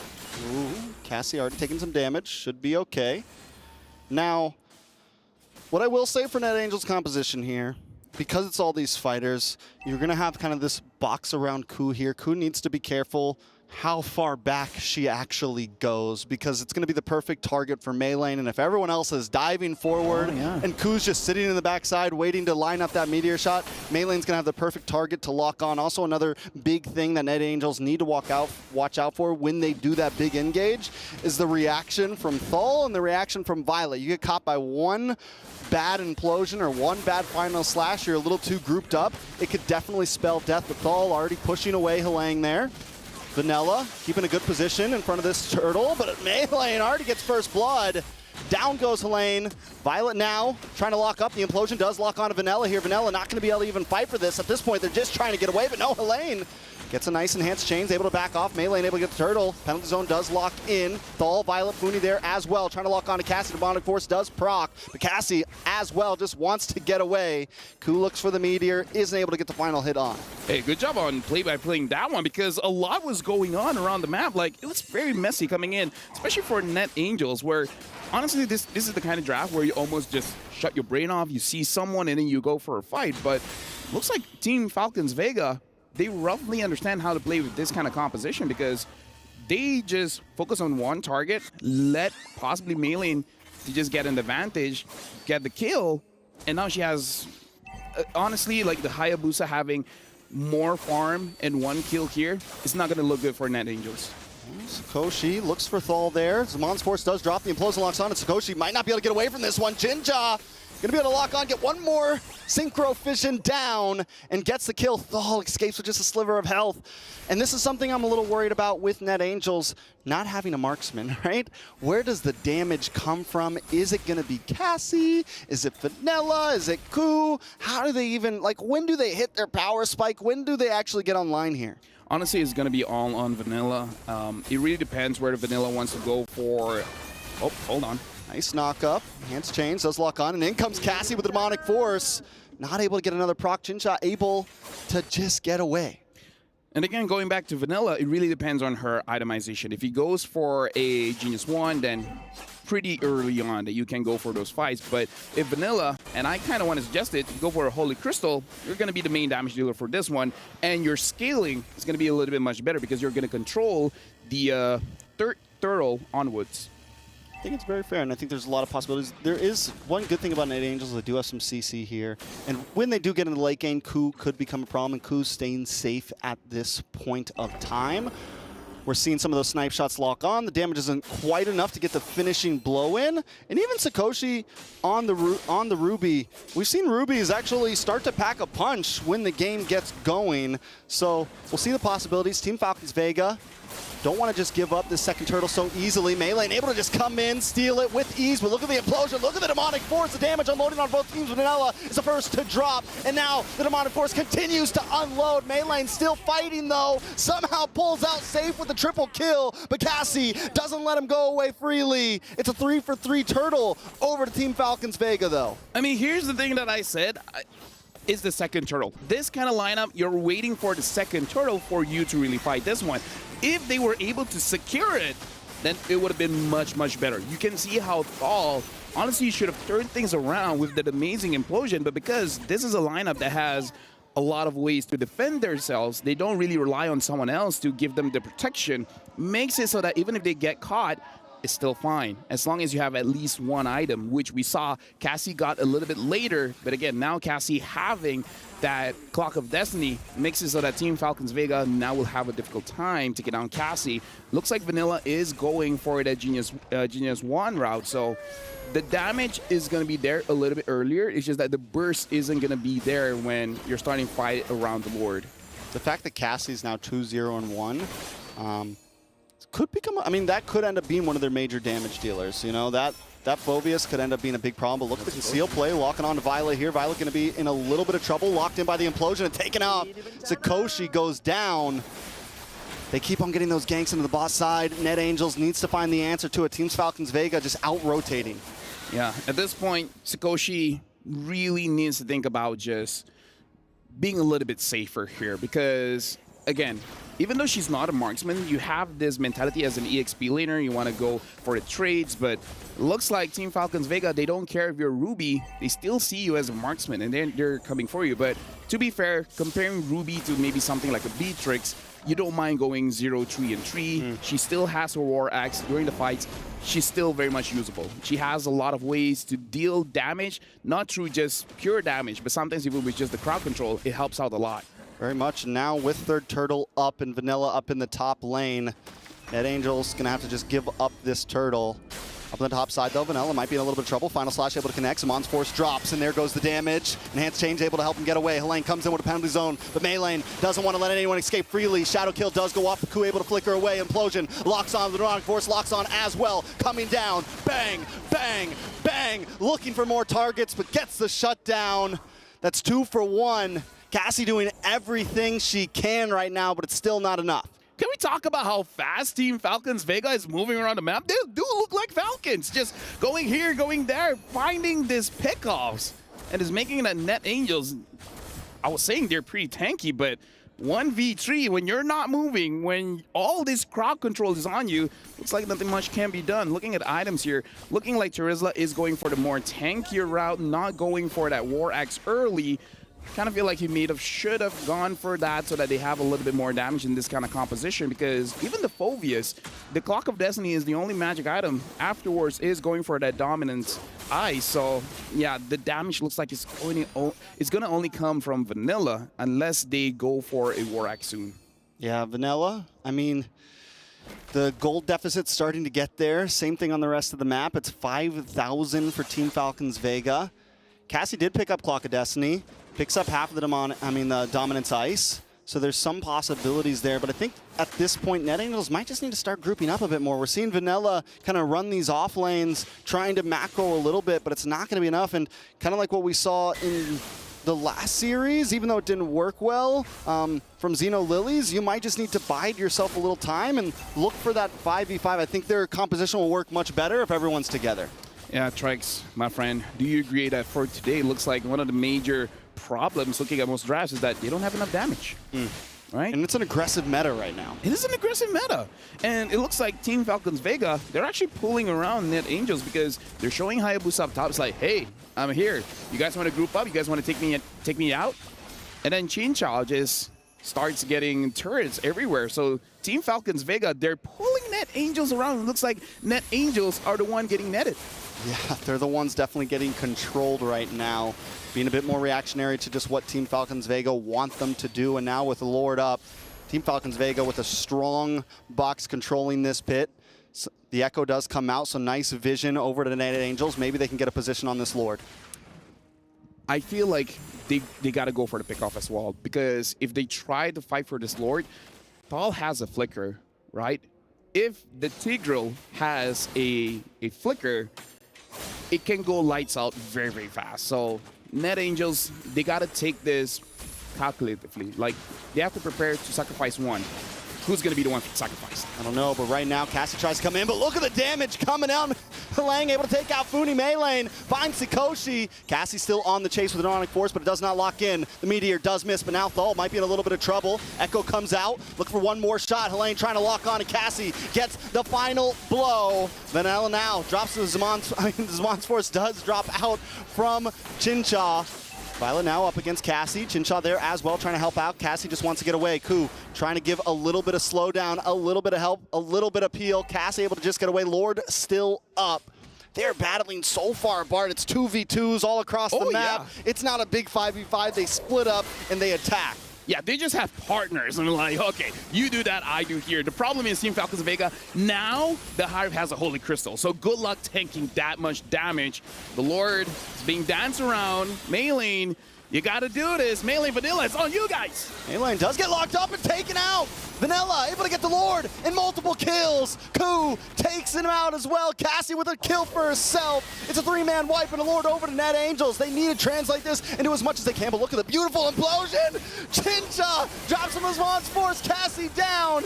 Jinja, Thal, save the day, but still, Net Angels not done just yet. They lost Cassie, but 4 members still standing. They take the inhibitor. They move forward, and the Lord still coming up the top side. Team Falcons Vega push back into the base. Another tower drops. Sakoshi able to take it. Net Angels not slowing down. Dude, this draft here, again, having a lot of fighters, having one goal in mind, having the mindset of, I'm going to attack you as much as I can, and you're going to be the one to go down first. Vanilla now having the Holy Crystal, it's going to deal holy damage, because even Lane, the fact that Lane during that Lord fight got the War Axe. We got to talk about that the timing there. Getting the War Axe so that you can stack and then start having more damage and more sustainability makes it so that Net Angels can actually deal enough damage against Team Falcons Vega. Cassie, honestly, throughout this game, is slowing down the tempo, right? Cassie, before that, Violet. Violet maybe a little too deep. Demonic Force does get procced, maybe a little bit too early. Thal able to come in. Cassie looking for more targets. Penalty zone locks onto Violet, locks onto Thal, and Vanilla cleans up the pieces. Demonic Force still going. It must feel like an eternity at this point. Falcons Vega push back to the base. All there's left is inhibitors. Let me just say, Vanilla is playing so well, using this Julian as the main damage dealer for the team. Everyone else is just distractions, right? They're making sure that Team Falcons Vega doesn't get away, just so that Vanilla is able to use the enhanced scythe without getting punished. But still, with that being said, still able to hold on to that enhanced sword, just in case if those crowd control doesn't actually hit on the right targets. And Melee, you know, what we saw in that last big Lord fight, right? This has been kind of the answer to a lot of Hayabusas. You wait for the quad shadow to proc, and then right when the Hayabusa comes in, if you can just catch him for that split second, it's GG's. We saw it happen to Nicolette a whole lot. She was having problems every time she'd quad shadow in before she could even hit the shadow kill, because the deal is normally you want to get the shurikens off and then shadow kill, but if you're able to stop Melee for just a second, you can get enough damage to get the kill. Oh, look at Melee now. Probably going to be able to run away because the quad shadow is still there. Looking at the itemization here. Radiant armor on lane, making sure that you can actually survive going up against Chincha as well as Funi, as well as having that Queen's Wings, make it so that you can stay in the fight for a very, very long time. Looking at the itemization coming in from Net Angels, it's really about sustaining. We see Oracles, we see Queen's Wings, making it so that you're able to outplay Team Falcons Vega when your HP is super low. Most definitely. Now Lord up. Does Net Angels have the advantage on this Lord at this point? It has the game completely turned into their hands. As an assassin, it's going to be hard for you to really contest for the Lord just because you can't tank the damage that the Lord deals. And Net Angels, we got to remember that War Axe has a stack. They can hold on to their stack for a very, very long time. So they actually do quite a lot of damage at this point during the Lord dance. Very fair. And another person that we've kind of failed to mention, but Vanilla's been doing great. But look at Ku, 2-0-7. We're 15 minutes in. Those meteors are going to start hurting a lot more. The vision also getting applied gives Net Angels this great advantage when it comes to especially objectives like this. Thal, though, looking for the play, looking for the lock-in. Yeah, again, just be careful of Thal.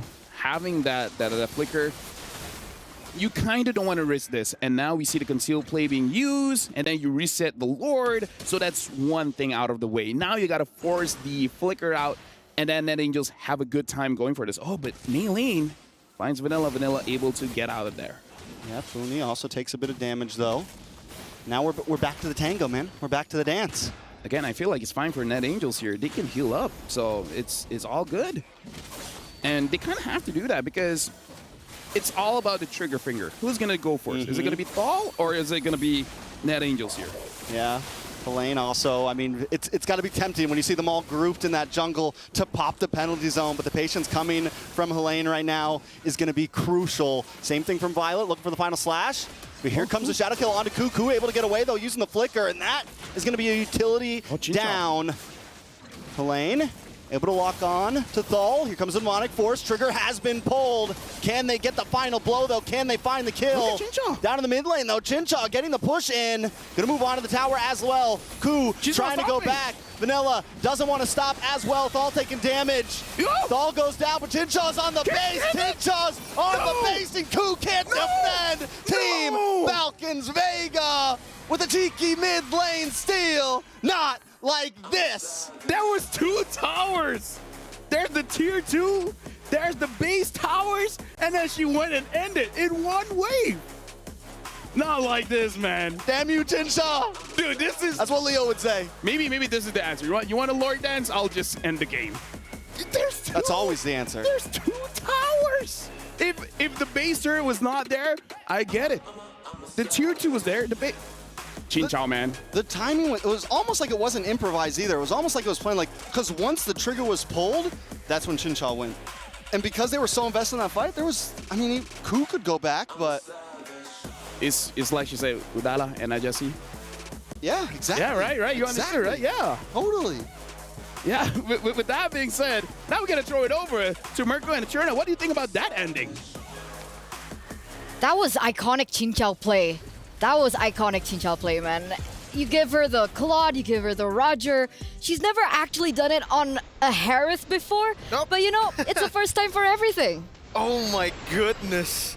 What an amazing decision to make there in that position. Because seriously, all right, let's talk about the replays first. We're getting ahead of ourselves, right? Because there were a lot of great skirmishes back and forth from Team Falcons Vega, also from Team Net Angels. And this was one of the big fights that obviously Net Angels kind of miscalculated in.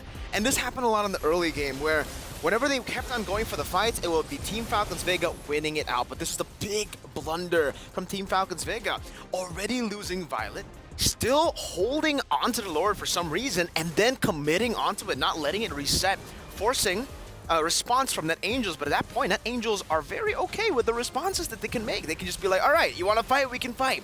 And again, a lot of the fights here, it just feels like for Falcons Vega, they're very amazing mechanically, right? But when it comes to a lot of the baiting out, the feinting, that's when they get beat out. Because in that particular moment, the bottom side of the map as well, they wanted to bait out the demonic force. They baited out, but then they were kind of confused. They were like, wait, do we continue fighting when the demonic force is up, or do we just back away? Because the real answer would have been 100% back away, wait a bit, and then jump back in. With no demonic force, Funi saving her own IMU demonic force would have been so much more value to actually go for the fight after those cooldowns and those frames have been already used up. But what did you think about the possibility of that split push from Chinchao? Was that a miscalculation on Net Angels' part? What went wrong for them there? I think for me, I'm definitely, you know, I'll be waiting for the telestrator later on to really draw things. But even while we were watching that, we were talking about, well, I was mentioning, Hayabusa should be the one going bot, not the Harith. Harith, yeah, I mean, throughout the game, by the way, let's talk a little bit about how they have set up and how they made that decision. Because throughout the game, it was the Ruby in the gold lane who can't really stay in the gold lane, always want to look for fights. And it makes sense, right? So let's crown our PlayStation MVP right now. And I mean, everybody was like high-fiving, hugging Chinchao. So is it Chinchao? Ladies and gentlemen, let's have a look. Okay, there you go. Team Falcons Vega, Chinchao on the Harith, on her signature Harith, pulling her signature iconic move. I think at this point, right, a lot of the teams, a lot of the players out there should just be very wary of this play. The fact that you will always be unable to count Chinchao out no matter the hero that is given to her. Because that shouldn't have happened, right? Okay, let's say it was a inhibitor turret. That makes a little bit more sense, but there were 2 turrets left. That's why you have to respect the magic damage gold laners in their ability to siege, because I think if this was the old MLBB, you wouldn't be able to see the split push happen all the way from the tier 2 like we mentioned. But I forgot which patch exactly this happened, but you deal extra damage as a mage now. You have a lot of damage to actually siege. So heroes that go for Feather of Heaven, that go for base damage plus attack speed on the mages, you can still go for a lot of the big sieges. And again, we'll get through it later on. We'll get through how exactly they played around it, because it's going to be really, really cool. I think it's amazing how they decided to go for that. Let's go back to the fundamentals. Let's continue. Hello, Harith. This is a real cool guy right here. Ended the game. High five? No? Okay. He's too cool for us. Yeah. He's too cool. He's just there. But let's go back to the fundamentals. When you pick a Ruby in the gold lane, you're really built for fighting. When you pick the Phoveus in the mid lane, you're really wanting to go for the fights, right? So in the mid game, I think after the first turtle, it was coming into the second turtle, the Ruby was always out of lane. That was what gave Chinchao the moment, the opportunity to get tier 2s, to get tier 1s on the side lanes. when she got the tier 1 in the bottom lane, she rotated up top as the turtle spawns in the bottom side, just constantly mirroring the maneuvers of NetAngel. I don't understand. Can you show us? For sure. Let's take a look at it right now. I don't know if you guys can see it just yet right here, but there you go. Now, this is a bit further into the game. We were talking about the mid game earlier. But the main concern for me was the fact that Hayabusa, I feel, should have been the one really managing the side lane there, managing the one in the bottom side of the map, right? Just pay attention to the map here, because the Harith, you can't expect the Harith to go back and forth around the map that fast. And that's why the adjustment was just beautiful from the Harith. She went from the gold lane, which she was trying to go for the split push, by the way, through the gold lane. This was the moment where she was looking for it, right? Here, and then she tried to rotate. She decided to rotate over to the mid lane, which is closer to the fight. So at this point, the Harith will be able to continue joining into the fight through the mid lane. I want to draw an arrow. That's from the Harith's direction, but she can also continue to push in to the base right there, as you can see from the map. The moment that we have here is the moment where Tal kind of got picked off all alone. She used this to kind of make a moment for herself to force a lot of the fights to happen here. And as we play through the clip here, we'll see how they were able to actually stop all of the members from recalling. Tal gets picked off right there. You can see it, right? And then they decide, you know what? Let's start poking them down. Harith gets rid of the tier 2. Like we mentioned, with the changes of the mage, you can actually now deal so much damage to the turret, and I believe here, she does pop the Zaman Force as well. And then the rest of the team, the fact that they sent the Novaria instead of, you know, all the other members, just goes to show you that technically, none of them can really get out. None of them can really back away. None of them can disengage except for the Novaria. They're all-in heroes. They're all built to fight. So when a moment of forced error happens in that way, it's just very, very difficult for any of them to react. And whoever does react won't even be able to withstand the 1v1 dual pressure that anyone... I mean, at that point, they could have sent the Hayabusa. It really doesn't matter. Hayabusa, Harith, both of them would have been able to 1v1 in the Varia, no problem. It was absolutely brutal. And I think even you mentioned it in game, right? They have to keep adjusting, right? Yeah. They have to adjust. They can't play into what Angels really wanted them to do. And at some point, it clicked. And then that's when things kind of went really badly for NetAngels. But talking about bad, ladies and gentlemen, I have just gotten confirmation that the key crush will happen now. What? Now. Oh, man. Oh, it's not ready. So okay. We'll take to that. Right now with Team Vitality. Congratulations to all of you for winning your first knockout match. Now, I gotta ask you though, how does it feel to get to crush the key of your opponent? Where's the key at? Where's the key? There it is. How does it feel to be able to crush that?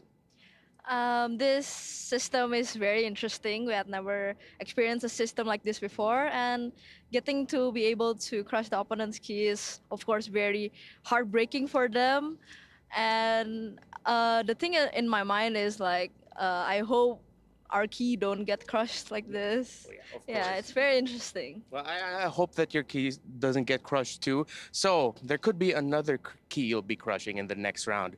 Team Falcons Vega or NetAngels, who would you rather face and why? We would actually like to face NetAngels because we have faced Falcons Vega a lot of times in the past, but we are fine in going against both teams, and we are fine in crushing any of their keys. Ooh. All right, that's a great way to end it, so we'll wrap it up there. Congratulations to Team Vitality.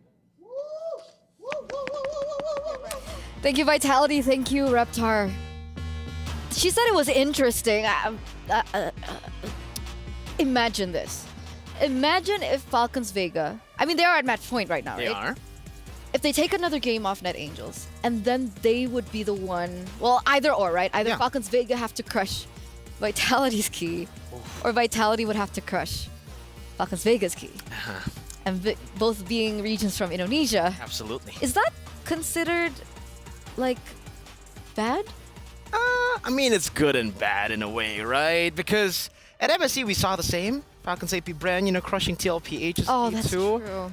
It's good and bad. I think in a good way, we get to see who deserves to represent Indonesia more, right? Is it going to be Vitality or is it going to be Falcons Vega? But first, Falcons Vega have to beat Net Angels. And even in that game, they were kind of struggling. The fact that they had to rely on a split push instead of going for the team fights, the adjustment, like you mentioned, was amazing. By the way, just savage Vival there saying, yeah, we would rather go for Net Angels, but we don't really care. We'll smash anyone. Okay. Just casually saying we're the best without saying it, indirectly saying we're better. Let's hope it's okay for them, though. Because the last time a team got confident like that. Yeah. Anyways. By the way, I just wanted to let the viewers know that earlier on when we went into the drafting phase, we saw that it was Namira. Yeah. But maybe there was like a really, really sudden swap in roster that Helene was actually the one in the EXP lane for Net Angels instead of Namira. And it actually kind of makes sense, right? Because we were talking about, Helene, she likes to play with the Terizla. She likes to go and initiate. And we saw the Terizla and I'm like, that looks like Hling. And it was Hling. So hey, glad that was right. Unless, Namira, obviously, I think everybody can play Terizla, but it's a different way that she tackles it. So coming into the second game, what do you think the adjustments need to be made? Because definitely Net Angels, they want to stay in this game. They want to stay in this tournament. Because don't forget that prize pool, ladies and gentlemen. We haven't been talking about it quite so much, but 500k USD is on the line right now. And so that brings us back to that question, right? How do they come back? How do they take this off Falcons Vega? I think number one has got to be, I think in game number one, it was a great idea for them. The fact that they went for, I would say it's a cheese draft, right? They went to go for team fights. It's very one-dimensional, and that was the reason Falcons Vega was able to punish it. In game number two, go back to the normal meta. Go back to what is meta. Try to play for the gold lane as well. Just get a marksman here. Try to play for a balanced composition, because even in the group stages, we saw impressive stuff from Net Angels. And again, considering the cheese didn't work out, maybe it's better to go for the safe route. Wait. If this is correct, there's another swap. What? In the EXP lane. Am I seeing this right? Okay. That should be Namira. Yeah, Namira is playing officially now for Net Angels. There has been a swap, ladies and gentlemen, from game one to game number two. How does this change our drafting phase now? Well, I don't know. I still think Terizla should be prioed for them. They started off the draft really well. I don't think they should change too much here in the draft, at least for the first phase. They're also still on blue side. They're going to ban out the chip. It's going to be the Ruby ban this time around. So it's actually Falcons Vega having a bit more trouble against the Ruby. They think, hey, we're a team fighting team. If you need to force us to go for side, like split pushes, we don't like that. We'll do it, but we don't like that. We'll still stick to team fights, so banning out the Ruby there is amazing. Jushin gonna be banned out this time from Net Angels. Interesting that they don't leave it open for themselves as first pick. It's Falcons Vega now. They decide Ling, Ruby ban. Do they want to take away the Julian? Do they want to take that power away from Vanilla? What about the Hayabusa? Contest it? Valentina's the option? Yeah. All right. So essentially, Luo Yi is up for grabs. Angela is up for grabs. Terizla is up for grabs. What would you prioritize in this scenario? I think for me, it's either Terizla or Angela that you would want to go for as first pick. I don't think you want to go for the Hayabusa first pick, but we have seen that before. I think we saw that from Falcons Vega when Caramel was playing Hayabusa first pick. They still go for the Terizla here. Falcons Vega, they can go with this same exact answer with the Harith and then the Hayabusa, and then later on the Arlet. But knowing that they banned out the Valentina, is it possible that we want to go for, the Faramis, or perhaps an Angela? So maybe Harith Angela or Harith Faramis, or another hero with a big ultimate that I did not mention, Mr. Tor, Mr. Minotaur. Yeah, he was banned in that first game, right? In the first phase, but they left it open this time around. So insta-lock here from Falcons Vega to pick that up for themselves. And wait, what would you think about this, right? Faramis and the Terizla. Do you think Terizla is like a deny pick for the Faramis to be picked up? No, I still think Faramis is... I understand. You clump up, not good against Terizla. But either way, looking how Falcons Vega play, they just really like to clump up, right? So having another additional HP bar would be still okay for them. But looking at the fact that they got a Minotaur, maybe they might just want to go for the Arlet there as their last pick in the first phases. Net Angels go for the Terizla and the Julian again. Is that now they go for the Phobius early. And this is good for them because the Valentina was already banned out. That was the real answer by Falcons Vega with the Valentina towards the Phoveus. My question is wait, this Phoveus is going mid again, I assume, right? It should. Okay. Either, unless we see a gold lane Phoveus. Yeah. No, I don't think so. The Phoveus gets bullied hard by Harith before level 4. You need level 4 before you can actually do anything. They decided to go for Luo Yi. I was thinking, if they want to go crazy too, they go Esmeralda mid, bully the Phoveus. But it's a bit too crazy. Okay, so their choice is the Luo Yi here. A little bit more burst damage, a little bit more control of the map. I mean, if they want to look for an option to go in for that split push again, they definitely can with the Luo Yi and her entire global map presence. Second phase though, Arlet was not prioritized here. Arlet was not picked up. They picked up the Luo Yi instead. So that does give Net Angels a chance to ban that out if they want. Yeah, but I think Net Angels kind of want the Arlet to be picked up. They want someone that will be constantly dashing.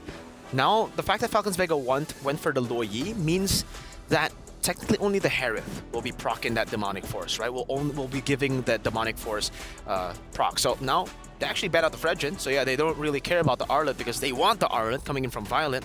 That's Angela. peculiar, is it not? Fredrin ban? It is. It is very peculiar, especially in this meta. Especially considering me personally, all of us, we haven't seen Mei Lane on a utility jungle, right? We've seen her on Assassins, on Roger jungle too. But knowing how, technically now, there's not a lot of Assassins up. The Hayabusa is still there, but I believe for Net Angels, they kind of want to go up against Assassins. They don't want to go up against utility because the same reason as why they want to go up against Arlet. They want the Phoveus to have as many procs as possible with the Demonic Force. He needs to be air Phoveus, just jumping in the air. So the two heroes that Mei Lane has utilized so far is the Roger, Julian, which is banned, and the Nolan, right? And because of the dash. Yeah. So no Nolan? I think it's difficult to play the Nolan here. Into the Julian, it's difficult. Into the Phoveus, it's extremely difficult, and that's why they ban out the X-Borg too now. Really pushing the buttons. I mean, basically, in the XP, they're forcing the Arlet. In the jungle, they're forcing a non-utility. They're forcing an assassin so that they can get as many dashes as possible. For Falcons Vega, they still need a physical damage dealer. They go for the Edith. That is going to be XP. But who's going to be the physical damage dealer at this point in the jungle? I'm trying to think about it. I don't know, man. It's really tough because when you think physical, you think assassins, but assassins are what Net Angels want with that Phoveus. So they're leaving it for the last pick. Yeah. They're keeping it secret. Meanwhile, Net Angels, they pick up the Claude to deal with the Harith in that gold lane. Martis doesn't work. I think the Martis can Alpha? work. Oh, the Alpha is a great answer. Yeah. I think it's a great answer. They just need a bit more physical damage at this point. Because if they go Baxia, that's so easy for Net Angels to itemize against, right? They go for the last pick. Oh, and it's a Masha. Speak of physical damage. Net Angels. I'm so confused. They're full damage. I'm so confused. Okay, why are you confused? Because in game number 1, it was Namira. And then she picked up Terizla, and it turns out it was Line. Absolutely. And now it's Namira, but Masha's Line's hero. So, guys. Hey, I think the Masha should be going Roam. I think this is Roam Masha and mid Phoveus.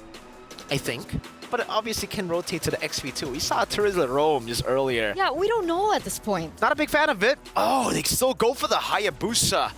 I guess they're still trusting that Shadow Kill to be a way for, Mei Lane to get out of the Demonic Force, even if she dashes forward.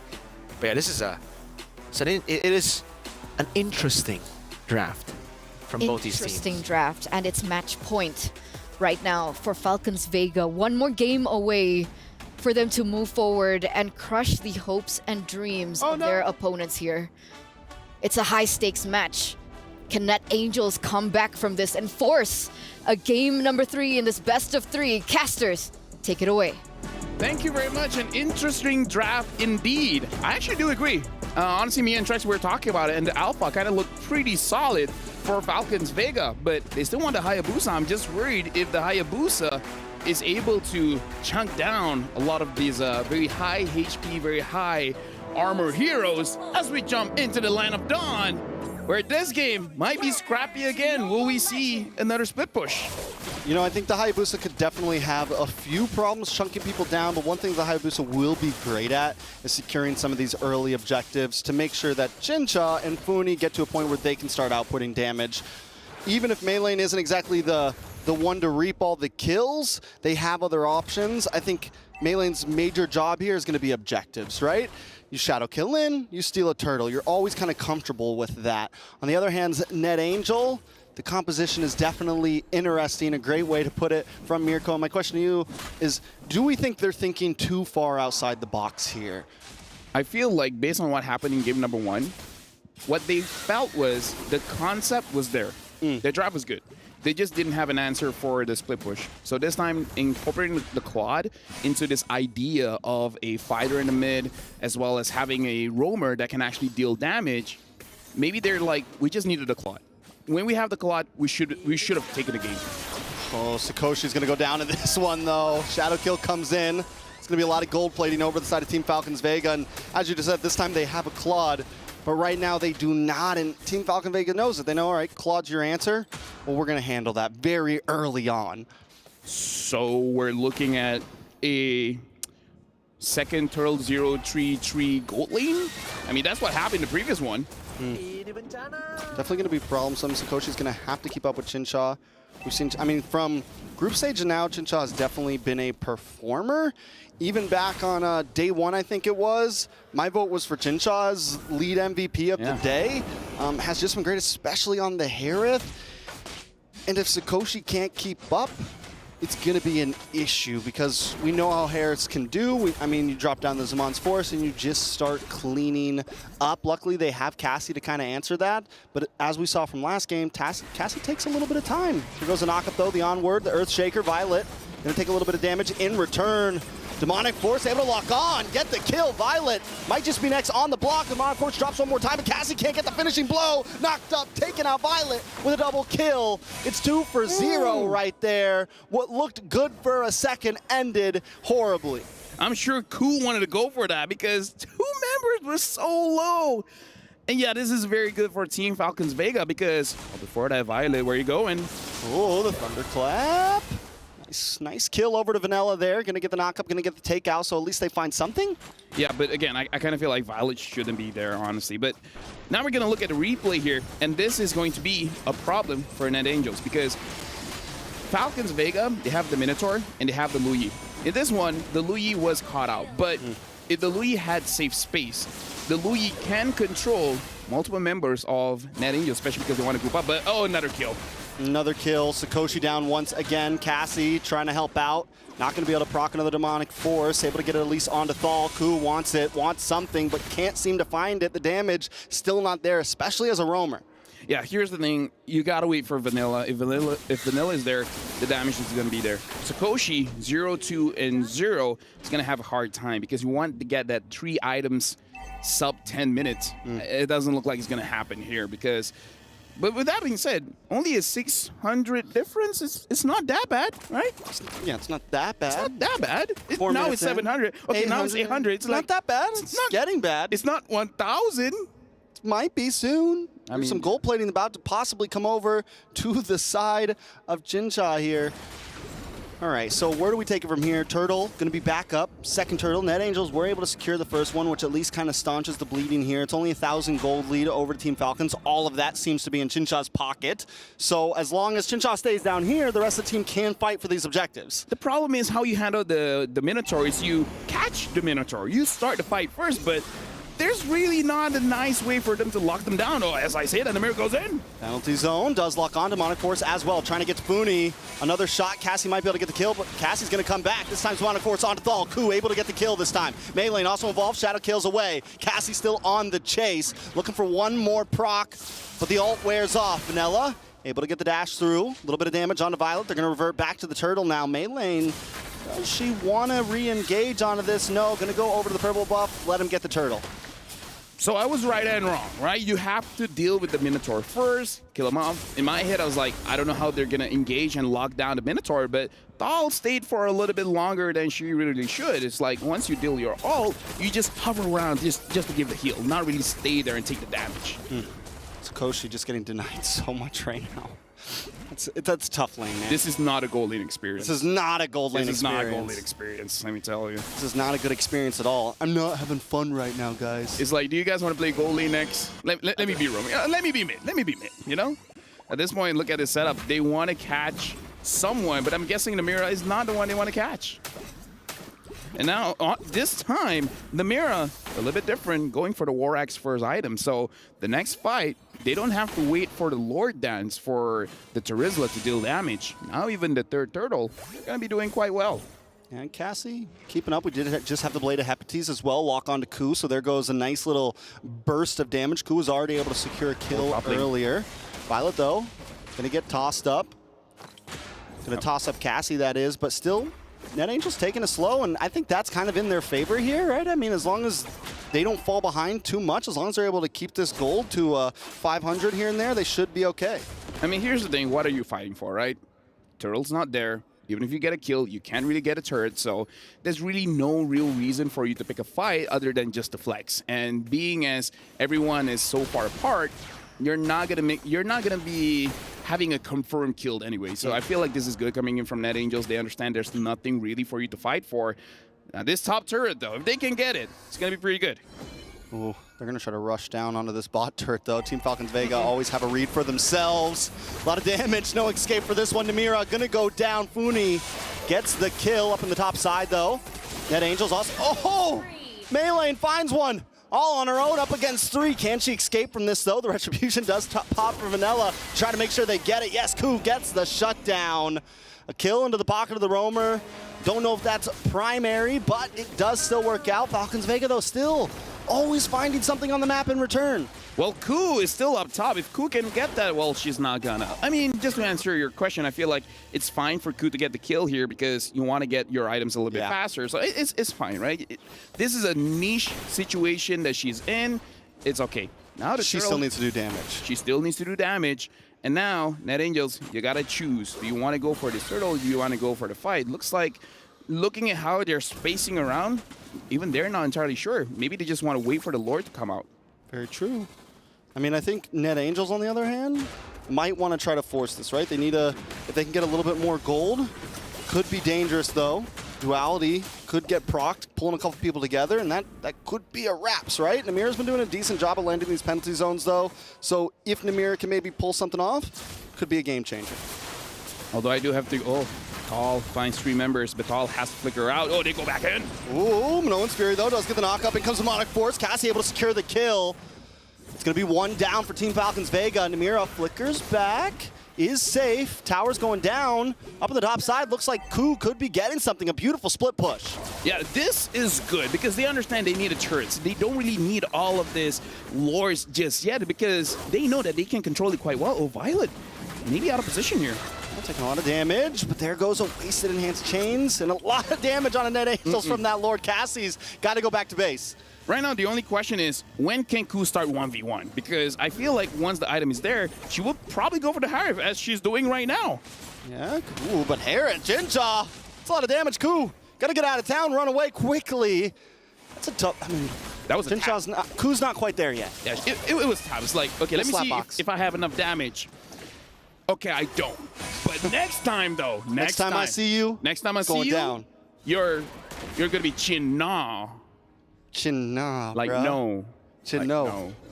Chin, yeah. Yeah. Yeah. Let's look at these items. Yeah. Going for the Holy Crystal here. Now we see the disparity when it comes to gold. 5.4 to 6.8. That's like 1,400 difference. So, okay, now it's a bit of trouble, but. Still, going for that third item, the Claude should be fine. The only worry is that the Hayabusa is going to do a lot. Oh, they're going for Vanilla. Vanilla escapes it. Namira, can you escape as well? No, you're going in. Namira is going to sacrifice herself for the case of Vanilla. Vanilla might have been able to get away from that, though, but now Cassie also in a bad spot. Demonic Force does proc one before Vanilla. Maybe look for the re-engage. No, turn around, Vanilla. Get out of town. Ku, though, does get the split push on the top side, so helps balance things out a little bit. Yeah, but that was unnecessary, man. Yeah. Like, the moment you see Vanilla is fine, if you want the penalty zone, you penalty zone away. And then at that point, Cassie should just be like, nah, fam, I'm not joining this one. And because of that, it's a free Lord for Team Falcons Vega. That was quite a big mistake coming in from Net Angels. Chin, nah, fam. Nah, fam. Yeah, chin, nah, fam. Not today. And now Team Falcons Vega, they are in prime position, especially with the Lord here. The Claude, I feel like, doesn't have his third item. So with just 2 items, it's going to be quite difficult for him to defend the base as well. Well, the damage dealt. Phoveus still outputting. They just need a little bit more behind it. Radiant Armor just locked in for Namira here. Lord's going to be coming down mid. Net Angels, I definitely think they can stop, maybe, since they have the Claude, might not lose any inhibitors here. No, I feel like it's, okay, now Ku has quite a bit of items. I still feel like it's not going to be enough to handle Chincha, but, oh, looks like someone got picked off. Namira taking quite a bit of damage. Zaman Force already used by Chincha just to secure that tier 2. Yeah, good try with the diversion. Not quite able to secure the full kill, though, and that's 2 ultimates down for the side of Team Falcons Vega. Net Angels might just be able to defend this, but there goes Sikoshi. Taken out quickly. Ku still with the split pushing, letting the rest of the team defend this Lord. Chincha looking for the angle as well. Cassie does not proc the Demonic Force, just play it safe, because Ku's handling business on the other side of the map. But Wave's still crashing in. Ku now back onto the map. Looking for Chincha, gets tossed up, knocked up, almost taken out, down to the last health bar, but in comes Cassie with the Demonic Force. Will it be enough? Looking for the kill. The ult finally goes down. They want some more, but Cassie taking way too much damage. Chincha reaping the benefits. Violet now also low. Ku looks for another target. Got the health bars back. Wants to re-engage onto the fight. Ku able to find Melee with a quick tap. No, Melee actually gets a kill onto Ku. Chincha now with his Demon's Force. Can they end it here? It's nothing but Vanilla and Sikoshi on the field. Minions still coming. Melee is low. Blazing Duet does come out. Violet low as well, but Chincha's getting the free shots, and that's the final one. Team Falcons Vega with a clean 2-0 sweep. Falcons Vega drafted beautifully, having the Minotaur, having the Luyi, having the Edith. There's a lot of ways to handle the way that Net Angels want to join in the fight, especially that Masha. Usually we see Masha just free hitting, going all the way to the back line, but having that Edith controlling makes it so that the Masha, even though you have 2 items, is still not enough. Sikoshi didn't exactly have a good game here, but with that being said, congratulations, I guess, to the Angels for making it this far. But Falcons Vega, they're moving forward. They're going to face Vitality tomorrow. And the thing is, this usually is the grand finals. I think for the previous 2 MWIs, it was ID versus ID. This is going to be the first MWI. We don't have a full ID in the grand finals. It's definitely going to be interesting. We're going to get to see 2 titans of the women's scene going up against each other tomorrow. And as you said, Net Angels, they did a great job getting this far. They were able to think their way to this position, but today they met a wall that they just couldn't get through. Falcons Vega, man, just clean gameplay all around. They kept it simple. Didn't think too far outside of the box, and I think that's one of the things that really secured them the dub here. They stuck with the fundamentals. I feel like Net Angels, they have something there, right? Their idea, their promise just needs a little bit of polish, right? Because they see the weakness for 2 games in a row. The gold lane was not able to hold out, right? So I kind of feel like if they brush that up, making sure that in the early game, no one gets taken down for the first 5 minutes, the laning phase is safe, I feel like it's going to be good. But again, there's always next time. The next MWI, we got to watch out for Net Angels. But for Falcons Vega, they're looking super good. And with that, I'm pretty sure they're already on stage. So let's throw it over to the stage with both our hosts. Thank you so much, guys, over at the studio. Now I have Funi beside me. Now, Funi, question. Game 1. That split push, that backdoor coming from your sister. We would love to find out what's going on in the comms. Tell us. We already know that we cannot push into the fight, so we think we just go with the lane. But there was a Novaria there, right? But our jungler, Maylin, already made the Novaria, used her flicker. So, right. yeah. So you guys called it, there's no more skills, and then they're just tunneling their tunnel vision onto the Lord, and that's why you guys took the back door. Yeah. Amazing, amazing stuff. Man, that's going down with the technicals here. But at the same time is that, how do you feel knowing that only one Indonesian team will be gracing their grand finals, unlike the past years, right? This is different. How do you feel about that? As long as Indonesia can win the MWI, then it's okay. Then it's okay. No. No? It's not okay. It's not okay. It's not okay. Tell me. I'm rooting for Team Falcons because they Okay. have been in the shadows of Team No, I Vitality get you. for Okay. the longest time. All right. It is their time to shine, hashtag time to shine. Hey, let's go. But, question, okay, can you put your fiercest face on because when you look too cute. Fiercest face, okay.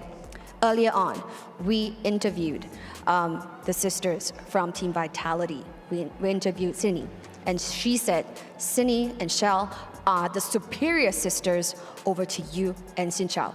What do you have to say about that? Well, if we look at the fact, then it's, yeah. Okay, translated from Bahasa, they will show them over at the Land of Dawn. They don't have to tell you how good they are. They will prove it with results. Over to you back at the studio. Man, we taught Cheryl good Indonesian. Man, that was some good translation there. But yeah, I don't think Funi has an aggressive bone in her body, man. That fierce face looks more like she's concerned. You know? But ladies and gentlemen, this does mark officially that the wings of Net Angels have been clipped by the talents of Falcons Vega, and we will be seeing that key crush maybe later on in the day as we take a look a bit at the highlights of what happened earlier on. Yeah, I mean, it's very different to game number one. Again, game number one, you heard it from Funi as well. They adapted, they adjusted to the split push because they knew in the team fights they were actually getting, they were losing out in the team fights. But in game number two, I think the coaches and the players, they all agree, you know, we're a team fighting team. We don't want to go and split push. Even though it was a good win in game one, we want to play our style, which is team fighting. And if they get the team fight, you see game two. That's what happens if you get the team fight, and that's what happens when you try to split push away, turn away from, you know, the whole team, trying to split push with Ku. It's just so tough because in the end, I get the idea. Don't get me wrong. I like Masha, especially with that one skin, but I'm not a big fan of Masha Rome anymore. Not since like the changes to the items, right? What do you think, Eterna? I agree. I don't think it's worked out. We've seen it twice already. And in either way, it doesn't have a place maybe. I mean, I get the idea, right? They really wanted to go for a counter to that split push. They wanted to have their own kind of strategy themselves. But again, it didn't work out too well. Yeah, especially when you leave the Lo Yi open, because in game number one, the biggest issue as to why the Harith wasn't able to fully go towards the bottom side and had to go to mid was the fact that, well, by the way, shoutouts, by the way, to Chin Chao and Tal. It's an amazing performance from all of them. On the Minotaur, I was really impressed. That's why it's first pick. You can definitely see the impact instantly around these team fights. But yeah, having a Lo Yi, game one, they didn't have that. They didn't have the global presence. Game two, you send a Masha up top. Hey, we can send a Harith up top as well. And guess what? The Harith has gold, unlike you, Rome Masha. You only have a Heptases. And even in MPLID, we saw, I think it was Lutpi and then Luke who played the Masha, but they all needed at least one BOD. Best case scenario, 2 VODs. And that's expensive. As a roamer, you're going to have to get way more than two kills early, maybe like 9 kills and a fully stacked up Sky Pierce to get even more kills, and then maybe you get 1 BOD. Yeah, but other than that, I mean, still good job, well done, well played. Hopefully we'll see Net Angels again in the upcoming MWI next year. But we do have to crown our MVP by PlayStation this time around.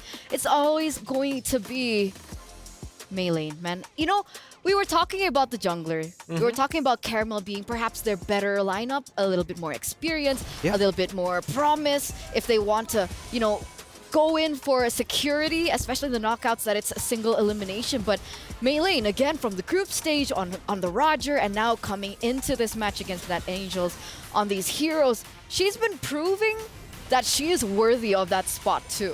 For sure. I mean, I think it was the 1v3 up top where she got a kill. That was very, very impressive. That was a 3v1. As a Hayabusa, you know, you're not really that good at 1v3s usually. You 1v3, the shadow kill, the ultimate gets dispersed amongst the 3 members, but she was able to find the right amount of stacks onto gold lane, and she did it. What is that? What are you doing? Sorry, I'm preparing the stage. Ah. We have a winner. For the manly man, Hayabusa. We have a winner. What's up, Haya? Oh, I wasn't referring to Hayabusa. Oh. That's why when you're like manly man, I'm like... Because like Hayabusa stepped up, I thought you were just spraying him with Axe so that he can, you know, be cool like that. To be fresh. Yeah, shuriken out. Smell good. Fool. But no, that's not what I was preparing the stage for. What were you preparing the stage for? I was preparing the stage for a special guest. Uh-huh. She was able to win it. Do you have a guess? Yeah. Of the guest? Get it? Guess of the guest? But the player, I mean. Tao. How did you know? Tao, welcome. Hello, Tao, welcome. Hello. Hello. Do you need translation? Yes. Okay. All right. Got so you. Tao, congratulations. Selamat banget atas kemenangan yang tadi. Itu keren banget. It was so good. It was so perfect. Right now, you guys have been undefeated so far, right? Not losing a single game, and that's impressive. Nobody has that same stat. How are you so strong? Because we trying we best. Okay. For this tournament. Kalau mau bantu pakai bahasa Indonesia nggak apa-apa, nanti Mirko bisa bantu translate. Soalnya kita mencoba buat ngasih yang terbaik di turnamen ini karena kita bukan datang buat kalah sih sekarang. Okay, that's a solid answer, man. So Tao is here, want to try her best with the team as well, but mainly she didn't come here to lose. That's what she said.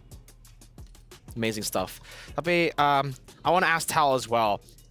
All the losses in the past, right, and the MWIs and all the other tournaments, how do you use that as fuel to motivate you?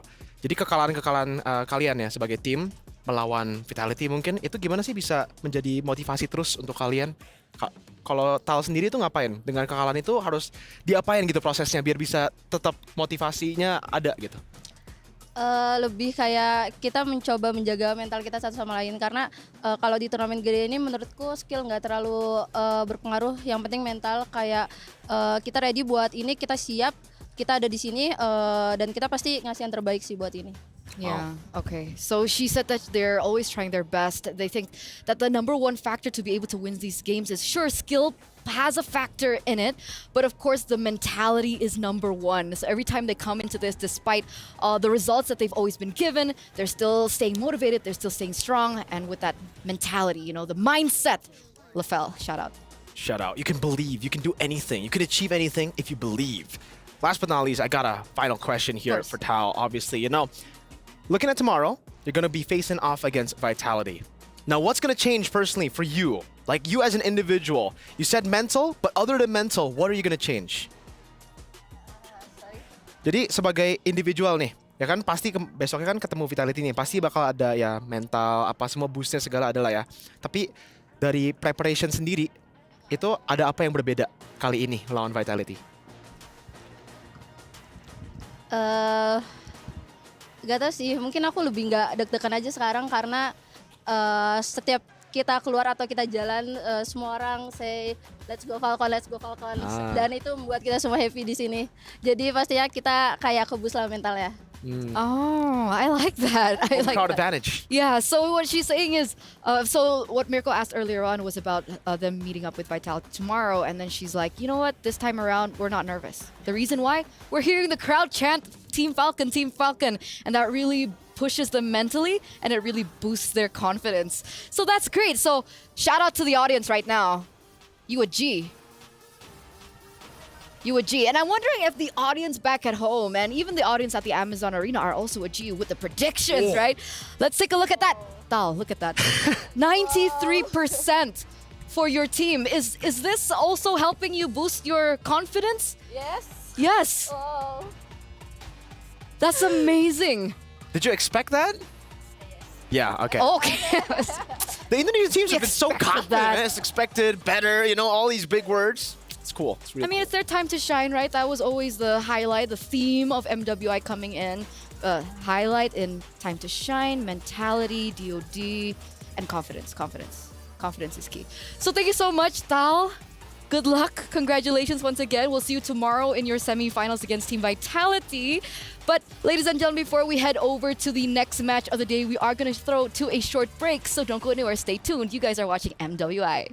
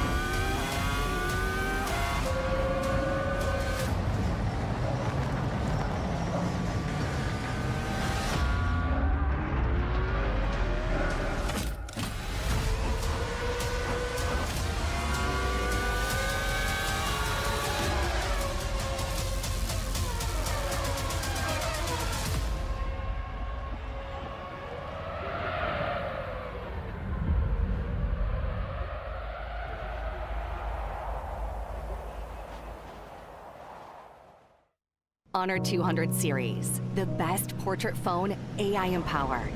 Studio level, AI portrait camera, 3 hardcore portrait modes. Color, vibrant and classic to capture portraits that truly stand out. AI empowered magic portal. Snapdragon 8S Gen 3 AI chipset. 5,200 milliampere per hours silicon carbon battery, 100 watt, Honor Supercharge. This is Honor 200 series.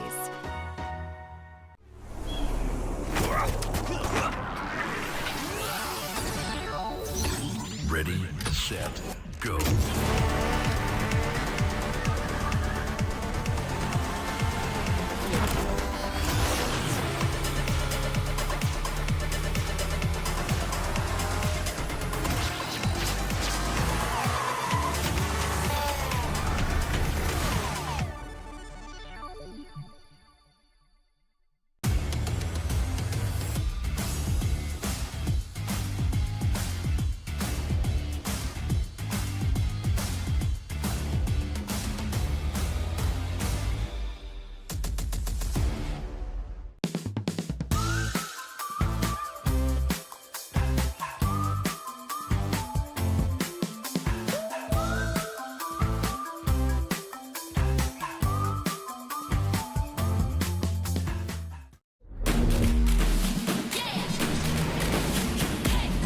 Just like you and me finding our destiny.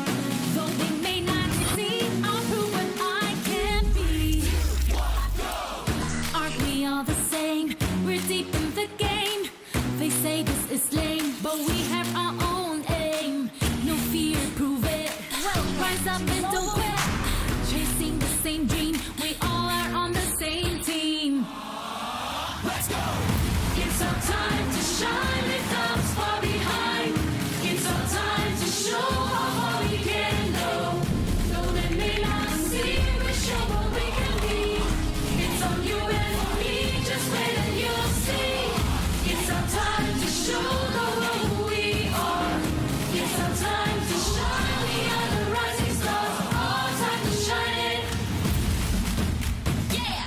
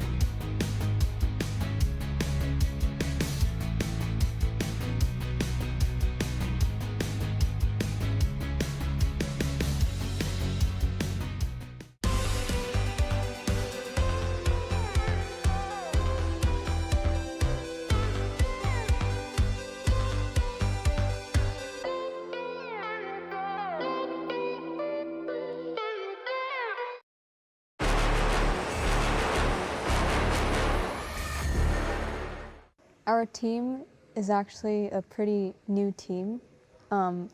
Ever since MWI, the announcement for MWI released, our captain Ashley, she created a team, and after like a lot of roster changes and adjustments, we got to where we are now with our 5 players and our sub Stella. And for me personally, I think I just got out of NACT playing a different role, mid lane, which is my main role, and I had 2 months to adapt to jungle. And I guess it was an interesting opportunity for me because I've never played jungle before, and this is my first time playing jungle, so we'll see what happens. So we have me, Nicolette, jungle, and Ashley mid, Panda for gold, Jewel for XP, and Emily for roam. And then we have our sub Stella along with our coach Midnight, and we also have an additional like intern coach who is Rex, and our manager G the Ico. I used to play mid lane for BTK in the NACT Spring 2024 season, and I'm not there anymore because I don't think they had anything personally against me. I think they just wanted a different player. Like, they just preferred Mar Cutie over me. Like, there's nothing else to it. I don't think there's like personal hate. But even if I was playing with them and if we qualify for MSC, I was still gonna play in this women's tournament because me and Ashley have been talking for 6 months about creating a team, and I'm glad I have this opportunity to play internationally, whether it's with MSC or MWI. I'm very grateful to be able to represent Cloud9 in MWI because I feel like you don't get these opportunities very frequently. Like when you grow older, you're not going to be playing these games and playing competitively. I feel like you have to be young, and that's where you shine the most. I've heard a lot about the Indonesian teams for Team Vitality, and I've watched their games as well, as they've qualified for MDL in Indonesia, so that's really cool because they're the first women team to be qualified there. And they're not in our bracket, but I'm looking forward to seeing their games. And I've met all of them, they're really nice. I think being a pro player, you have to be able to keep your composure throughout the games because that's the most important part. Having that good mental to be able to bring you like to finish the games. And you have to know the difference between playing competitively and having fun. Thank you to everyone who's been supporting me since the NACT Spring 2024 season and has been following me throughout this journey from NACT to MWI. And shout out to all of my friends who helped me learn jungle because they knew that it's a new role for me. And yeah, I appreciate all of you. Love you guys.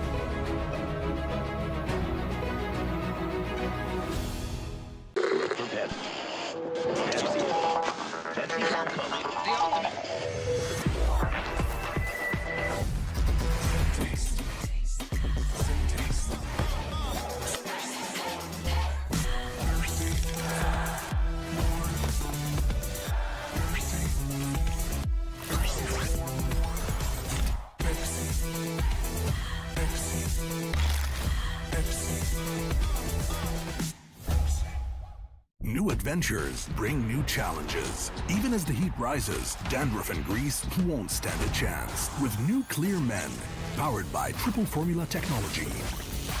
To eliminate dandruff, itch, and grease, gives you 8 hours of freshness and 100% dandruff-free hair. New Clear Men, 0% dandruff, 100% confidence.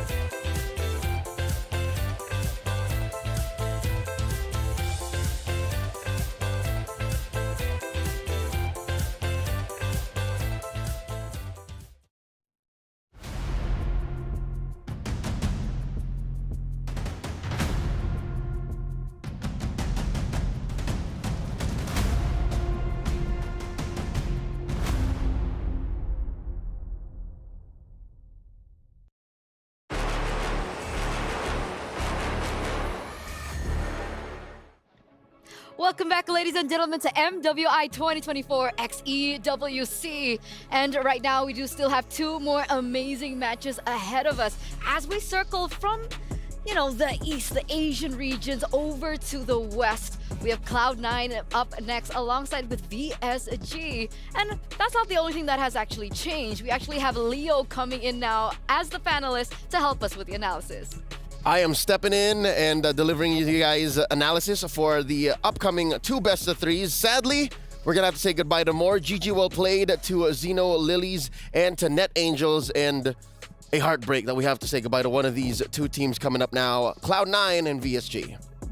Yeah, it's insane. It's uncanny, and it doesn't get any easier, ladies and gentlemen, as we welcome our Dr. Sulaiman Al Habib upcoming showdown. Remember, this is going to be another best of 3 between these queens, these ladies, as we head over once again, West versus West. These are 2 teams from emerging regions that we haven't seen so much of, but they are coming in with a vengeance and they are ready to take the stage. VSG is a franchise that is well known around the MCC, and they have qualified and created this team in the past few months and have also deployed a few imports, right? You also then have C9, who cobbled together this squad just in the past months as well. And so far, I have to say, I'm very proud of them, given that they have gone much further than their male counterparts. For sure, and I'm pretty sure Drex is really happy about that as well. But ladies and gentlemen, your predictions have been so on point, but will it continue to be on point? Don't forget to let us know what you guys think about this next matchup. Who will win this match? Do you think it's going to be Victory, Song, Gamers, or VSG? What's wrong with me? Or Cloud9? Head over to sccplay.gg right now and lock in your predictions. So, Leo, just to update you, they have been insane. The audience, phenomenal. Yeah. No curse today, nothing like that whatsoever. So on point with their predictions. But why is it when you come, usually things change? I don't know. We'll see this time. Is that a good thing or a bad thing? Again, what I notice is whenever I'm on, at least for the past few days of MWI, is things get shaken up.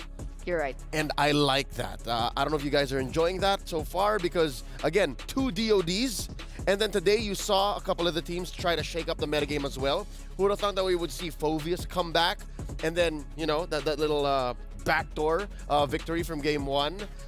But again, that did look like a Net Angels game for a majority of it. But here now, we're going into a clean slate. It's going to be Cloud9 versus VSG. Remember, yesterday, our star of the day, MVP of the day, was Kiowe. I wonder how that makes Cloud9 feel, given that they had to go through a tiebreaker to even be here. So with that being said, let's welcome both of these teams into the Amazon Arena, ladies and gentlemen, as we head over to the Jamil Motorsport Arrivals. And there they are.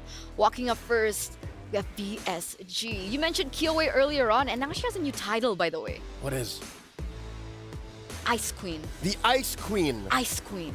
Ice cold. Yep. She's going to get in there. She's going to cool things down. So it really is going to be one of the highlights of this match, right? How will these junglers fare? Because earlier on in her interview segment during the break, right, Nicolette mentioned that this team has only formed for, what, 2 months? You know? So she had to swap in from the mid lane position over to the jungle in 2 months. And now she's here. Luckily, she has been a veteran of the NACT, right? She plays among the best of the best in North America. So with that said, even if this is relatively new ground that she's breaking as the jungler for Cloud9, wherein she's used to being a mid laner, I think she's not going to get cold feet when she's facing off against the Ice Queen. She has the mechanics, she has the hero pool. I think it's more of just putting all that together with her team, wherein they can also show that they do a pretty good shuffle. Did you know that in the tiebreaker yesterday, Xia and Ashley switched up? Wait, sorry. My phone's ringing. Hello? Reptar? Oh, you're here! Oh, okay, great. Yeah, come over. It's okay. It's okay? Yeah, there you are. Why is he on the phone and he just walking I'm right in? here. Yeah, no, because he called me Right earlier. He was here. just making sure. Good. He didn't know if it was like What's the up? proper moment. Hi, yeah, I'm here. Yeah, I'm the one that called. That's why I'm talking like this. What's happening? The next match. The next match? Yeah. All right. Wait, so I'm gonna be here? Yeah, go ahead. Doing the reporting. I just came from like seeing Key Crushes. All right, killed it today. Thank you Did so a great much. job. Thank you. It's a relay race here. We're gonna Yeah. swap out. We're gonna swap out. All right, this yours? Yeah. It's mine now. Okay. All right, turn it on out here. Okay, bye guys. All right. Thank you guys. So, hey everyone, Renmar here. It's us, the Wee Bear Bros, here with Leo. Where we at was the last point of discussion because important matchup we have here is VSG of EECA, C9 of North America. We were talking about Nicolette just now. I wish you acknowledged that, but yes, let's continue. Yeah, all right, let's talk about Nicolette. So, with Nicolette going up against KOA here, do you feel like there's any pressure here? Because definitely, it's KOA who's had the better showing in the tournament so far. Definitely. I think that's the point I was trying to get to. It's pressure, but it's positive pressure. It's the kind that Cloud9 needs just to be able to get them to that altitude wherein they're ready to face off against VSG. VSG, on the other hand, I'm afraid that they might overheat. You know what I'm saying? That's bad for the Ice Queen. You're going to melt down. And with that said, I think they want to level the playing field. They want to level their expectations, temper their steel so that they're ready to face off in a fresh best of 3. You know, I totally agree with you. Yes, KOA, Nicolette, but then there's a very important factor that VSG needs to consider here is that role switch up with Xia and Ashley in the mid. If they're not careful here, VSG might get surprised again. Real quick, any last words about this matchup before we head onto the stage? Good luck, ladies. May the best team win because one of y'all's going home. Oh, that is the fact of the matter here in MWI 2024. In just a bit, it will begin. VSG, C9, EECA, NA. Let's go to the stage. And we are back again right here at the Amazon Arena, Queen, after you. So, we are back, ladies and gentlemen, right here as we are here with the MWI 2024 at the Esports World Cup. And we are done with the first half of the brackets with the knockout semifinal matches. And now it's time for the Queens to shine at the other side of the brackets. That's absolutely right. In this matchup, in this series, we will be seeing 2 emerging regions who have fought tooth and nail to be back right here at the Amazon Arena. Now, in this series itself, we will only see one team emerge victorious to advance further in the playoffs. And with that being said, presenting to you the representatives of EECA, Victory Song Gamers.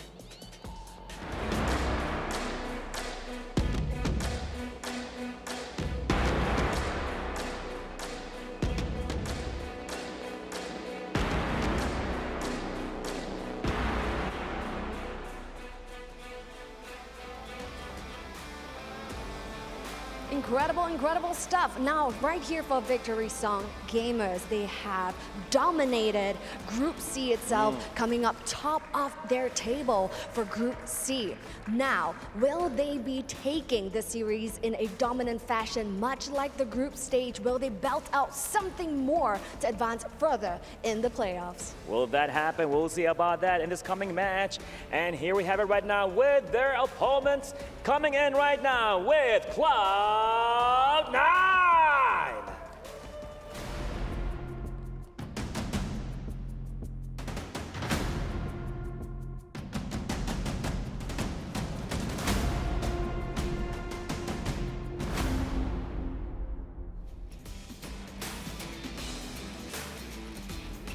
It is taking place right here at the MWI 2024. They squeezed their way out of the group stage with a tiebreaker and all that against the Cambodia's representative. But, would that be enough for them to continue the momentum all the way to reach to the semifinals? How do you feel about that? I'm feeling very, very excited indeed, but it's not about us. The girls look like they are ready. They are ready indeed. I know, Queens, it's your time to shine. Now, to your stations. Let's go. Amazing stuff. The Amazon Arena is ready, isn't it, Bar? It is definitely shining and all beautiful, exciting things taking place, taking place here with the second half of the bracket, and it's all gonna be shining, all gonna be taken with all the stuff that's happening with MWI 2024. So yes, with that being said, the girls are locked and loaded and ready to head on over to the land of dawn. So we're going to throw it back to the studio to tell us more. Thank you, Cheryl and Bara. VSG C9. We're about to head into the draft. And Leo, is it just me, or there's something about the series, seeing as how these two performed, it just feels really cool that we're seeing C9 and VSG in an elimination match. As high stakes as it is, I wish this was more of a 5-game series or a 7, if only, right? Or maybe a lower bracket. I think that's where these two teams might excel the most, but right now we have to expedite the excitement, cut it down to a best of 3, and they'll have to pull out all the stops, no holds barred. If anything, it's C9 who has the deeper pool of strategies, or maybe we just haven't seen enough of VSG just yet. Well, that's true. I mean, we touched on it already. The deeper pool of strategies begins with that switch up between Xia and Ashley in the mid and in the roam position. VSG, they've shown that they have 2 key important picks in the jungle. They have that Julian, they have that Benedetta for Kiowe, but we've seen their roamer seem to rely a little bit more on the Minotaurs, but I feel like VSG might be that kind of team that will have surprises to show. They both have Filipino coaching DNAs on them. That's right. Coach Ola facing off against Midnight. I'm not so sure if in the history of their previous coaching stints, they were ever in the same boot camp. Almost. If you guys are aware, if you guys don't know the doghouse, like they may have spent some time together there, maybe a week or 2. Yeah, a week, because I remember like when Midnight, I think, was on the way out of the doghouse, that's when Ola came in. That's when Zico stayed. That's when the Zico stayed. So again, there's a very rich history even amongst the coaching staff. Yeah, so I'm excited to see really how these two in the coaching staff department, how they'll be able to one-up each other in the draft. Not to mention Vin and Dixon. Oh, you're right. I mean, not that they share anything, but you know, they're also instrumental to the success of these ladies so far. Yeah, we have to give highlights for them as well. So in the coaching, the drafting, the strategizing, let's bring it back into the game. There's a lot of focus right now on Ashley with the flexibility that she has shown. But VSG, it might even get to the point, man, where Ashley won't be able to play the game, where Xia won't be able to play the game. That seems to be that VSG playstyle of whatever you want to do in the early game, you're not going to be able to do it. It's very reminiscent of the best of the best as far as ECA is concerned.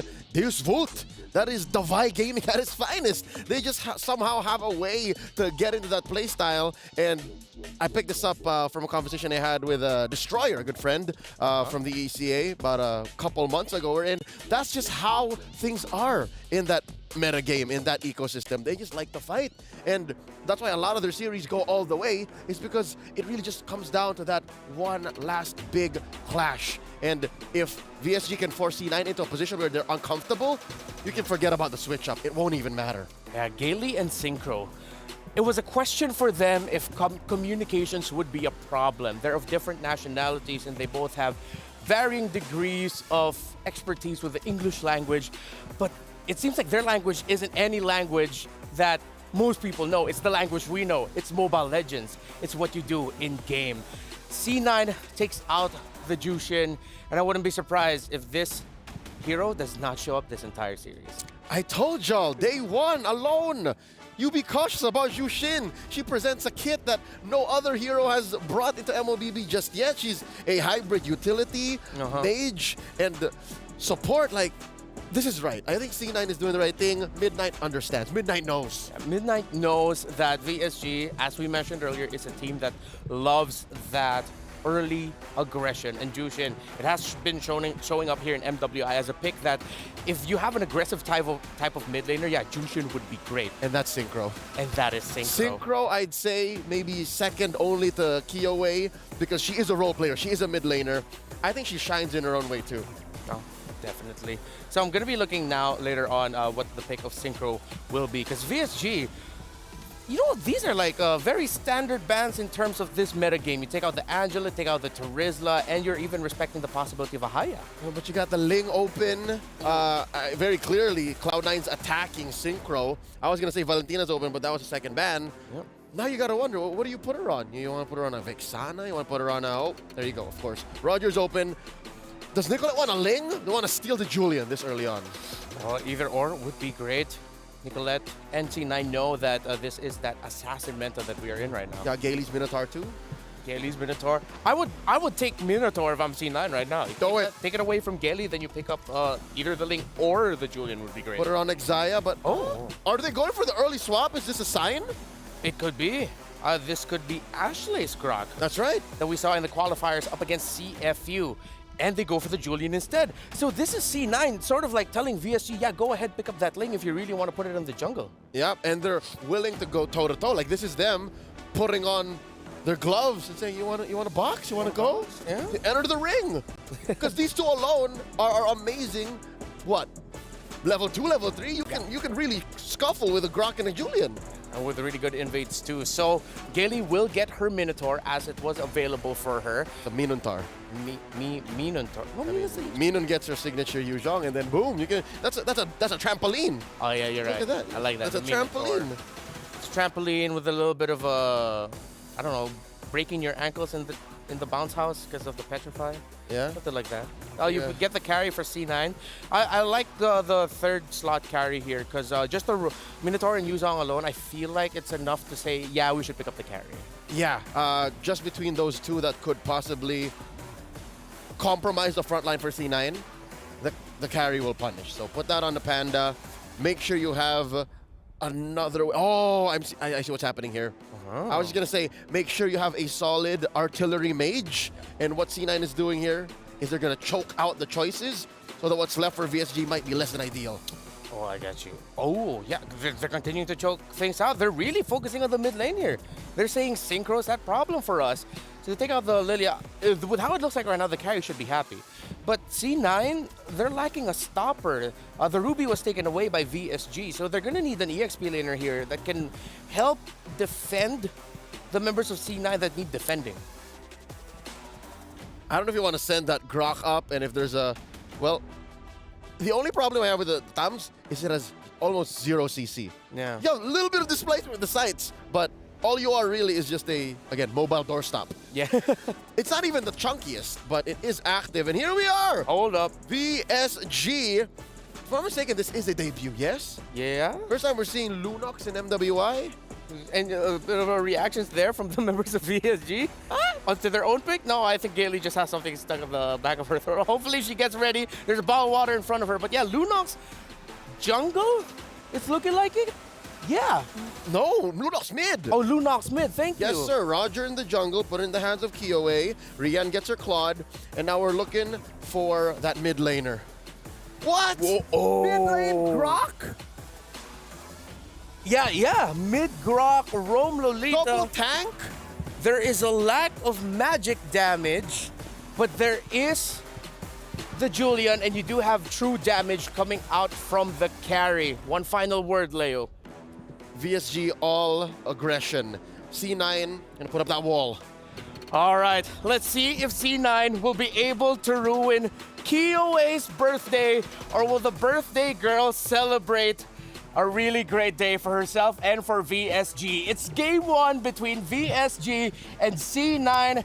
Casters, let's go. And go we shall. And again, happy birthday over to Kiwi. We'll see if she's got the birthday buff. Welcome to the Caster's Desk. It's me, Naisu, joined alongside Mirko to bring you this matchup, the West versus West, the rise of emerging regions here, of course, as we jump into the Land of Dawn for this first game of the best of 3. Mirko, how we feeling, man? What do we think of the lineups here for both these teams? Interesting for C9 especially.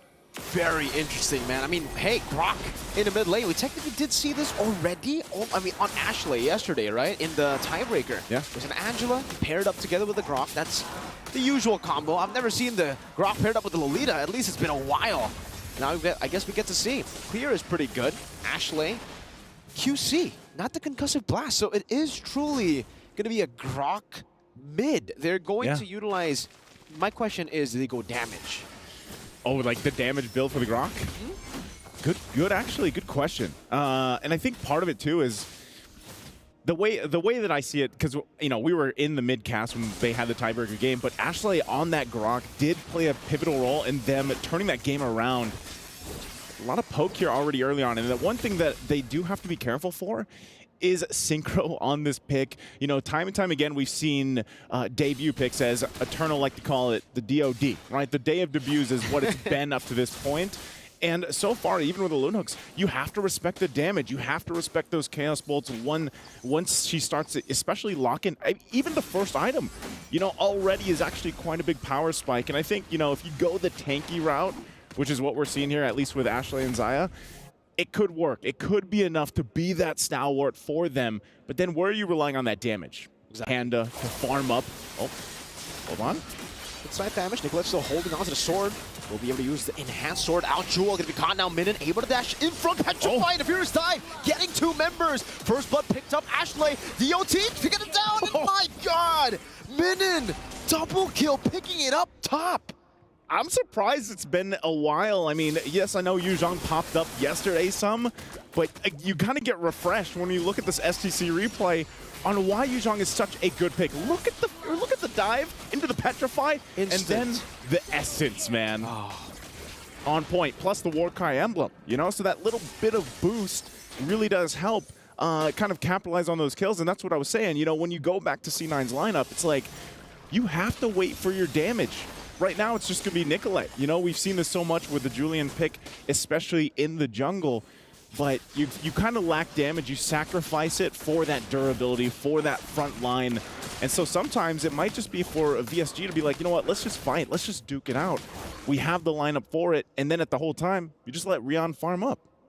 It's the same for Cloud9, really. I mean, if we take a look at the play styles of Cloud9 throughout this tournament so far in the group stages, and even in the tiebreaker, Panda's just been given carry all the time.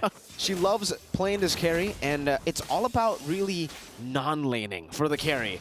She's a really good, carry is a really good pick to just non-lane. You're just there, farm up, while charge on the Kyoe with the enhanced chain as well. But they're unable to find enough damage. Xayah rotates over. Kyoe's like, yeah, nah, you're not going to be able to dish out enough damage.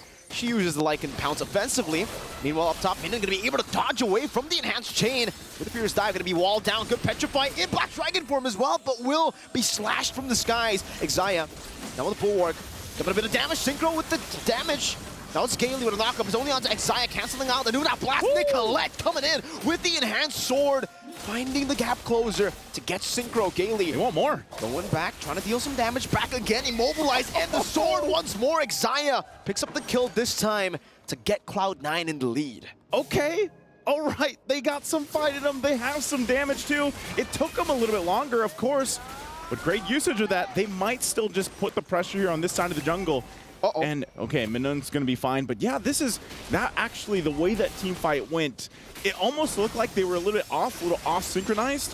But then they pulled on through for that skirmish, for that team fight up top. Able to capitalize on a couple of kills. relatively still even, but here we go. Now the objective for the taking here. They're going to go ahead and start this one up, of course. But we'll see if this is going to be C9's turtle in their hands. Gaily with a knock up. Xayah still able. Reset. Just dash away. Nicolette back on the orange buff. And yeah, it's a reset, but VSG want to take this time to actually go for it. Yeah, right now, too. Gaily doesn't have the Minoan's Fury just yet. Might be back up. That might be why they're stalling this out. Warax picked up now for Minoon. Has the Petrify available. They're going to start it up. I'm not sure what C9 wants to do.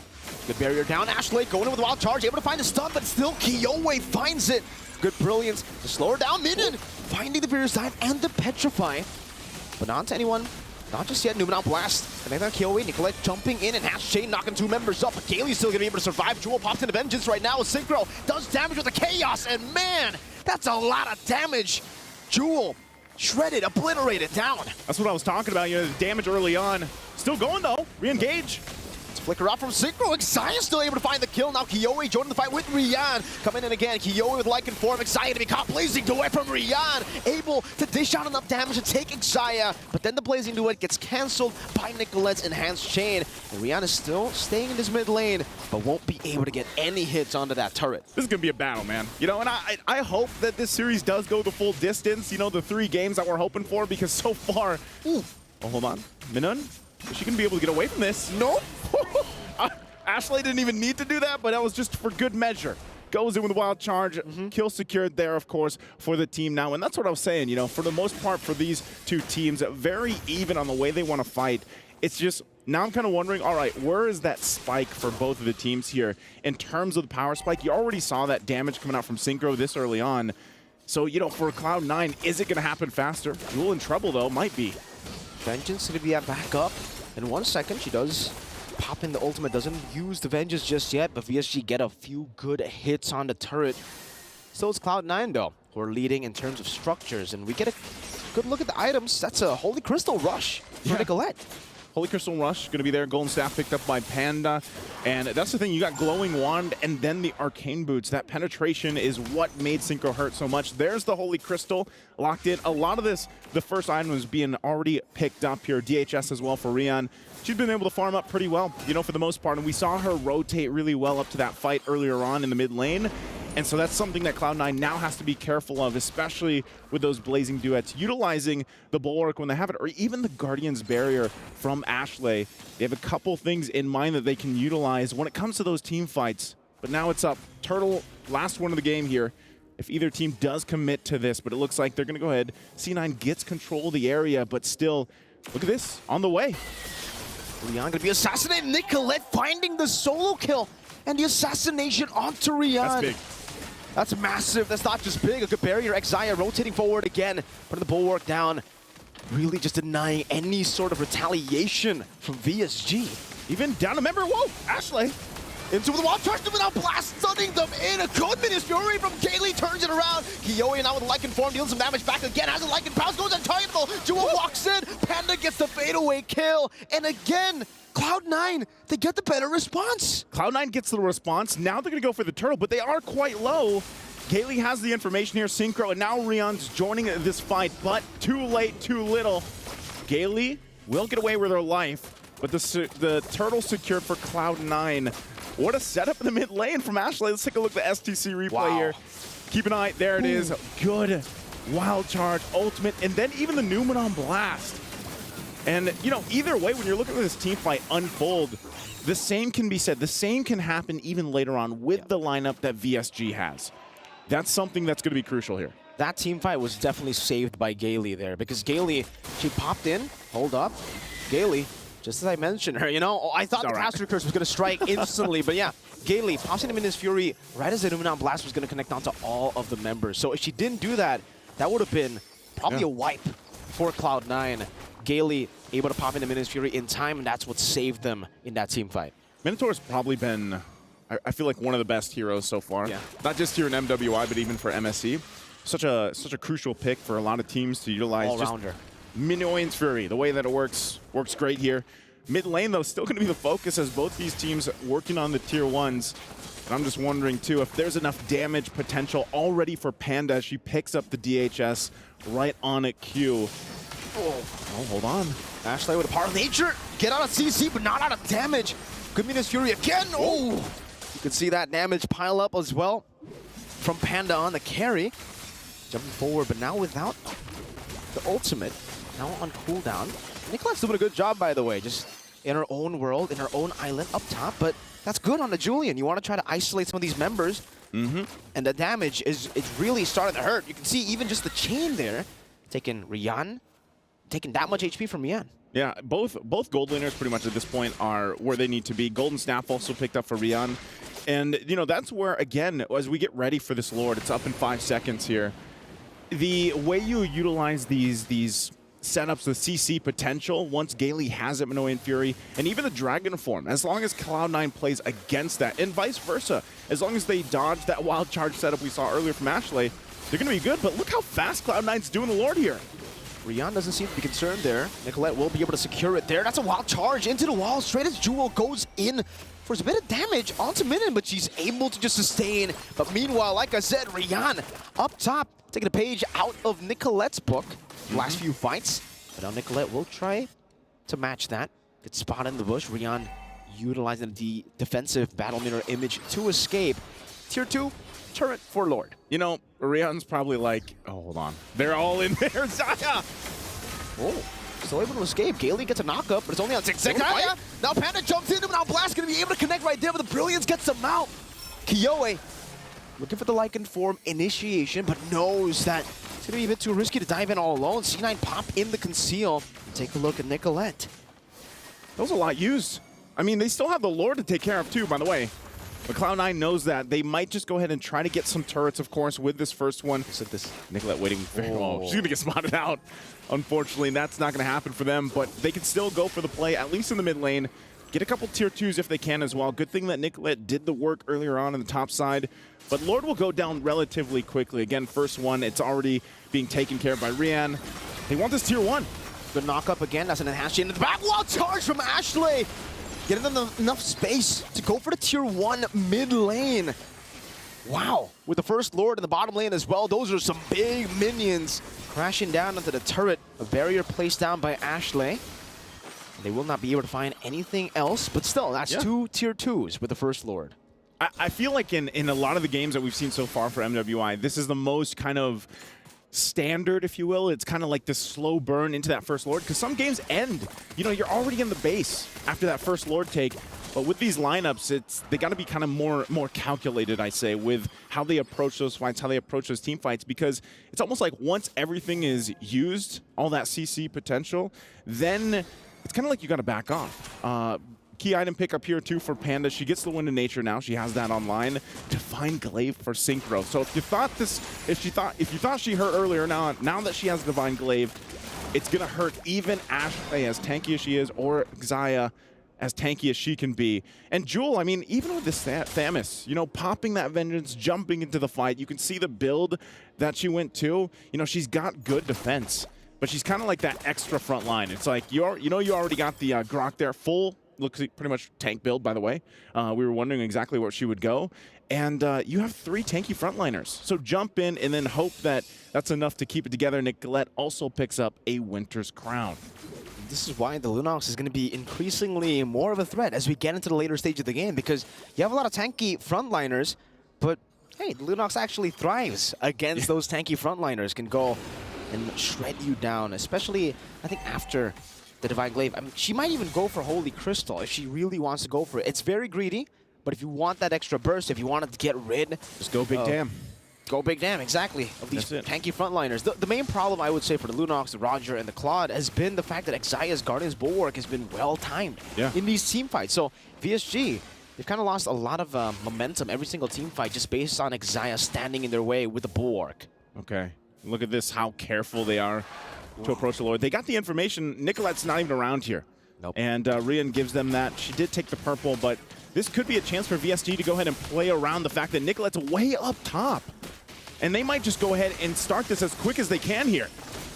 Let's go wild charge into the back line, finding two members right there as Rian is able to dodge away from them. Now Blast Gailey jumps in with a Miss Fury, but still, it's Synchro who finds the Lord. Rian with Blazing Duet now, but they're all going to be gunned down. Synchro very low, still able to survive as Minion will be the sacrificial lamb to get them out. Okay, they get the Lord though. They get the Lord off with them. That might buy him a little more time. Down two members though. Cloud9's going to go ahead and go for the tier 2, possibly knock on these base turrets. You know, so is that enough? Was that enough value? They're going to have to defend against this, though. Like and Pounds come down to collect very, very low. Synchro jumps with the Brilliance. Widow Crown just right there. Excited to be slain to the bottom side. Tier turret. X Panda now going 1v3, scratched away by the birthday girl. Kiyoe with a double, and they still have a Lord. Man, I was hoping Cloud9, you know, they would realize that they still had to deal with the Lord. But they go in, they try to get the turret. They do get the mid turret down, but at what cost? And now it's up to VSG. They're going to run it down mid here. Lord still on the top side. And still, members down from Cloud9 here. They got to wait, try to keep them at bay. It's Jewel and Ashley for now, but it might be too late here. How can they buy enough time? Two base turrets taking down. Jewel in the midst of it all, trying to tank it up. Doesn't have the vengeance. That's Gailey again to knock them up. You can hear the drums once again as VSG secure game 1. It's that victory song. You know, that's that birthday buff right there. And remember, man, like they watched that last Lord kind of dance or tango, so be it. But they knew Nicolette's up top. We can give this a go, grab it. They grabbed the Lord. They lost a couple members, and then it was like, no, guys, they're going to push it down mid. Let's just defend. We still have our key components to turn the tide, to turn that fight around.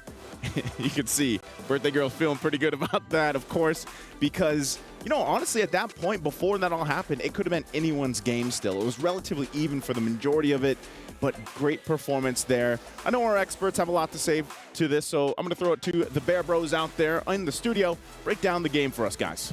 The Greens. We'll do our best because there was a lot of action in that one. As y'all mentioned, it is a back and forth. You could argue that there were some moments that really, it looked like C9 was going to take it. This was a beautiful initiation. And then there were times where you say VSG could take it because that Lunox pick is wow. Leo, we were both scratching our heads, but we're very excited to see how this draft would unfold in the game. Any thoughts that you want to mention or want to start off with? My last thoughts for the matchup was all aggression versus a wall. Now we see clearly the sword and the shield.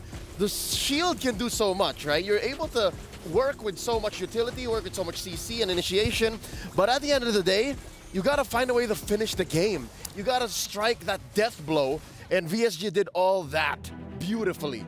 In under 16 minutes. I could have sworn it was like 14 something because that's where the turning point happened, right at their defense, right when C9 was about to open the gates. And I think it goes to show that so far here for this game number 1 hasn't disappointed. We're already seeing surprises. Lunox in the mid lane. Grok in the mid, paired up with Lolita in the roam. I can't believe this is where we are at right now in our meta game. I love the creativity shown off here. And one of the picks that I want to look more into for VSG is now this Lunox mid. What does a Lunox mid bring to the table up against that C9 composition that we saw? It's just pure, unadulterated damage. There's a little bit of a filter that you got to go through. I'm talking about the early to mid game. But as soon as that early game wherein Synchro felt how aggressive C9 can get, and again, mind you, she started the first 7-8 minutes with already 2 deaths. That was a well-earned power spike that she hit. Yeah, and I felt this, I don't know if you feel the same way, like going up against a Lunox, sometimes you don't even understand where the damage is coming from. Is it from the Brilliance? Is it when she's in the darkening mode already? So I feel like there were times for C9, understandably so, would leave the Lunox sort of like unchecked. Yes, early deaths, but in terms of the team fighting, it's hard to track the Lunox with so many things going on, especially with the Yuzong jumping on you. Yep, jumping with you. Yeah. To be honest, C9 did their best. C9 could have won that game, honestly. They could have gotten right then and there, maybe penetrated and took it slow, ended at, I'd say, ideally 18, 19 minutes. Because again, they did not get the Lord. They did win a trade, which was the product of a slow turn. Because if you'll remember, Nicolette was very late to the party, but they eventually did get like a 3 for 1 or 2 for 1. But yeah, just how smart VSG is when it comes to aggression and engaging with the tools that they have. Yes. That's what put them over the top. That's what allowed for Synchro to get out of that early game rut and to turn it around. We're seeing the reactions of the ladies on your screen right now. There was one there. It was that one I wanted to say. A very animated reaction by Rian over there at the end of the game. You can see a little bit of the worry, and then now for C9 just having to talk about how to recalibrate, because that fight in the end was a little bit of an overextend right in front of the base of VSG. That was the moment you were saying they could have ended it, or at least really controlled the game so that they'll be the ones to run away with it. PlayStation MVP. Wonder who it is, because VSG played like a well-oiled machine, but it is Synchro with that Lunox. That's right. A humble 5 KDA with 83% on kills, which is explained by the fact that in the early game, it was C9 running away with the small wins, right? I'm looking at the 7-minute, 30-second mark. Scores like 4-6.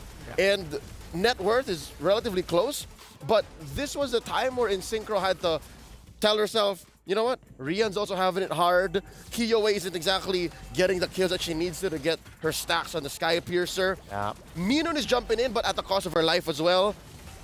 It's going to come down to this. It's on me, and it happened. Reptile, it happened. Where's the damage coming from? I see the blazing duet. I see Rian a little off. Yeah. But why are we all just melting? That's C9, by the way.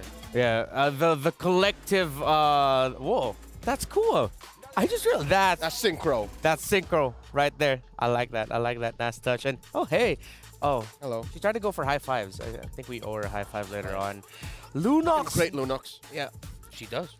Lunox now, though, then the question is it a one-off? Is it now something that we feel like can continue to show up for other teams here? What's the verdict? I'd say it's a VSG special.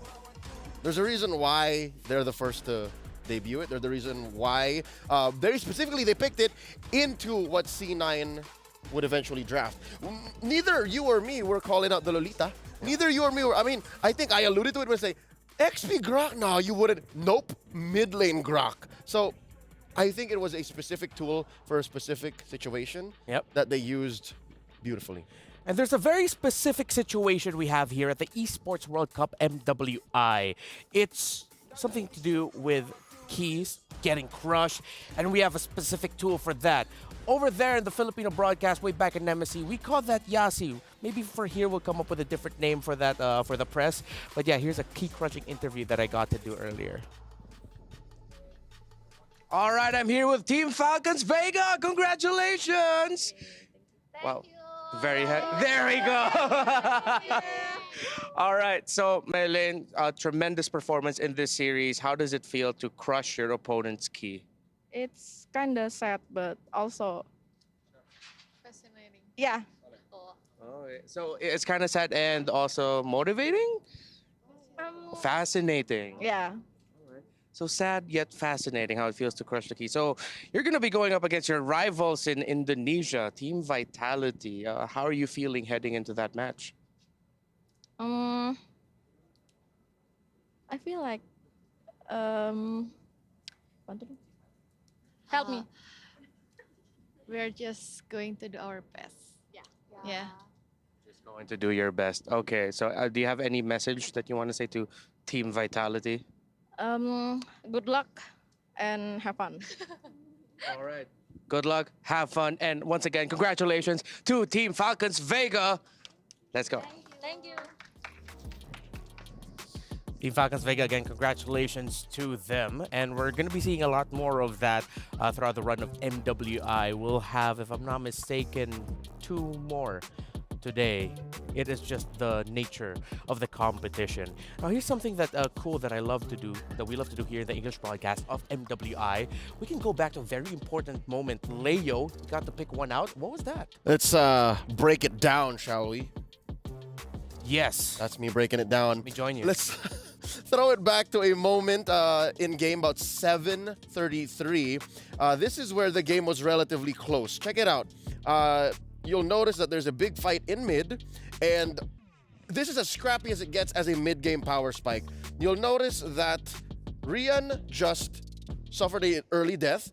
The aforementioned Synchro taking the 2 early deaths as well. So again, the narrative for VSG fans watching is this is difficult for us in the early game, right? And you'll see that trades are happening. Minun for Ashley. I think that's a trade that you would rather not take because Minun is a Yuzhong. Minun would like to keep fighting, and Ashley's willing to die alongside a roamer, X Zia.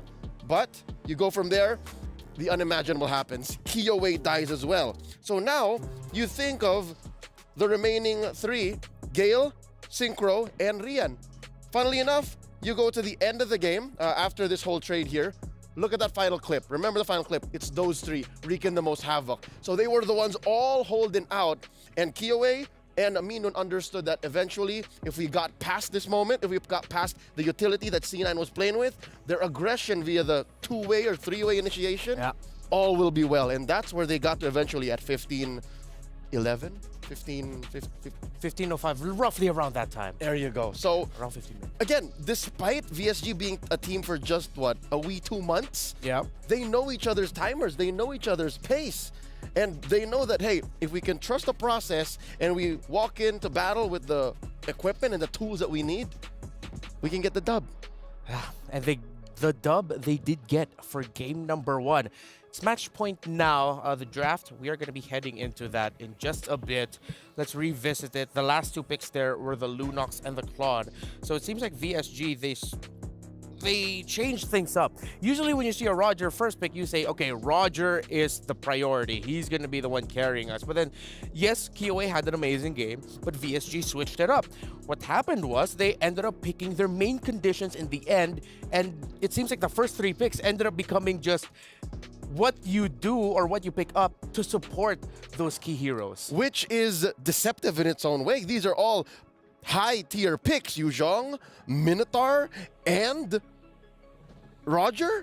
You started with what would seem like your cores, and then eventually, again, it's all on Synchro. She was the MVP, the PlayStation MVP. She was up in there, dual sensing everything, and she knew that, hey, I just need to keep my priorities straight, and eventually this lineup of a Lolita, a Tams, and a Grok will melt before my feet. Lolita Grok already hurts, but even the Tams is like, I feel like that's an official voice line. It could be right. That's me, because I used to play a lot of Tams when I was still an XP laner, and whenever there would be a pocket Lunox, that just came up at the last pick. Back in the day, how many years ago was that? About 2 or 3 now. So you're honest about that. Yeah, no, I it's in my past, my distant past. I am a jungler now. What hero? Bane. Let's see if that's going to show up in this draft here, because looking at these 2, I was thinking, I wonder what other picks we might be able to see. I thought, wait, the Bane could have slotted in here somewhere with these 2 teams. And you mentioned Sword and Shield, right? With VSG more of the Sword, C9 being more of the Shield. It makes sense because the last pick, that Lolita last pick for C9, literally was a shield. A bulwark, if you will. A bulwark. And it shifted the entire dynamic of the draft for C9. But now C9 will be on the blue side. The dynamics will shift yet again. Who all can we expect for the first pick now that Jushin and surprisingly Valentino blue side taken away? All right, given how much success C9 saw despite not getting the dub, I think they are on the same mindset. Midnight specifically is we attack Synchro.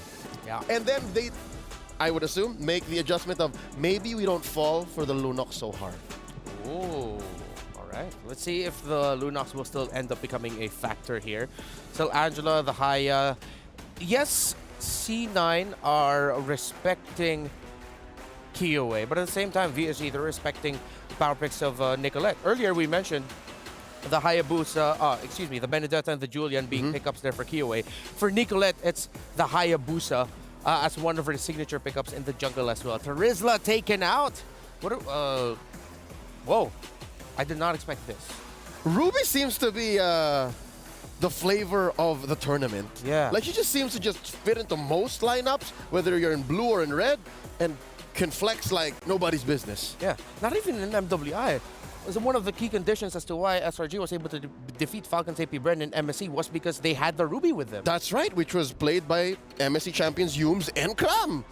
Very effectively. So here, you don't even know. You don't even know. Is it Jewel, Ruby, Jewel, or is it Exia? Or even, at this point, even Ashley. Like, Mid lane Ruby, or Ashley Rome Ruby. At this point, it's one or the other. One or the other. Again, it's like Prime Haji VYs. You know what I mean? Yeah, I get you. It's just whatever. Yeah. And that's a strength in its own right. Yeah.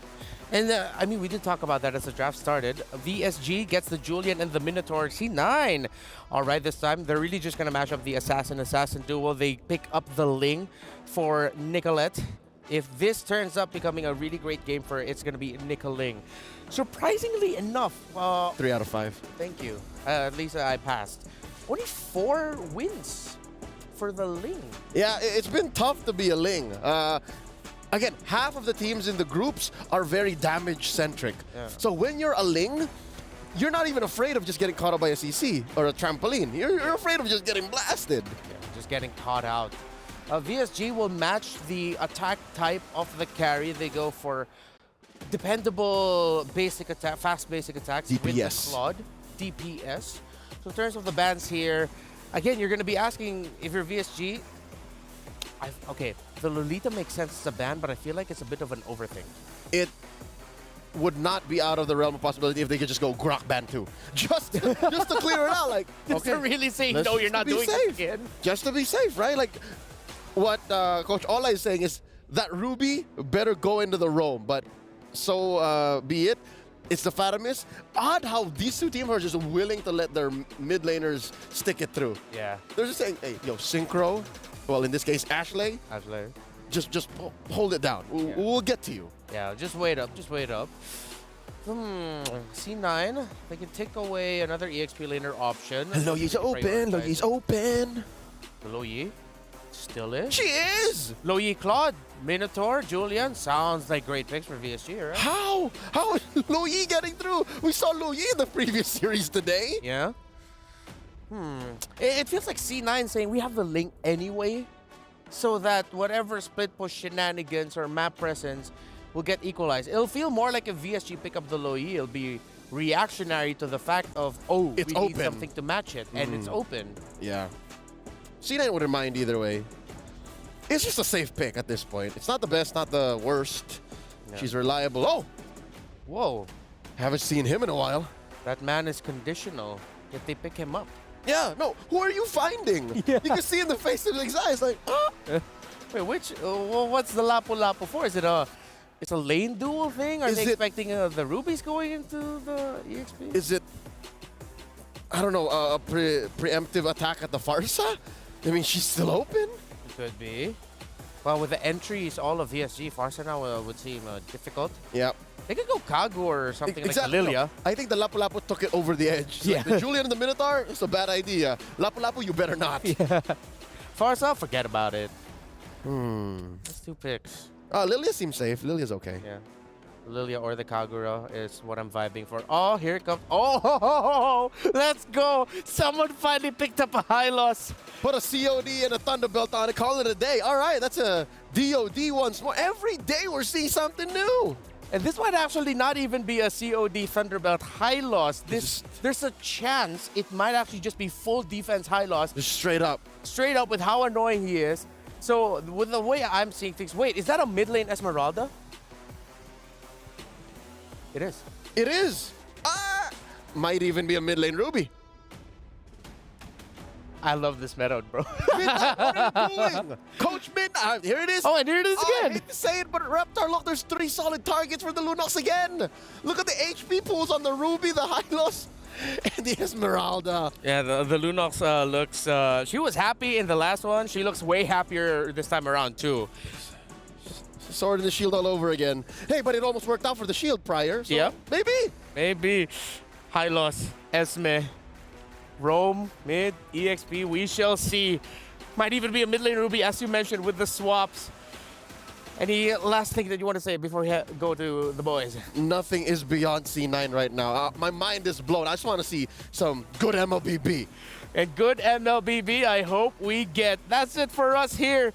Casters, guys, what's going on? What y'all thinking? Wow, I'm thinking we're getting some good MLBB. How about you? You like the high-lows pick? I like the high-lows pick. I've been a fan of the horse. The horse. That's it? That's where That's it. I've been watching a lot of White Horse recently. Okay, I thought you were going to say, yeah. All right. Well, I thought there was more to the horse, but you know what? Let's jump into the game here once again. It's a best-of-3 spot for the semifinals for both these teams. Cloud9, after what happened in Game 1, they bring a very fun lineup, I'd say, with this, especially the fact that you have another debut hero pick with Xayah here on this high-lows pick. Oh, good early poke, too. I mean, they're going to have that. And, of course, too, with Ashley here on this Ruby. A Ruby, typically, we don't see in the mid lane too often, but this is just that dynamic, you know, that C9 has brought to the table for MWI. And the pressure here, though. Okay. Careful. All right, she's fine. But I think one thing, too, you have to respect this damage from this Julian. I mean, Killway's also running the Warcry emblem. And, you know, Julian already does quite a bit of damage alone. You pack in some extra percentage. Again, the knockup. Oh, the damage coming from Synchro. They might actually be going for this. She has the flicker. Decides, nah, not yet. Nicolette on the Ling, though. Trying to go for the invades already. Already ahead of Kiyoi, actually. Just in the first minute, but Kiyoi will be able to just pick up level 4 as well. But yeah, man, like Leo said, now the Lunox gets a lot of value. Same goes for game number 1, right? The Esmeralda, the Ruby, and the Hylos. I guess now Xayah has a Vengeance, so there's another way to actually turn the damage back around. In game 1, it was the Bulwark. Now it's the Vengeance. Yeah, and look at this. I mean, even the placements that we see from VSG, the way that they also calculated things in the previous game, very impressive. Again, you know, for a lot of people, they might not know this, but they actually boot camped, I believe it was in Bali, like a week before the tournament. And it shows them, you know, that experience that they gained, however long that was for that week, whatever they managed to do is showing here in the tournament for MWI. And, you know, with the way that they're rotating, even with this lineup, I think, yeah, it's crucial. Oh, Jewel.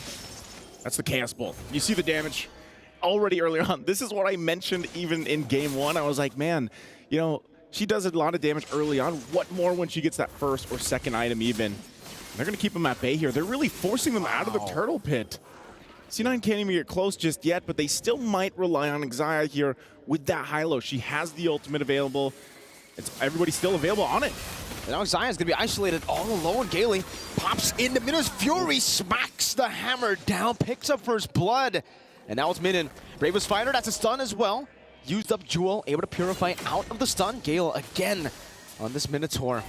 Just disengaging, but VSG are really just capitalizing on the fundamentals that Cloud9 want to play with. They always position to turtle, and now they get punished. They get punished for even walking up to the bushes near the river. Yeah, it's almost like, I don't know, hold on, Jewel, is she gonna be okay from this? I don't think so, man. Just a few more blades, one last shot should do it. She gets the shielding, but look at the tank in the jungle, the turrets, Kiyoi diving in, enhanced chain. That's the elephant to take Jewel down. It is, and they're trying to make a play here on the bottom side. Not gonna happen, but, you know, going back to it, it's like, you know, you wanna see how are you going to utilize the high-lows pick? You want to kind of, I would say almost better for this lineup to just drop that pathway down earlier, the Glorious Pathway, and let it, you know, you get that speed boost or that reduced movement speed that you can work with, plus that heal, even the Vengeance. So they're going to force Rian out of here. She actually decides to go for the Battle Member image in front of the Blazing Duet too. That's the fadeaway, jumps back towards the BMI. And Gale's right there to get the motivation roar. Well played. Good timing. Well played. Yeah, you're right. For VSG, able to make that move, and they're really good. This is what I was talking about earlier, man. The way that they rotate around the map and that they're there for those moments, those timings. VSG has that seemingly really good timing already. For Cloud9, it feels like they're still really trying to make this lineup that work, and now you already see VSG. Hold on. Good chain into the chaos. Xayah trying to run away with the Glorious Pathway. That's an Imopedic connecting on the two members, bringing them back under the turret. But Minin zoning Nicolette away with the Bravest Fighter. Kyoe on the purple buff. Jewel trying to look for an opening here. Nicolette going to be zoned again. Ashley, no, I'm offended. That's a Minus Fury connecting there, but the Tempest of Blades will be used up. Nicolette still isn't able to find the purple buff. It was Kyoe, and she finds a kill on top of it all. This is what's tough, man. You get to a point if you're C9 to be like, all right, things are falling apart in the early game for us, and now our resource, our most valuable resource, mind you, for Nicolette is going to be focused on, put the pressure there, and you lose bodies for it. It's too expensive. Nice. It's too much to handle because with this kind of lineup, and especially having a Ling there, I mean, we saw the win percentage in the draft. It's not too good. And 25%. 25%, another objective is going to get taken. So, and there's a reason. Oh, no. Oh, hold on. Again, oh, the immobilization with the chain, the enhanced scythe, and then again, the roamer that's been killing. Where can they make a play for C9? Where can they find their own moment here? Because right now, that's what I was saying, you know, you just get to a point where you're so far behind, and it's tough to find your winning condition at this point. Even early on already, Brilliant's going to be used under the turret, forcing them back. So VSG is just trying to brute force themselves even for these tier 1 turrets. And at this point, you kind of have to think, all right, for C9, what do we do? How do we get back in this game? Because obviously we have lost the early game. And at the same time, we have to protect this purple buff. And that's why you see VSG playing around that. You know, they see this wound and they continue pressing on it because that's all you have to do for VSG to delay it even further because eventually Cloud9 can farm up, but Xayah, there's Pathway with Vengeance used up. They're trying to bait out as many resources as possible. Synchro dealing a lot of damage already, and Ashley already used the I'm Offended. Now Panda goes for a trade up top, but might be cut off. Minin has the Bravest Fighter. Doesn't decide to use it. Panda, good positioning back again after getting that turret. All right, 3,000-ish gold is not anything too crazy. As long as Cloud9 doesn't lose any, you know, bodies here from this point on, they can farm up at least for Panda. She can do what she needs to do because you've only got that Berserker's Fury here for Nicolette. Panda has the Corrosive Scythe working on her next. War Axe there for Ashley. And that's the thing, man. It's just like itemization-wise, firepower-wise, it's not going to be there for a while. Even with the lineup that they already had, it wasn't going to be the case unless Nicolette had a great start, which is why we see these assassin junglers, you know, play their part so well if they get that early lead. Look at this, Nicolette going to be forced even just to fight for these regular camps for her. And a lot of the times, too, now that you have Gailey picking up the Flask of the Oasis, it's even harder to get through that sustainability, to get through that motivational roar, healing, and this is just going to be another turtle taken here. The Chaos now, I mean, at this point, all the neutral objectives are just getting taken out so quick. So fast. The Julian in itself, you know, you can clear really fast with the Enhanced Scythe. On top of that, you have Synchro. Enhanced Chain going to be used up onto Ashley there. Minus Fury again. Gailey finding 3. Even the Vengeance is not going to be enough. Now it's going to be Minden with a Bravest Fighter to the back line. Finding Panda with the last swing. And now it's Rian. Gunning Jewel down. Running away real quick with the last skill one gets her. The act of thievery stealing away the lives of Cloud9. I'll take that stack. I'll take that kill. And they take everything in that exchange. VSG. I think at this point, they all have the birthday buff, man. They're playing this game so well, so it's our perfectly. Birthday. It's our birthday at this point. And, you know, when you're looking at this kind of, again, they're just planting themselves in the jungle here for Cloud9. No. What can you do? What more can you do aside from just look and have everything taken in front of your eyes? Panda does get a golden staff, but again, every time that this happens, you're looking at adding an extra minute to getting that playback potential from C9 now. Oh, hold on. Oh. Nicolette? Wait. Oh, gotta be careful. She walked into Dexter there. Oh, that looked close. Gailey, though, rotating over. Pinch poised by Nicolette. No one there to catch her, so it's a good assassination up top onto Rihanna as she gets out. It looked close. It looked really scary. She walked over to Dexter, but it's all good. They get something on the board, finally. At least they get on the board. Good shot of what's at stake there, right? The close-up of the keys that have been crushed already, man. For MWI. Cameraman doing work there. But, you know, that's the thing, man. When you look at it, Cloud9, they did make a comeback in their tiebreaker yesterday. Now, can they do that here? Is that something that's possible in this game with this lineup? You have to start thinking about if they get to that mid-game, late-game transition and they get to the late game, what is this lineup going to be able to do for them? I think even yet, they should just give up the first Lord. They really shouldn't contest it because they're just not in position to go toe-to-toe yet. I mean, even look at the level gaps across the lanes here. You know, at that point, too, you have to be very crucial. I mean, Jules only level 8 to Minun's at level 11. And even with an Esmeralda, you're not going to really be able to be up front like you hope. So it's up to VSG. They might even just try to bait this out. You know, for C9 to have some form of confidence to see if they can turn things around. But honestly, for C9, they need to buy as much time as possible. Wait for that moment. Nicolette? Another one going with the blazing duet now. Rian able to get the solo this time around.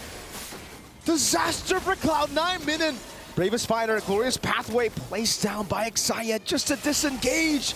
The assassin lost in a 1v1. That's not good. Yep, Nicolette going down there, especially against the gold laner from VSG, is just going to resort to a Lord secured, an objective secured. You know, again, she's really just trying to do what she can. That's you can't count out the fact that Nicolette at this point, especially because she hasn't had a purple buff in a while, she's not going to have the next one either. She's just trying to push the side lanes, trying to get something because otherwise they're forced to get nothing.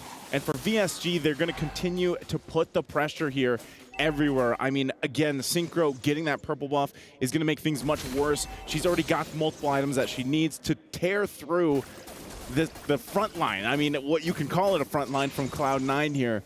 And as they get ready, Lord, it's down on the bottom side. They're going to keep Nicolette there, but VSG eyes set here on these other lanes, especially in the mid.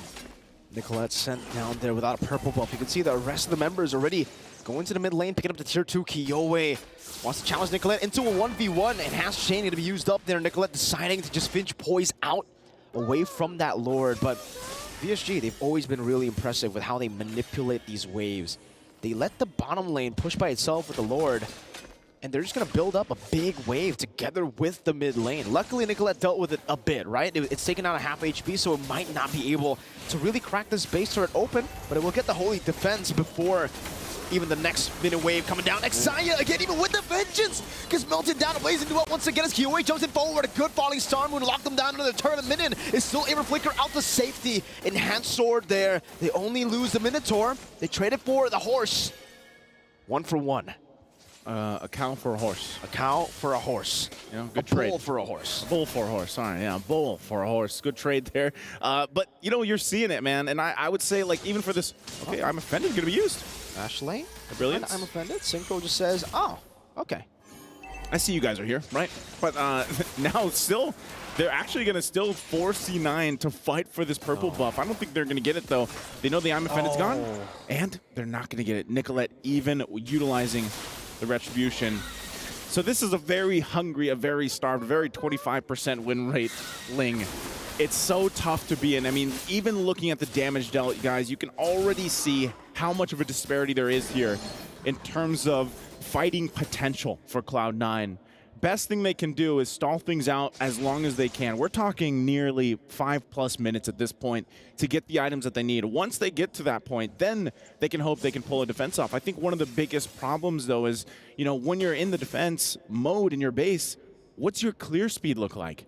It's not that great. No. You don't have that traditional mage in the mid lane to help clear things out, especially with your marksman. And, you know, you have, it's all about time. It's all about being able to clear things out. You got to carry, but, you know, you're there to shred a little bit. You know, the best thing you can do is shred down some of the minions. Well, let's see. Cloud9 already posturing up. Trying to go for perhaps just the pick off here. Whoever wants to try to 1v1 Nicolette, maybe it's not going to be a 1v1 this time, right? Now with a Ruby down below.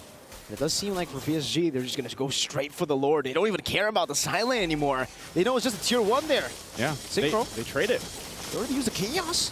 Minun jumps in with the bravest fighter. They're going to be able to rush it down. Kiyoi fighting. Nicolette still jumping in. Minun's Fury connecting on the 2. Panda knocked up and obliterated again by Rian with the blazing duet. 2 for 0. An enhanced Lord. 13 minutes in. It's looking blink. Oh. Yeah, it's grim here at this point. The STC replay, you saw they were off timing on this. They wanted to push that in the bottom lane, the tier 1, but yeah, VSG doesn't care. They would rather get the Lord, and you know, you were almost thinking, all right, maybe Nicolette could get there in time to try to do some miraculous steal with the retribution, but they were just too late by a second or two. And taking a look even at the items, once again, look at the difference in gold here across the lanes. Oh no. Even for that, Nicolette, she's gonna get chased down. Doesn't have a purple buff too, so they might just leave her to it, but they still have a Lord down in the bottom side. Oh, Minun knows. She's gonna go ahead and stop Nicolette. Orange buff still there too, but she's gotta get back to the base here. She's gotta help the team defend this. She is there in time, but now will they be able to even hold on to the base? Rion going to be engaged upon now with Wind of Nature, able to survive just a bit. Nicolette with an amazing assassination as Panda deals with the bottom lane. Xayah pops in the pathway. Synchro baited out there. The Chaos. Good stun over the Jewel, so able to survive under the turret. They're able to defend, but they lose a base turret. Now another one in the mid lane with the Brilliance going to be used up. Again, Panda still able to evade. Now I'm offended. Brilliant Synchro all the way back for Panda to free hit. It's going to be Jewel in the midst of it all. Caught by the enhanced chain slash again. Picking up a killing spree. Kiowe, the birthday girl walking forward. Another chain. That's a double. Looking for a triple right now as Xayah tries to soak in enough damage. Another chain with the elephant coming up. But the Temple of the Blade saves her. I'm offended, bringing her back once again. Winter Crown going to be used up by Kiowe. Now another chain used up again. But finally, Nicolette finds a shutdown. Looking for a double kill herself. Goes over to the Bion Blade. Goes to the Finch Poise. Up top she goes to clear the wave. But look at the bottom wave. Minun on the base, trying to go for the crash down. Xayah going to be knocked out, forced to use the Vengeance now, and that's a fadeaway kill from Minun. It's just 1 versus 2. Nicolette versus Minun and Kaylee, and she is able to delay for a bit. Is it enough time though? I mean, Jewel is up, but now Rion's here for the fight. Are they still going to put the pressure on the base? It's going to be tough. Again, Temple of the Blades used up, and the Miss Fury won't be dodged away from. Blazing Duet, the fadeaway shots now as Panda pops over to Nature, comes back in with the light wheels, but it's not going to be enough. Panda's going to be slain. That's a triple. Ashley trying to save the game, finding 2. That's 1 more member. Minun on the base. The Minun Wave's still there. Play the victory song. VSG has done it again. 1 hit, 1 minion left there. But VSG, they don't care. They'll go in together. It's their birthday, and it's their victory. Again, great try there. Great effort for that defense from C9. But it was just too much to get the grounds back. They were too far behind in too many places, and VSG knew how to punish them. Again, tough as competition is. Someone's got to go home. Someone's got to be the loser, and today, it's C9, but they made it here to this point. They made it to this playoff. They made it to the knockouts. A lot there, I'm sure, to talk about. But, man, the lineup that they had, it was experimental in a way, you know, to bring that to the table here. And it just, unfortunately for them, it didn't work out. Now Cloud9 have been eliminated out of MWI 2024, the Esports World Cup. The run ends here in the knockout stages. Expected Cloud9 to get out of groups in MSC. Unfortunately, that did not happen, and now they did. They did it here. But unfortunately, day 1 of the knockouts, they have to swallow a bitter pill. Yep. Like it's another threat from the West. VSG victory song ringing today. Again, I can't wait to hear what they have to say, because that's going to be it for us here on the desk. We're going to throw it over to the stage to hear from them. Hosts, take it away. Thank you so much, guys. And in true dominant fashion, once more, we have Victory Song Gamers taking the 3rd series right here off the knockout stage. Now, we have Synchro right here beside us. Now, question to Synchro is she has selected Lunox twice. And this is a not so meta pick right now. So is Lunox a Synchro special, or tell us about it?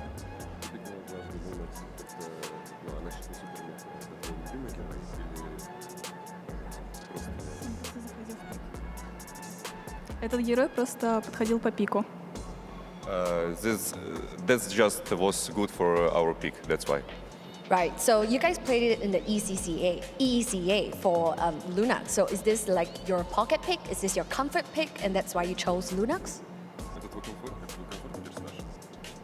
Yes, that's why.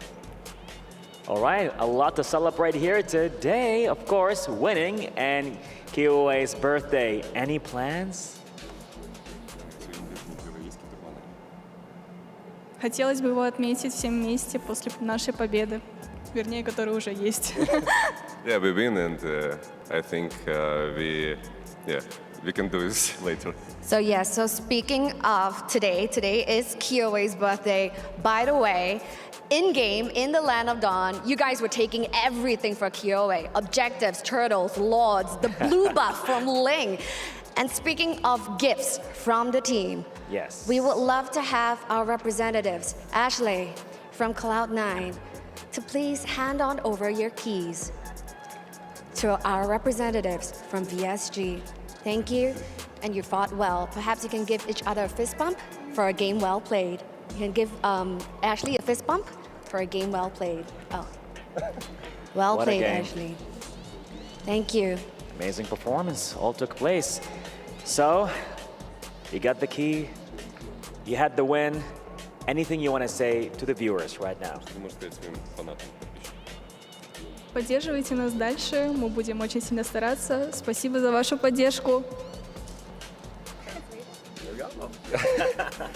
Yeah, my followers, thank you for everyone.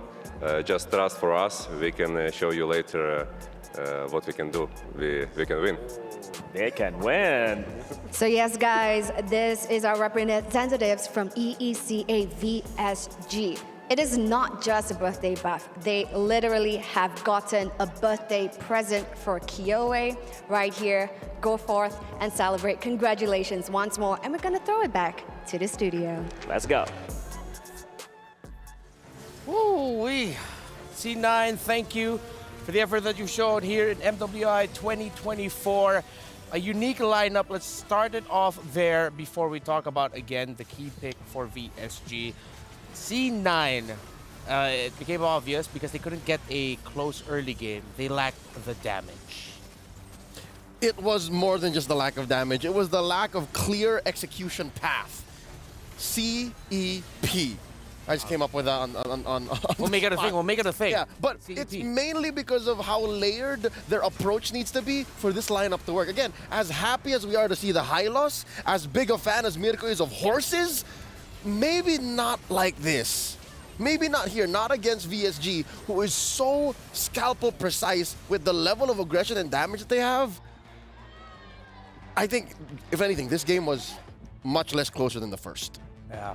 And we also got to see there one member of VSG that I want to highlight. It's not the key pick I had in mind, but it worked out really well. Gailey just getting her Minotaur back.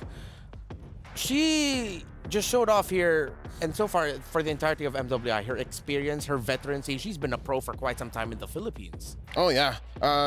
Gailey on the Minotaur is just as good as peanut butter and jelly. And, of Pretty course, a walk in a sunny day. It's just perfect. It just fits. Everything that VSG needs to do comes at the flick of a wrist or a press of a button for her. You want CC? Minoan and Fury. You want to heal? Motivation or everything comes quick. Yeah, and because of that, now here is our updated tournament bracket. In the semifinals, in the bracket above, you're going to be seeing the classic Indonesian mashup of Vitality versus Falcons Vega, while C9, them out of VSG, is now waiting for their opponents. A lot of uniqueness in that series. Before we go off, though, I kind of want to hear what any other things that our casters want to say. So maybe with the picks, the heroes, how are you guys doing? You guys look handsome, all of that. What's on your mind? Joseph, Frederick. Well, you know, I don't know. I guess we were surprised, too, with some of the picks, obviously, that came through. The Hylos didn't work out, I feel like, the way that C9 wanted to, but good effort, I would say. You know, they made it to knockouts, and happy to see them at least get this far. Yeah, I mean, it was still a good run by them. I am a fan of the horse, but I agree with Leo. I think there's a time and a place for the horse, and unfortunately, this time, that glorious pathway wasn't too glorious. The Julian was, though. The Julian was Me inside? glorious. Yeah, you know. Well, I don't know. I think either way, when you look at that lineup, it was like Nicolette couldn't do anything, too. I mean, how many times? I don't know if you guys were surprised, by the way, the 25% win rate on a Ling. Like, what's going on with Ling right now? Completely different to MSC, where Ling was like prio and also finding a whole lot of success. But it's also great responses, I would say, like, even with the Claude to cancel out the assassination from Nicolette on that Ling. Yeah, I mean, good try, though, of course, to C9, and congratulations to VSG. Thank you so much, gentlemen. That's Frederick, and that's Joseph, that's Mirko, and that's Naisu. All right. Thanks they're for clearing cool it with out. They laughed. They laughed. All right. I was scared to drop that. So here right now we have a very special guest. VSG won the game. So who else are we gonna interview? None other than the birthday girl herself. Welcome to the stage here, Kiowe. Congratulations and happy birthday. First off, how are you feeling? Happy? Like, walk us through what's going on through your mind right now that you won and it's also your special day.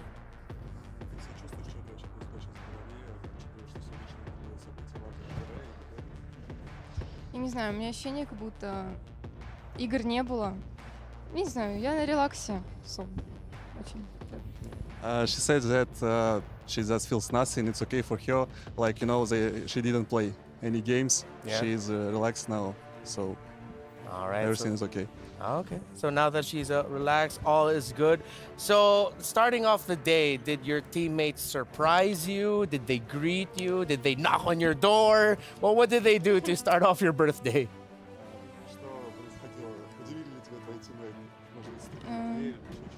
Меня поздравили с утра все мои тиммейты и коуч, и подарили подарочки милые, так что, да, всё.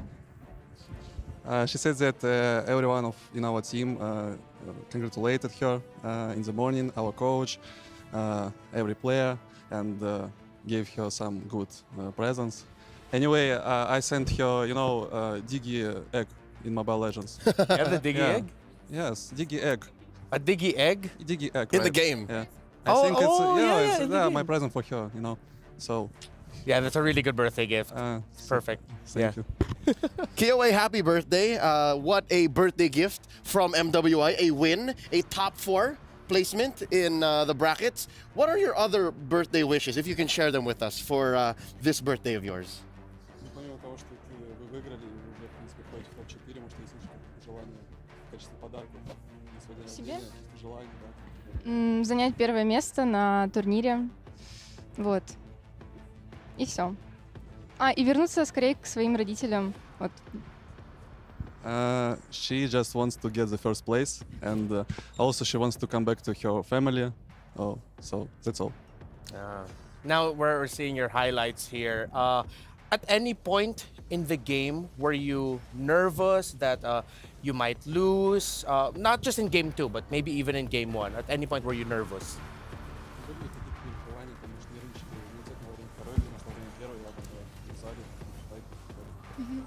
В первой игре мне очень захотелось пить, и мне пришлось просто в АФК встать, чтобы попить воды, потому что я немного переживала за то, как нам камбэкать игру, потому что у нас произошла немного дискоммуникация в команде, и, короче, очень сложный был камбэк. She said that at first map she wanted to drink a lot, and she had to stay AFK to drink to get the water, you know. Yeah. And also they had some problems with communication at first map, some missed calls, and she said that it was difficult to come back, but we see now that it's okay. Yeah, it worked out But very it was difficult, yeah. Oh, but it was difficult in that first game. Yeah, right. Kiowe, I want you to be able to appreciate and enjoy your win here, but tomorrow you might be facing one of 2 opponents, that being Omega Empress or GGHG, Gadmin Gladiators Homegirls. Which of these 2 would you like to face off and why? Это я поняла, что он спросил конкретно. Я бы хотела встретиться с Омега. Oh, Omega. Want to face off against Omega. All right. Hopefully we get to see that matchup for you, and that will wrap up our interview and time with you here today. Congratulations to VSG. Once again, happy birthday, Kiowe. Spasiba. Thank you so much. Spasiba.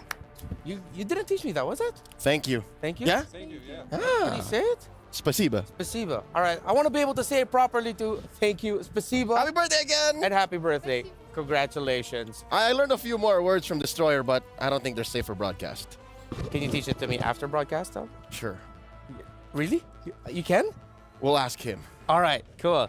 So, now, let's see what we got up next. I think, do we have our MVP? Is it your time to shine here, Leia, with the thing here? Oh, I have quite the play, honestly. You have quite the play? All right. Quite the play. I think we'll go with that. Let's go with that. All right. So, we started off the analysis with the what was that? The CPE, the clear path for execution. Check this clip out, right?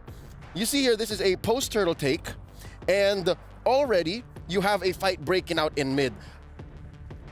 Mind you, the gold gap of 3,000 gold at 7.5 minutes. This is 0 and 5 too. This is significant. And then you see this, the first sign of, I don't want to say weakness, but we'll call it that now, from X dropping the path onto the retreat for her team. So they're going backwards already, right? That said, we'll play it out, and even underneath their tier 1, C9 knows that this is a losing fight. Hence why, all the more, VSG pulls out all the stops, all of the ults, everything. Even in the back line, you see Rian has her exit path ready. And we continue. And it ends up in a free 3 for VSG. That's only because not the gold lead, not because of the point of entry, but because of how clear and easy it is for VSG to pick the fights. Again, you have the Minoan Fury, as previously mentioned. Instant knock up slow. You have Kiyoi just needs to cast a spell 1, 2, and then she has enhanced everything. And then of course Minun, which by the way we questioned why the Lapu Lapu came in so quick, but all she needs to do is Bravest Fighter in, flicker through, and already you're dispersing all of C9, which C9 does not like. C9 actually wants all of y'all to be under that path. Yeah. C9 wants you to go into the path, have Panda get free hits, and then have Nicolette clean up. You see how you have to get 2 or 3 things correct before you even engage? That's their lack of clear path to execution, the CPE. A little bit of a difficult lineup to utilize there for C9. I feel like in an alternate universe, that definitely could have worked. I see where they were getting at, but it was just way too difficult to pull off against the lineup that VSG showed up. Our PlayStation MVP of the game showed off some really great performances all throughout this game, and it is that Lapu Lapu pickup, the one that we questioned. Minun, I will never question you again. 12 on the KDA. I owe you an apology. I didn't know your game. I didn't know your game.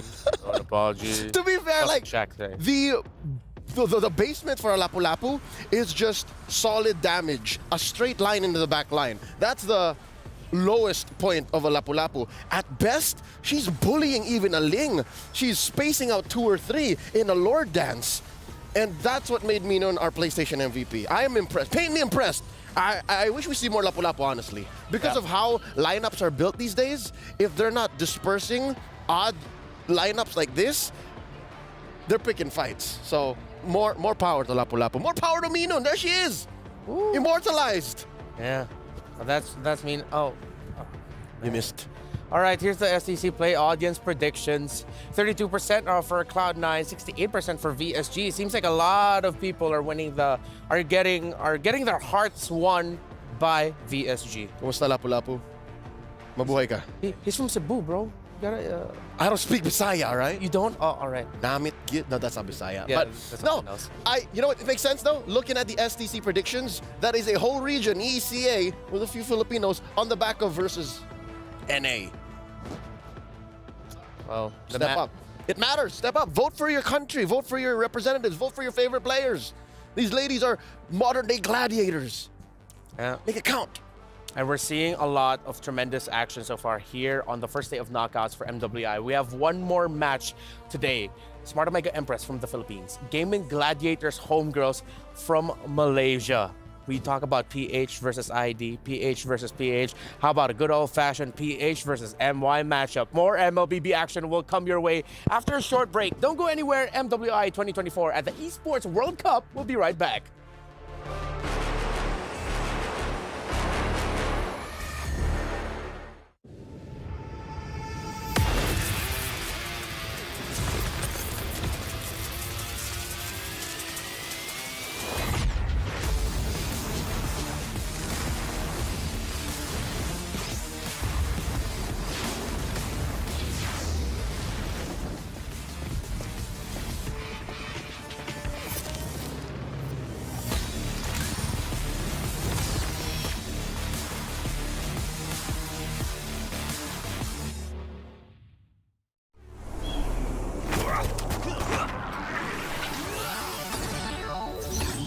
Ready, set, go.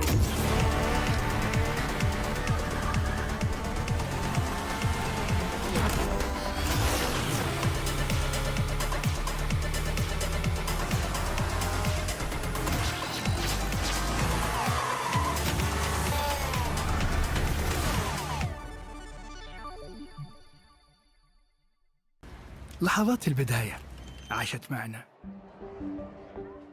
كنا نحسبها وقت للتسلية بس. نحسبها بس ذكريات. عبود أعطي أختك اليد يا ولد. ابتكرنا فيها ابتكارات، وإذا بغينا قلبناها خرافات.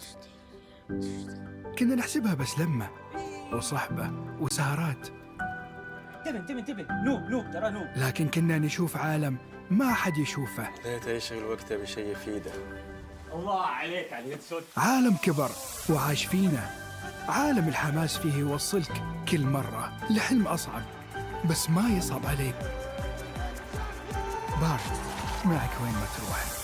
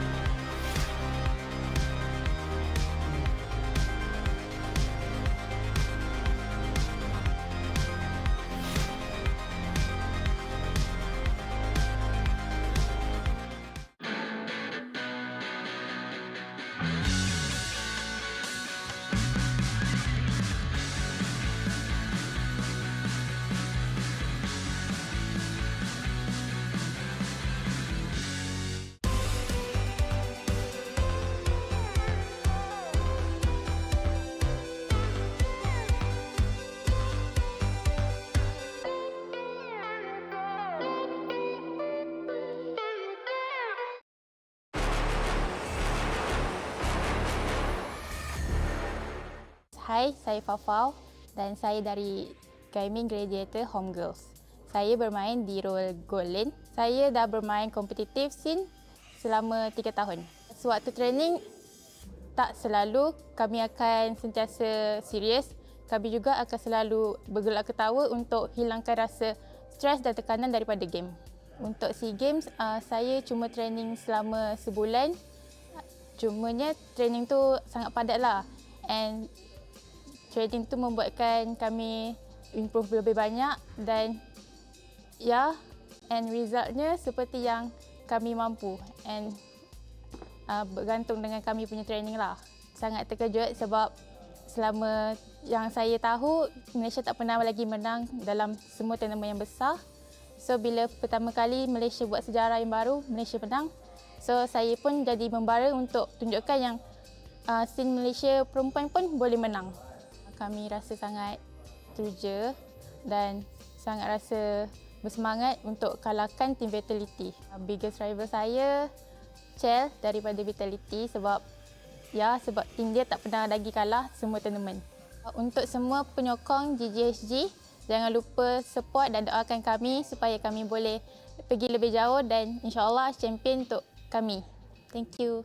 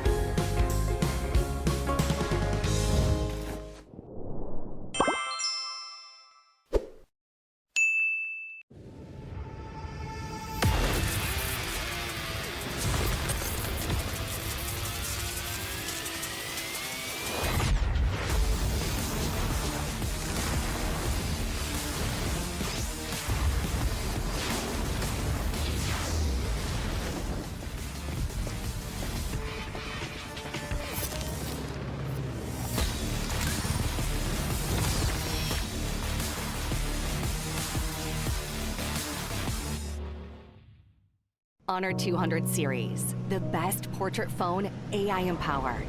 Studio level, AI portrait camera, 3 hardcore portrait modes.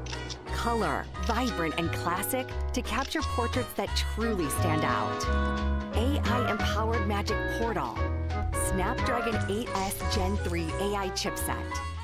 5,200 milliampere per hours silicon carbon battery. 100 watt. Honor Supercharge. This is Honor 200 series. You ever wondered how a Hollywood movie is shot? On a Sony. You review it on a Sony. And how do you make that sound epic? You record it on a Sony. Lunch break on a Sony. So why wouldn't you watch it on a Bravia by Sony? Have you got what it takes to get to the top?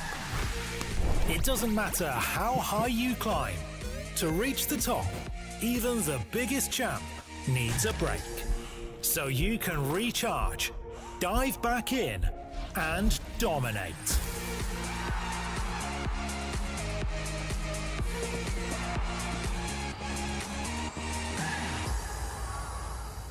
Have a break. Have a Kit Kat.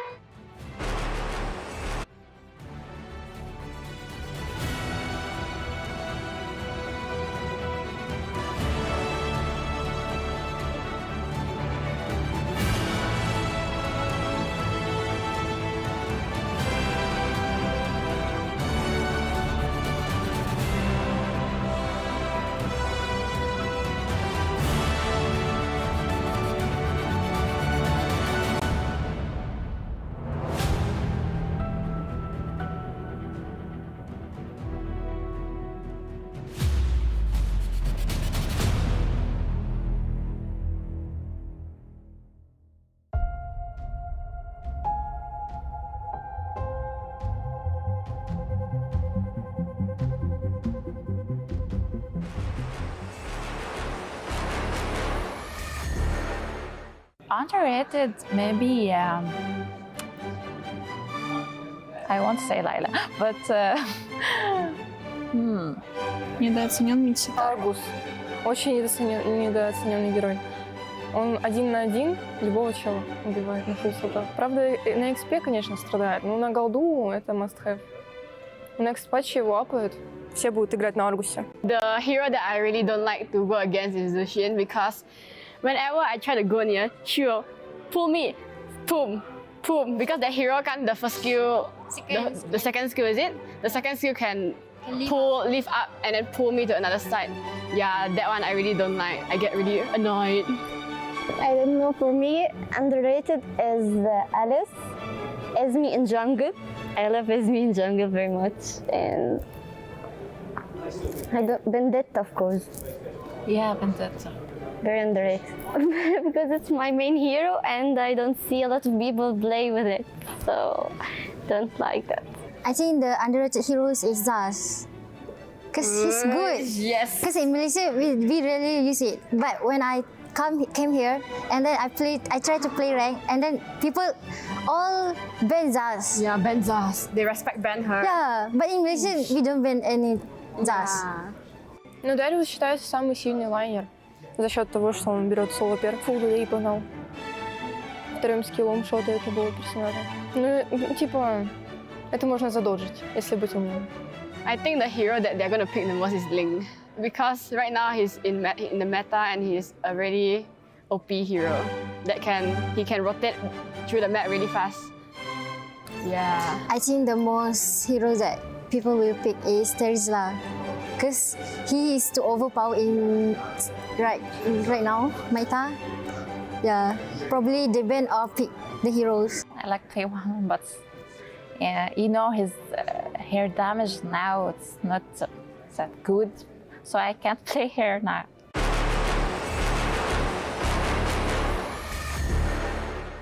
There was an event where they show us the hours that we played, and I think I has more than 4,000 hours. 4 года и 451 звезда. This month, July, right? We started training. We trained from 11 a.m. to 12 p.m. 12 a.m. Это я не играю на ранг. My rank is mythic glory. Мифический бессмертный. Highest immortal. Immortal too. Mythic honor, because like we're training heroes. Then we lose, it's okay. We're just training. Usually, if I don't have classes, I usually play at night only. Usually after studying or something, we decided what hour we should play, and then we play.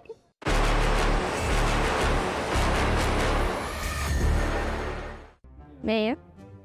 On the first day. Mia. That Xavier's ulti. No, that's Mia's Oh, Mia. skill. Second skill. It's an item. The blood wings. Blood wings. Это крылья королевы. Blood wings. Крылья королевы. Крылья королевы. Blood wings. Yes, blood wings. Atlas second skill or first skill? First? Lalo second skill. Atlas. It's второй скилл Атласа. Второй скилл Атласа, да. What is this? Atlas ultimate. Even I don't know. I'm a wrong one. I don't know. I go with. Yeah, but we forgot the name. Paquito. First Paquito. I think first Paquito. Maybe. Because. Ой, это Paquito. Второй скилл усиленный. Paquito. Paquito third skill. And the item that gives HP, I don't remember its name. But it's half immortality. Ой, это пояс, да. Защитный пояс. Защитный пояс. Arizbell. Oh. It's the new emblem. But I can't remember his name. Temporal region. Yeah. Это перк. Какой-то перк. Кубик. Quantum charge. No. No, this is the new talent. But I don't know what's the name of it. Florian. What about Florian Bessep? Yeah, это Флорин? Пассивка Флорин. Yes. Пассивка Флорин. Oh my goodness. Florin is burst is Fury. Brisker Fury? Yeah, Brisker. Криты. Берсерк. Я берсерка. Bazooka Fury.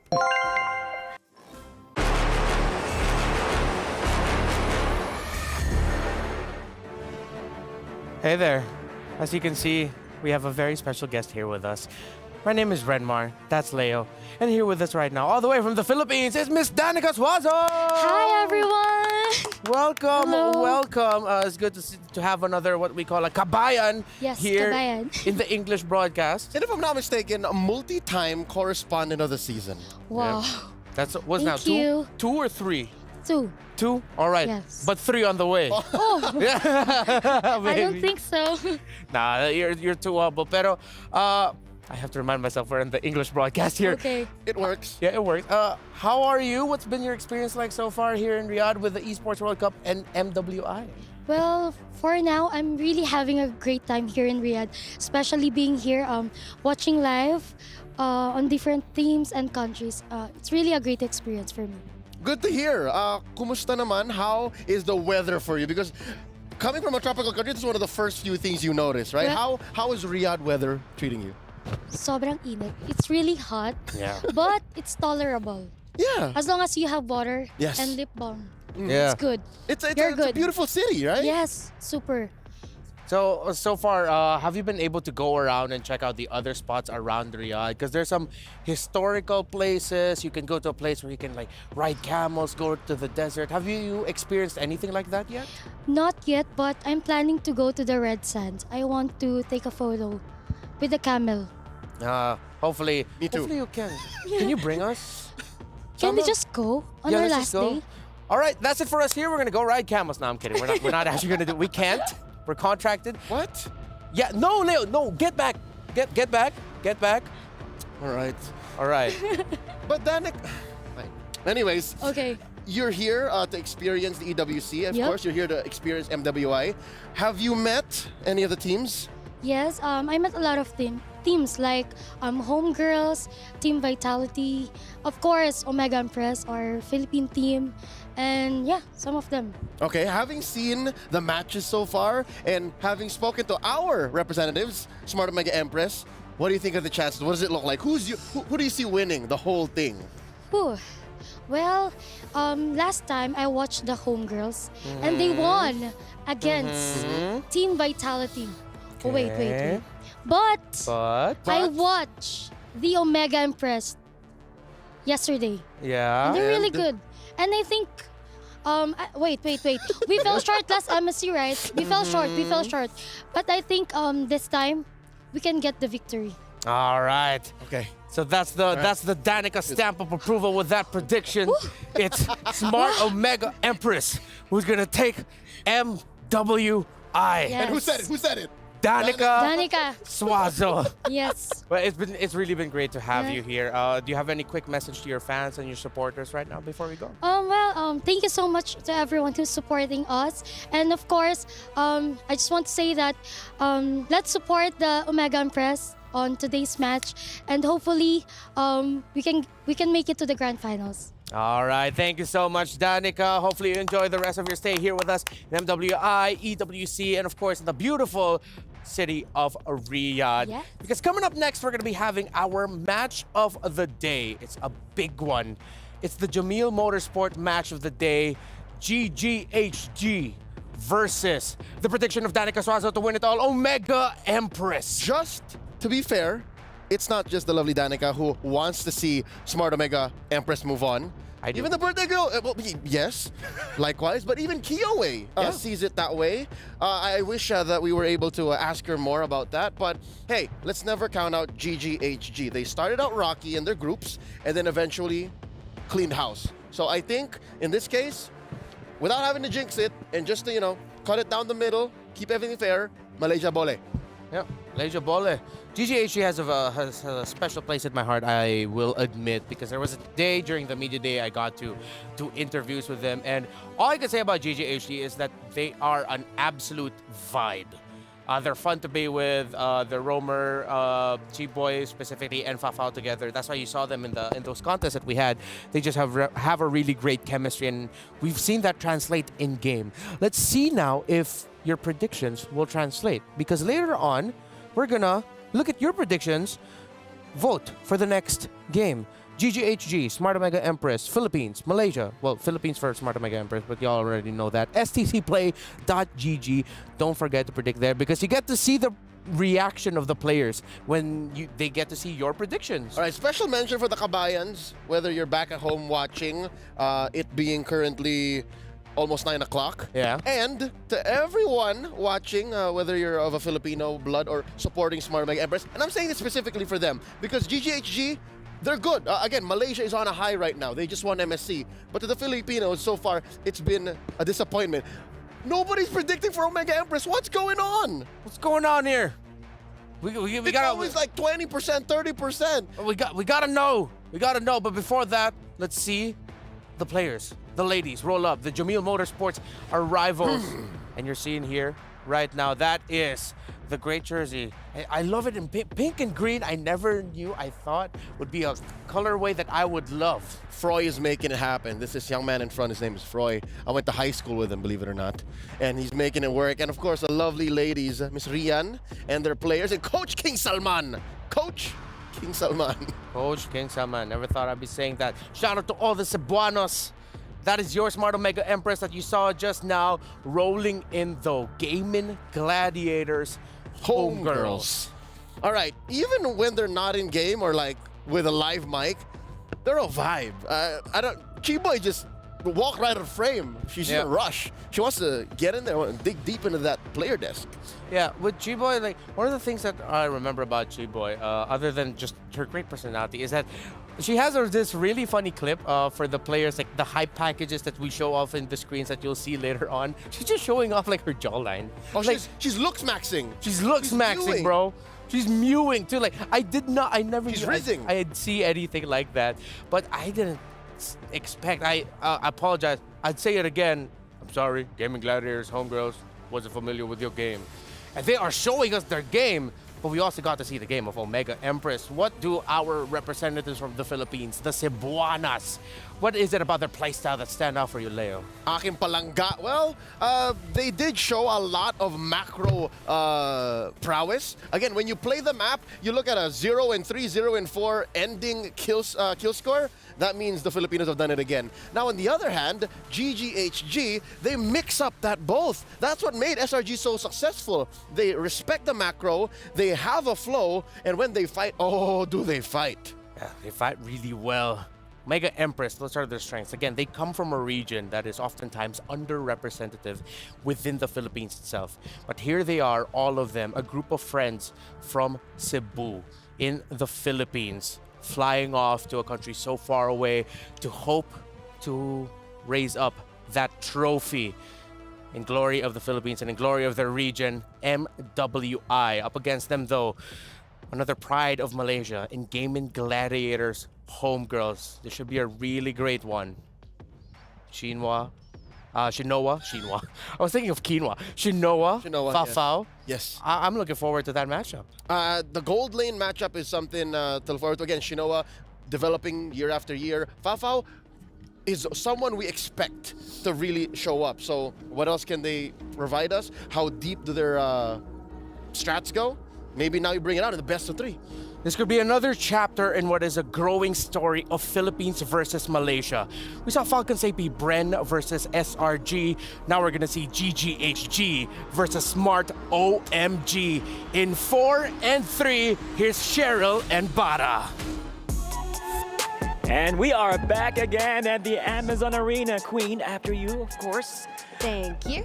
Well, this is it. We've reached to the final match. We've seen all the queens battling it out right here, this very own arena for the MWI 2024. وأعزائي المشاهدين وصلنا معاكم لآخر مباراة لليوم. So this is it, the completion of this bracket. It is definitely gonna get all on with our last match here for the day. That's absolutely right. Now, this particular matchup, ladies and gentlemen, blast from the past, a matchup that we have seen in the grand finals of MSC just last week, the clash between Philippines as well as Malaysia. Now, unlike the MSC, we are seeing this matchup right here in the quarterfinals itself, where only one team will emerge victorious and head on over to the semifinals to live the dream of hopefully taking the championship, and that is MWI 2024. Now, with that being said, all the way from the Philippines, presenting to you Smart Omega Empress.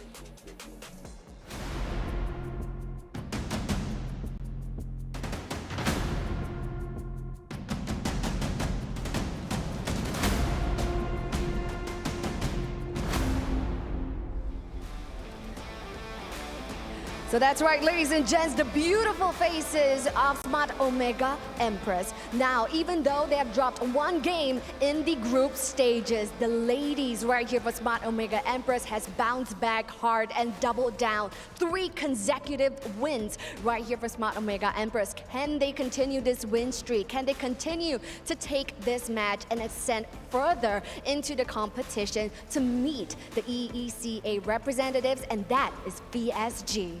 And now for their opponent taking place right here, let's go with Gaming Gladiators Homegirls.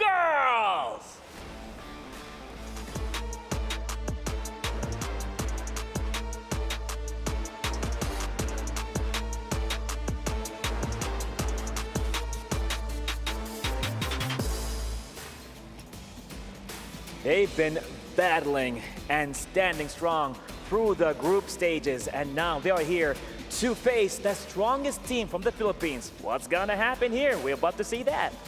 So yes, ladies behind me, queens of your respective regions, this is your time to shine. Please head on over to your respective battle stations.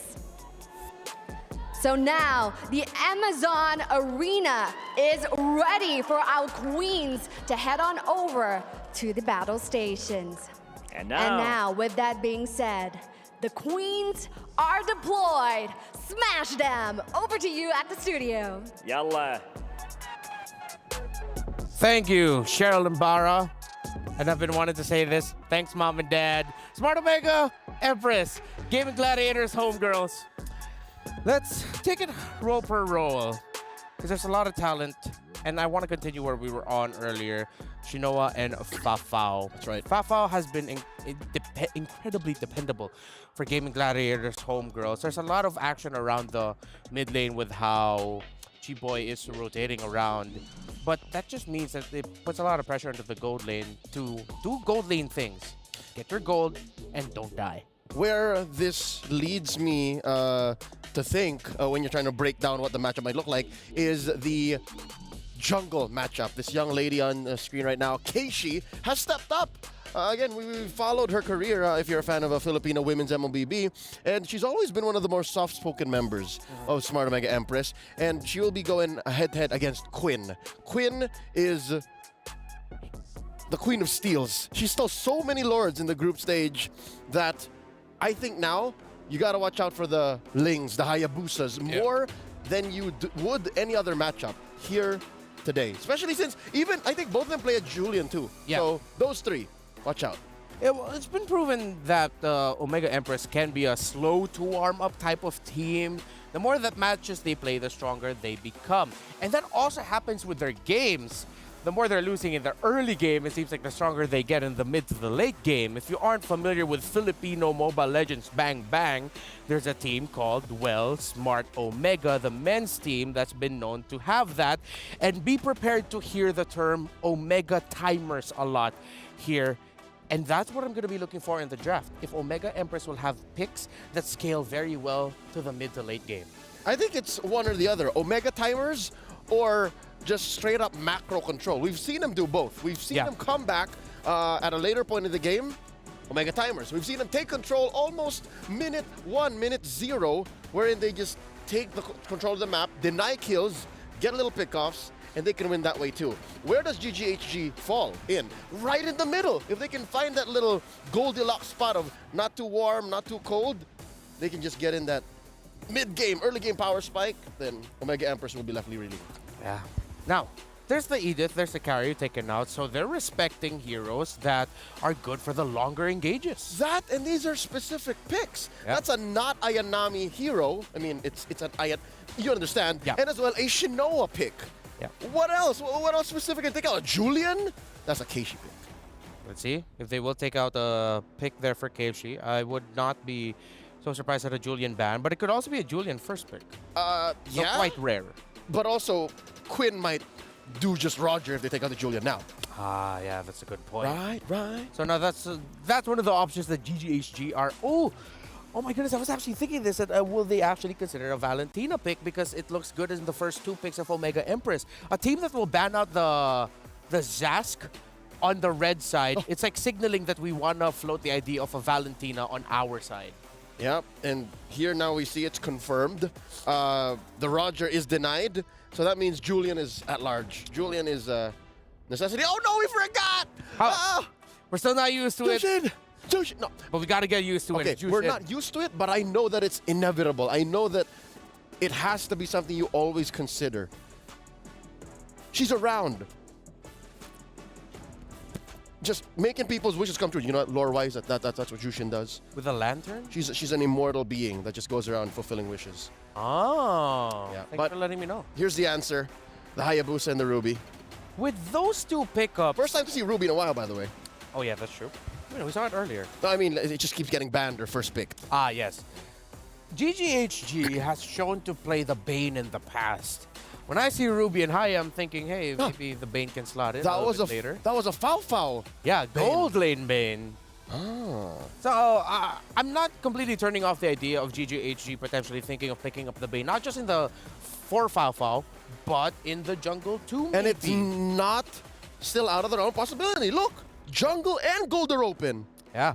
With an R-Lot in the EXP lane, you're gonna... That's your pick to somehow access the backline if ever you need it. And plus, it's a strong pickup. Ashley has shown great performances with that. With the Minotaur and Jushin, I expect aggression early on here for GGH. Oh, yeah.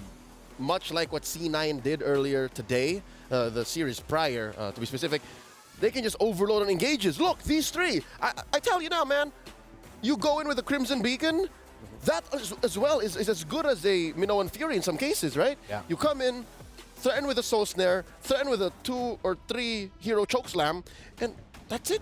These three can engage. Yeah, Omega Empress will have to keep that in check. Because right now the lineup looks like, okay, Ruby can initiate, yes. Hayabusa doing its own Hayabusa things. Right now it looks like the CC might be the brunt of the, dare I say, the brunt of the joke. Because I don't see enough help right now for the CC. Yeah. What I see, though, is an open slot for an Angela mid for Omega Empress to give help to that CC. That is a hero that should have been banned early. And the fact that it went under our radars might just be why it's not banned just yet, because Coach Salman might actually be picking it up. Yeah. And it'll be more apparent here. What else is left open? They take out the Julian, taking it away from Quinn. Ling has been banned already too. So those 3 bans right here mid. Oh, even 4! Oh. They don't want to let Quinn play. Yeah. Okay. But I'm still thinking Bane jungle might actually work here, bro. Look at that. Maybe it's because I'm with you right now that I just can't stop thinking about the Bane. It's a thing. It's a thing. For years now, I've been propagating Bane. You've been the advocate. Yep. This is a Bane manifesto. All right, so with that said, they're attacking gold laners. It's true, though, that Shinoa doesn't have a hero just yet. But something to note, there's still a Claude out there. There's still a Beatrix. Shinoa plays the mean Beatrix. If this is an Angela for Omega Empress, you can definitely confirm the Claude as the last pick for Shinoa. Angela Claude, Angela CC. Unless the homegirls pick it up. Because Yeah. it's still open. If the Still Claude does open. make it through, then they could still get Claude here. Let's see. Take out the Nathan. I feel like both sides need a bit, way more magic damage. Yeah. That's the problem Jushin there. doesn't deal much. Yeah, you'll need another magic damage dealer for GGHG. I wouldn't be surprised if a Nathan shows up at some point in this draft. Mid lane, too, is missing. Yeah, and mid lane for Omega Empress. I don't think Angela. Angela's not the answer. Yeah, I'm going to have to agree with So you there. Nathan Angela? Nathan, we don't see that enough. But Angela? It's going to be an Angela for the CC. And the Nathan will just do Nathan. And the Rubes. And the Ruby, too. And I also... Oh, all right, never mind. No Angela here. Yeah, no I Angela. did some work in the lab. You put Haya and an Angela together, it works. It works? Even during the shadow kill. Oh, she won't disappear? Because Nope, she won't pop out. There? Ooh. Won't pop out. All right, okay. Thanks for that. Credits to Herbert Trex Wagner. We went to the lab for that. Thank you, Trex. Now, GGHG, still the aforementioned Claude open. Nathan Beatrix. Yeah. Didn't notice the Harith was left out. Oh, what? I'm glad that you're mentioning the Beatrix, by the way, because you need a lot of those quick basic attack lockdown. Yeah, she's the, again, the straight line. She's the point A to B. Yeah. Simple solution. And there's a Claude, of course. And what's in mid? Oh, no, what's in the jungle, rather? I wonder if this is going to be something unique. Come on, just pick the Bane. Nope. Oh, no. That's a little... No. Folks, this seems like a little too much utility and appeal for GGHG. That's just to my taste. Although it does look like this lineup, for the side of GGHG, I will stand by the idea that this could be a lineup that scales very quickly if they get an aggressive early to mid going. Jushin, Baksha, Minnow, that's a lineup that screams, we're going to mess up the mid rotations of our opponents so that our Claude is free to farm. Yeah, they're going to try to go through the power spike on OMGE and quick and win fights decisively. But there it is, the aforementioned Nathan. Yep, they needed magic damage.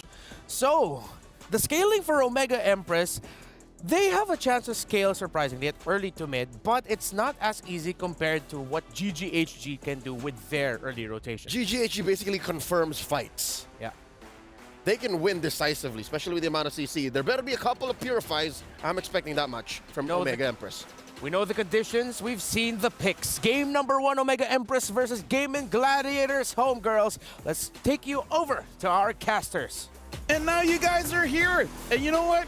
I actually agree with Leo. Looking at the Homegirls lineup, a lot of utility. Is there going to be a lot of damage? My name is Rafael. Alongside with me is Naisu. And now we're jumping straight into the Land of Dawn. Let's get to it. You know, last match here for the day. I mean, I feel like we're just flying through the knockout stage, obviously, you know, because this is the next one to decide who gets to the semifinals between these two teams here. And already, you know, I think a lot of people, I know Renmar mentioned the whole audience predictions. I feel like a lot of people might even be split amongst this because of what's happened with Malaysia lately. Like, even for MSC, like Leo mentioned, they are on a rise here. And we'll see if the female team can replicate that success going forward. Because if they do beat Smart Omega Empress in this best of 3, that'd be great for them. That'd be great for the region and the story here.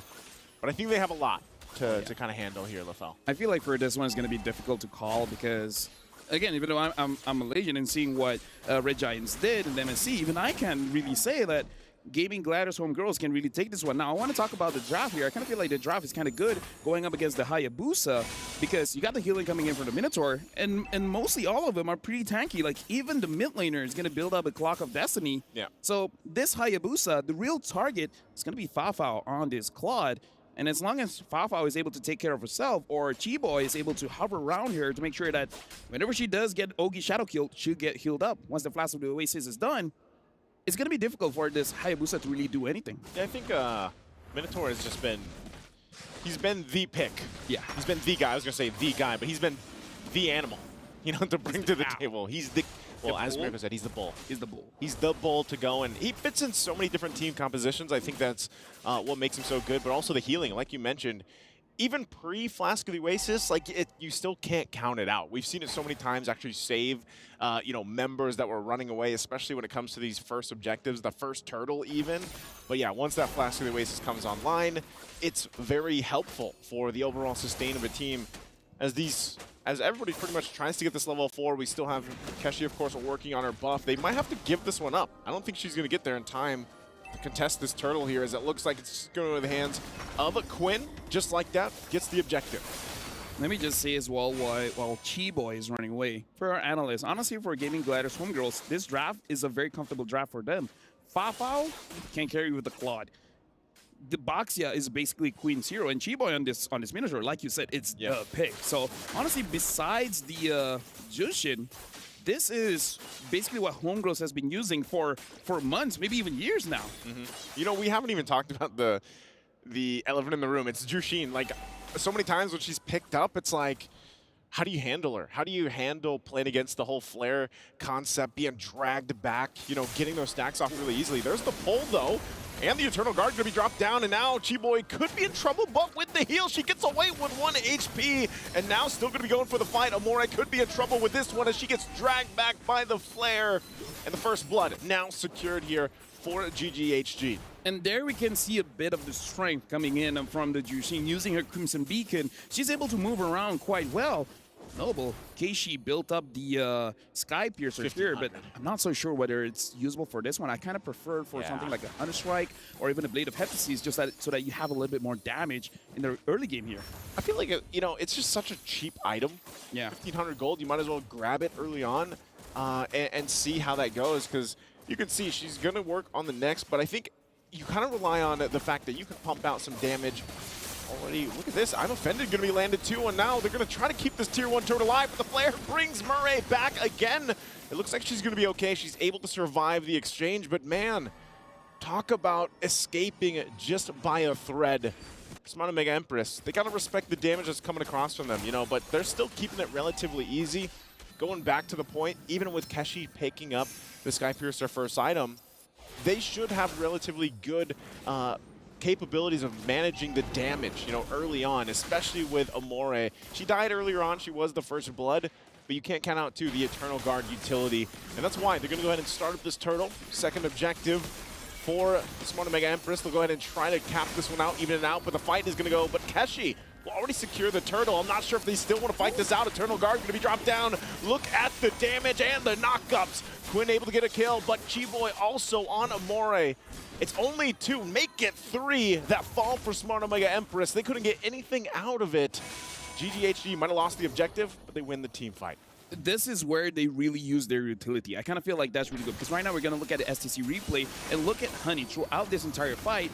This is so rare that we see a mage being the pick-off hero. She's the one that can isolate a target. Like, look at this. She was even able to go to Keishi and take him down. Like, the amount of crowd control coming in from the Jushin as well as the Minotaur makes it so that Smart Omega Empress, they don't want to commit to the fight, but they didn't have a choice. This is just like, I don't know, Odette 2.0. Yeah. You know, a different kind of Odette. Odette deals damage. This one deals stacks. Yeah. And utility. Utility, yeah. Like, I mean, the way that you play kind of Chow. It is.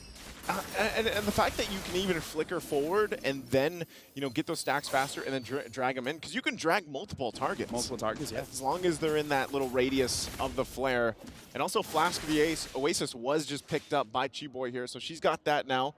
A little more extra sustain that we talked about leading into this. You can see, I mean, the good kind of gold lead that they built up, all just based in the last couple seconds or last couple minutes. Gotta say as well, despite having a Hayabusa, honestly, Fafao has been having an amazing time in the lead. I wouldn't necessarily say it's a gold lane experience, because I kind of feel like she didn't really have the time of her life, but still, not yet. Good. Not yet, no. She's getting there, you know, but turret is going to go down. First one there for Smart Omega Empress to get. There's the drag with the flare. This is what we're talking about. Not Ayanami could be in trouble. She pops the Vengeance, though, returning a lot of that damage back. She's trying to escape. She's going to get dragged again. What do you do against that? Time and time again. And now bring it to the mid lane. Not sure if they're still going to re-engage this, but yes, you're seeing this, the power of the Jushin pick. It makes it so that you don't have a choice. Where do you go? That makes it unfair. It's like, legit, I don't want to. No, Mom, no. No more. No.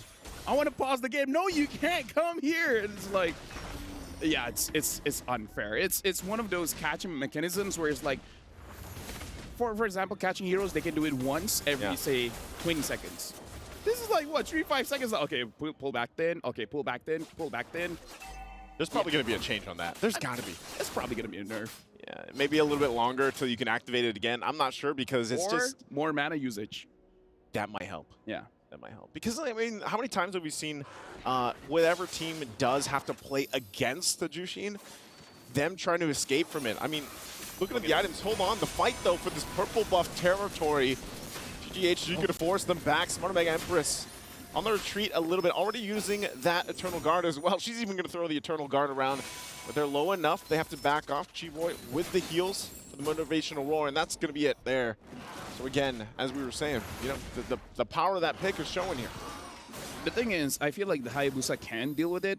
It's just the Minotaur. The minute, like, having this this Jushin alone, you have answers for it. Maybe something like a Yuzong, a Ling, a Hayabusa, but when you have this roamer that is pretty tanky and give sustain towards the mid lane, and then eventually Honey will build up more defense. So yeah, this just feels like a double roam setup, honestly. What is the answer for the Jushin?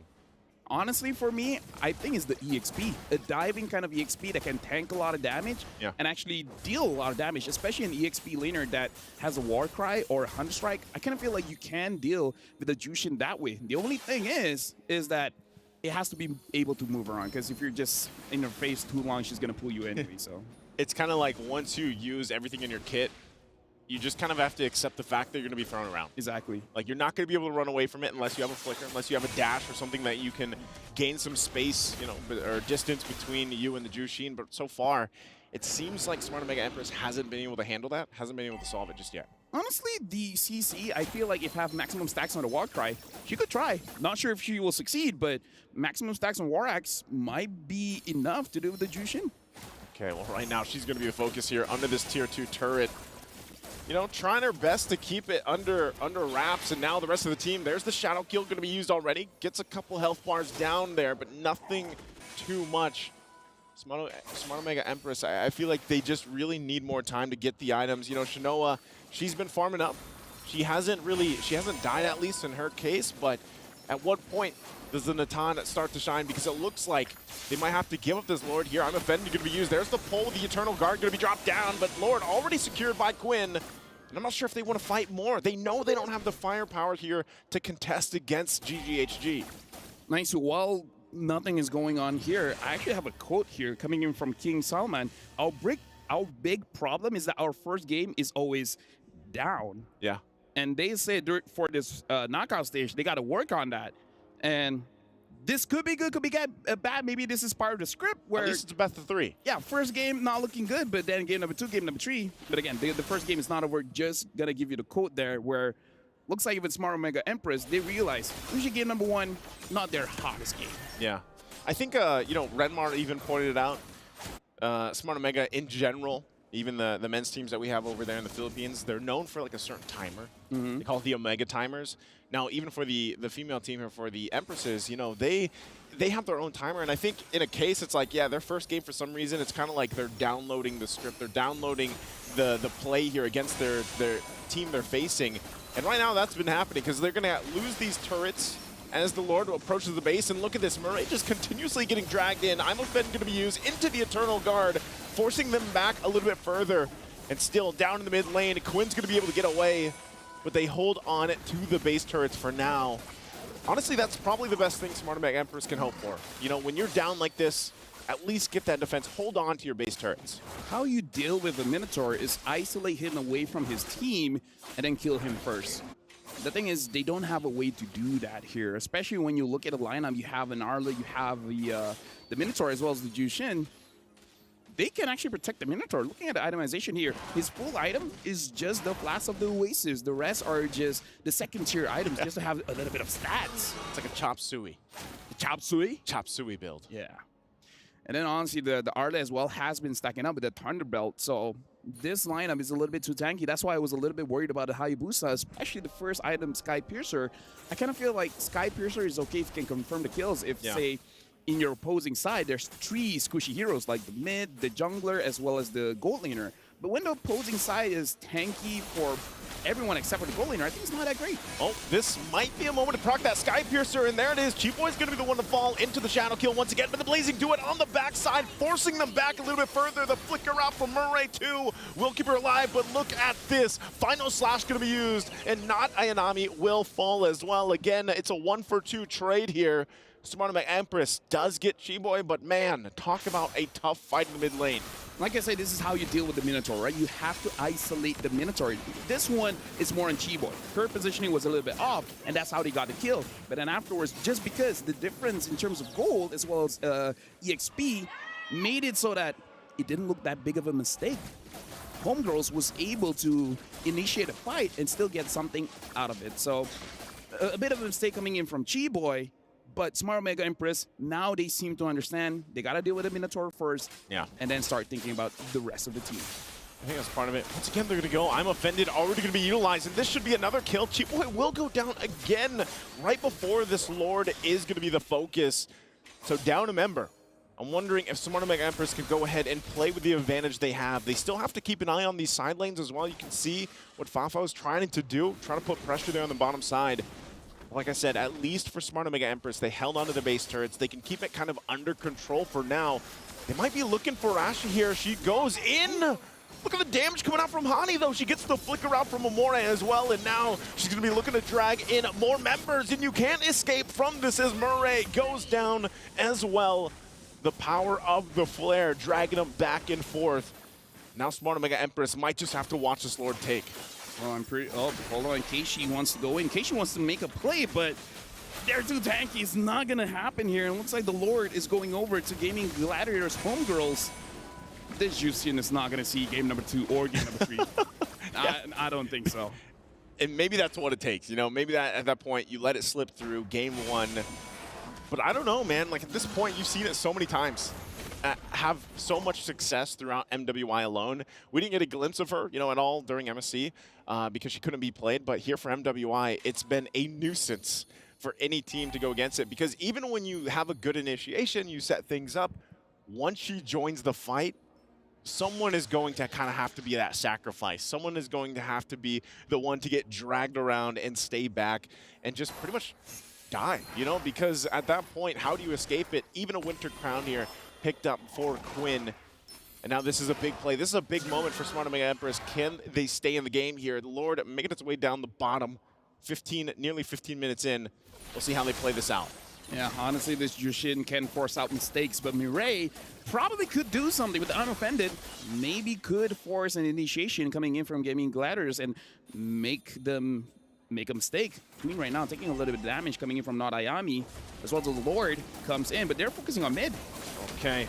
Turret's going to go down finally. Mid as well. Still the top's up there. Blazing Duet going to be used, and then the Winter's Crown. Keshi couldn't get the shadow kill off that she was looking for as Amore falls, and Lord's still up here. Murray's going to be next, and she can't escape Ash. And now it's just a few members left of Smart Omega Empress. They want to fight back. Keshi waiting for the shadow kill to be back online, but she's going to find Ash, and now looking for Quinn as she picks up the kill there. So far, so good. It's a double for Keshi. Good news, bad news. Good news for Homegirls, they were able to get all of the inhibitors. Bad news is, honestly, there were moments where the minions was already in the base. They could have just ended it there, but not Ayanami pulled them away and able to delay the game, which is something that Smart Omega Empress really need, because once Natan has his items, which looks like is delaying the Holy Crystal, maybe that's why we're not seeing a lot of damage coming in from Smart Omega Empress. Oh, 12,000 and 9,000. You know, you said she didn't have the gold lane experience earlier. I think we can say, you know, she had it in a way at this point now, even though she hasn't any kills, I think Fafao going in with the Blazing Duet and then just popping the Winter Crown is enough of a distraction to worry and then be like, oh, wait, we have to also worry about Hannah. Yeah. At this point, it's the Lazy Winter. Blazing Winter. Yeah. Crowning that one. Lazy Winter. But either ways, right now 11-4, because Shinoa is delaying that Holy Crystal, instead opting for a Divine Glaive as well as the Wind of Nature. I don't know about the damage output of Shinoa at this point, and not Ayanami is going to get caught out, and you know she's going to get pulled. Oh, that was some distance on that one. She brought her through the wall. And that's what I'm saying, LaFell. What do? How do you escape it, right? Even with the Vengeance alone and some of the itemization that not Ayanami has. Look at this. I mean, that was after she got sent through the wall. If it was me, once I'm caught, I'm just going to spam the emotes. I know I'm going to die anyways. It's like, well played. Yeah, you know. I don't know. Again, there's got to be something done, but right now that's another Lord just going in the hands here of GGHG. And with a fully exposed base, this is going to be even more difficult for Smart Omega Empress. How do they do this? How do they approach this defense here, LaFell? Okay, try to imagine this. I'm imagining. Right? 5 men, I'm offended, right? That's first step. Wait, why are you starting there? I thought it started with mindset. Mindset. This is where the real game happens, all right? 5 men, what did I say again? I'm offended. And then 5 men, Eternal Guard. And then at that point, Shinoa uses her ult, and then first kill, and then bam, bam, boom, bam, bing, Savage. That's how you do it. We'll see if you have the foresight here for this one, if it's going to be a 5-man or not. But I thought you were just going to say it's all in the mindset, as now the Lord is in the mid lane looking to close out this game number 1 here. GGHG goes in full force, doing their best to keep it together. It's not going to be a full 5-man setup, but there's a Minoan Fury. But on the backside, Keshi's going to find one Immortality, gets the flicker out, but it's not enough as Keshi's the one to fall. Meanwhile, the rest of the Empress team will go ahead and keep the Lord at bay. They have to clear it out. Quinn is also quite low. Not Ayanami trying to escape. Pops the Vengeance. Murray one hit away, still has the Immortality. So far, so good. Can they keep it together? The base is going to be worked on. It's at half health. They clear the minions out, and on the backside, once again, they find them all. But not Ayanami will not be enough as she falls into the base, and a couple more hits on the crystal, but they can't find it, but they finally get the hit. They get the game, and it's GGHG.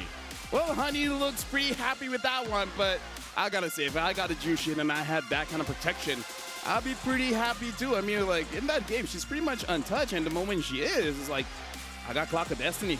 Get me down below 50%, I'm regenning back up. Yeah. It was a good, valiant effort, I would say, to go ahead and defend at that point, almost the 20-minute mark. You know, almost 19 minutes in for that one. But it just, again, 6-0-9 for Hanny. There was no answer for this Jushin. The answer is going to be next game, just ban her out. Either ban her out or maybe draft to take it. I don't know. Honestly, in this game, I feel like Smart Omega Empress kind of lost the draft. The first pick, Hayabusa, was heavily countered, man. Like the Batsia, the Arlet, as well as the Minotaur. I don't know. We're going to pass it to our experts. What do you guys think? Well, I agree with you there, Lafel, and actually we agree with you that pick up here by Omega Empress, picking up the Hayabusa early on, sort of in a way drafting themselves into a corner. They were lacking, and it was a little bit easier for the side of Gaming Gladiators homegirls to make their lineup work. It feels like I'm seeing the same kind of script or narrative that we had earlier with the matchup of C9, but it is what it is. This is sort of like a mix of old and new. Yeah, you have a jungle, tank jungle, but you have a very aggressive mid-rotation with the Mino, with the Jushin, and they took control from there, which meant that, as we all mentioned, Fafa will be able to carry with that Claude, and she did. Woo! More than just Fafa, I think, I hate to be the one that says, I told you so, but I told you so. The Jushin is such an impactful and significant pick. Like, besides Fafa carrying, right? All the roses and flowers for the Claude. I think the Jushin almost single-handedly, starting as soon as she got the chokeslam, as soon as she got the Soul Flare, she was demanding attention and just the same claiming space like nobody's business. A mage has no business doing that. I don't think there's any hero in MLBB right now that has that capability under that role. Now, let's see if that was enough to get the PlayStation MVP honors for this game number 1. Was it the Jushin or was it someone else on their team? Yeah, of course, it's going to be the Jushin. 100% kill participation, 15 KDA.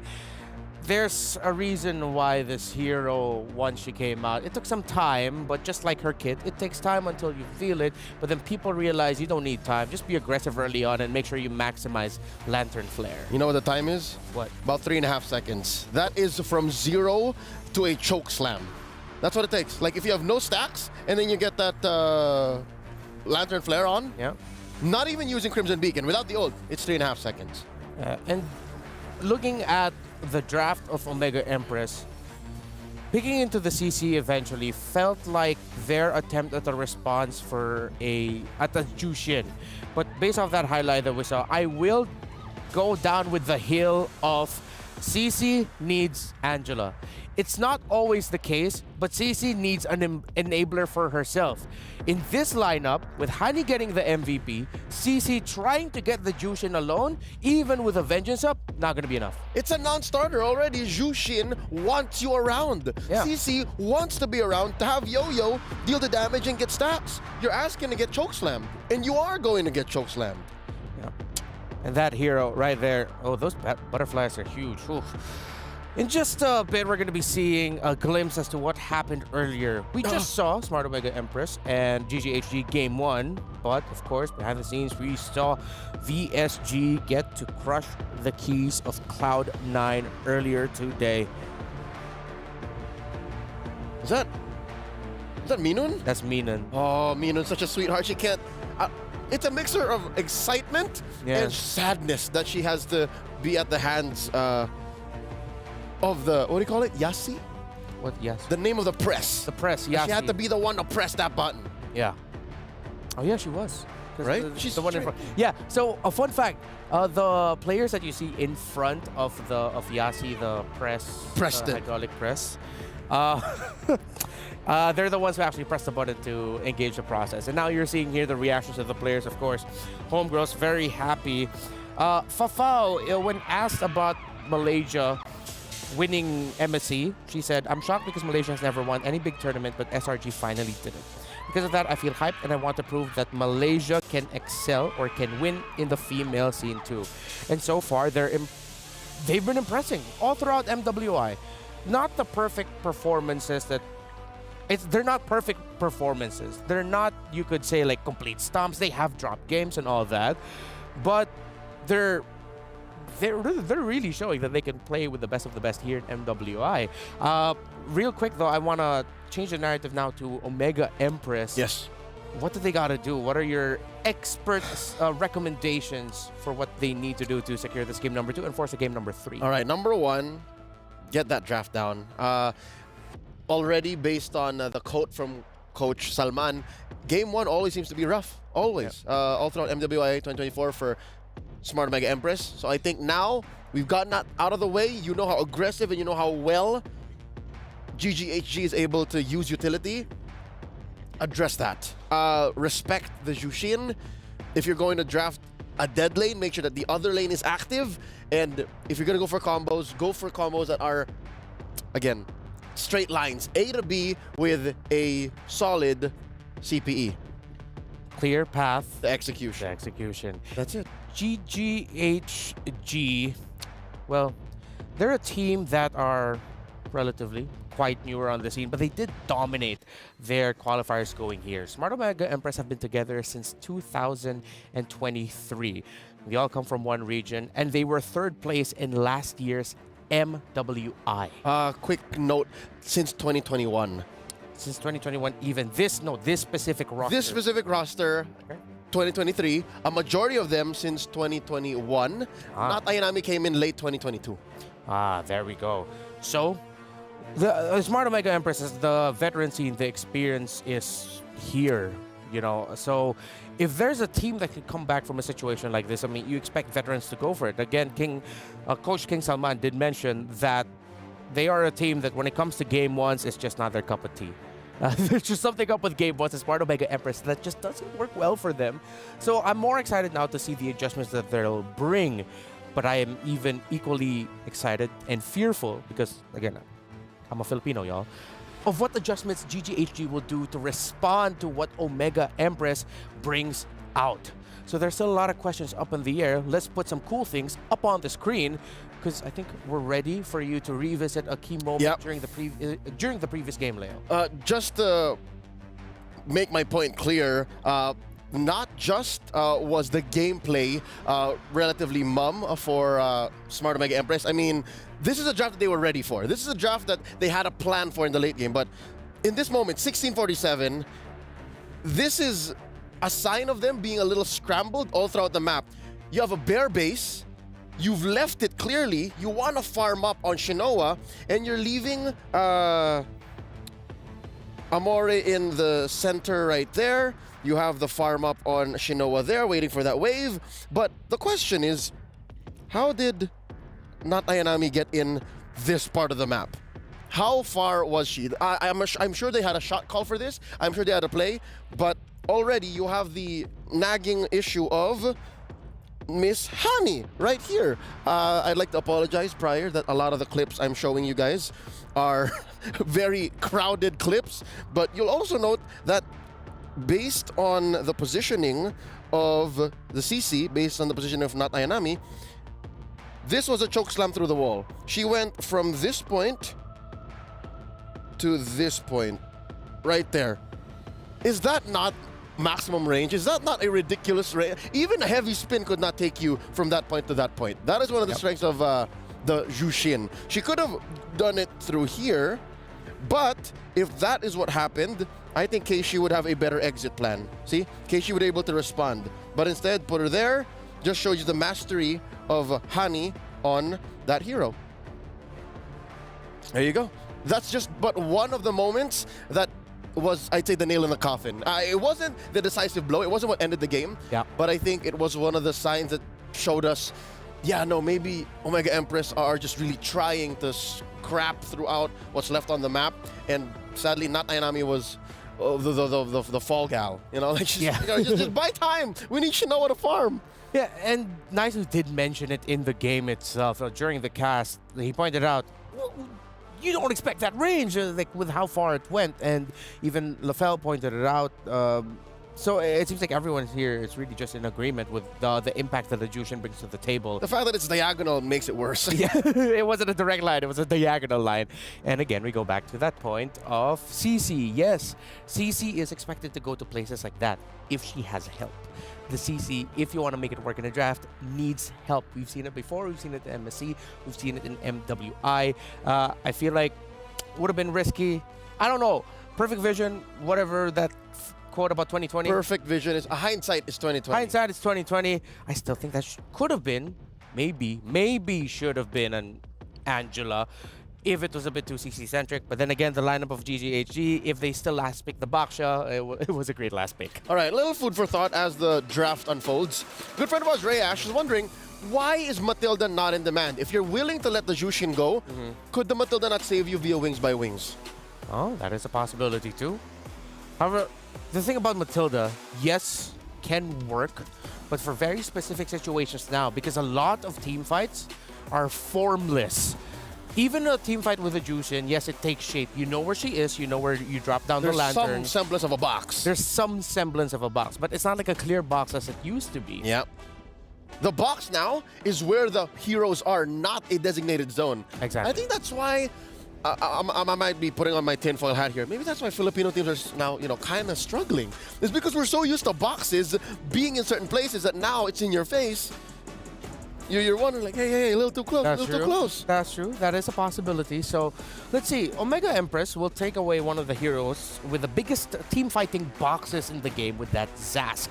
That area that he covers when multiple he boxes. Multiple boxes, that's true.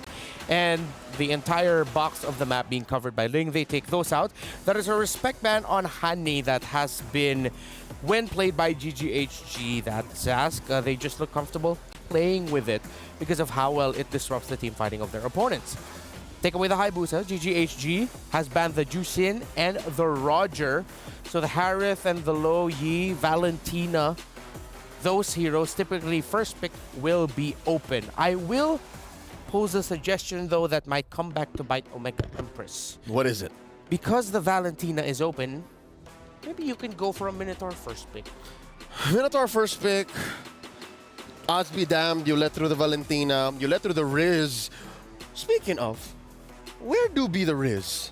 Yeah, the Riz has not been popping. A lot. G-Boy was showing us she was mewing, she was looks-maxing. Yeah. That's Rizzing. Oh, there it is! Okay, never mind. Valentina instead. So they'll think, so they'll sort of soft deny the Minotaur possibility from G-Boy with the Valentina first pick. Is the Minotaur that bad, really? I mean, it's like the other day, Karias Tigreal, right? Yeah. It's very similar in the effect, but you can find a solution to that. You just don't lose don't lose the map. Easier said than done. You're right. Easier said than done. But if they do decide to pick up a Minotaur eventually with this lineup, I wouldn't be against it. But maybe they'll consider a Grok third or fourth pick later on if it's possible for them. But oh no, yeah, it's the Minotaur still. Nope. Keyboy gets the Minotaur. That is law. Yeah.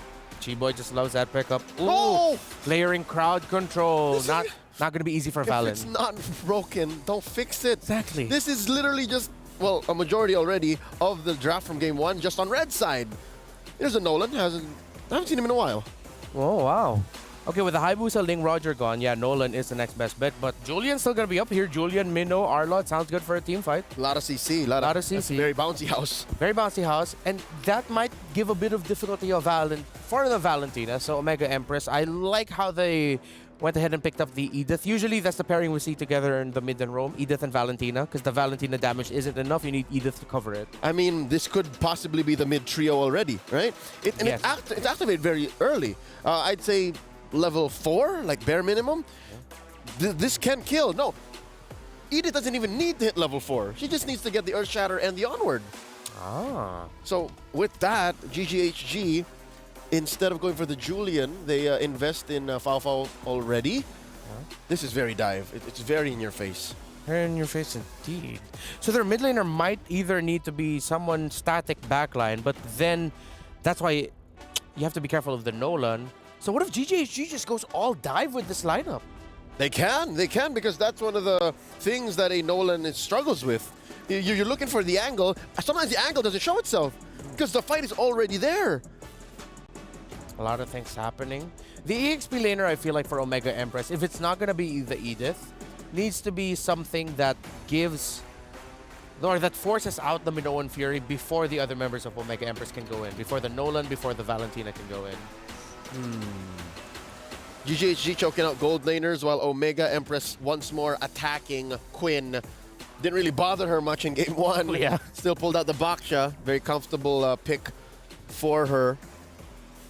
That said, what else is left out there for gold? Claude? Ban out the Claude?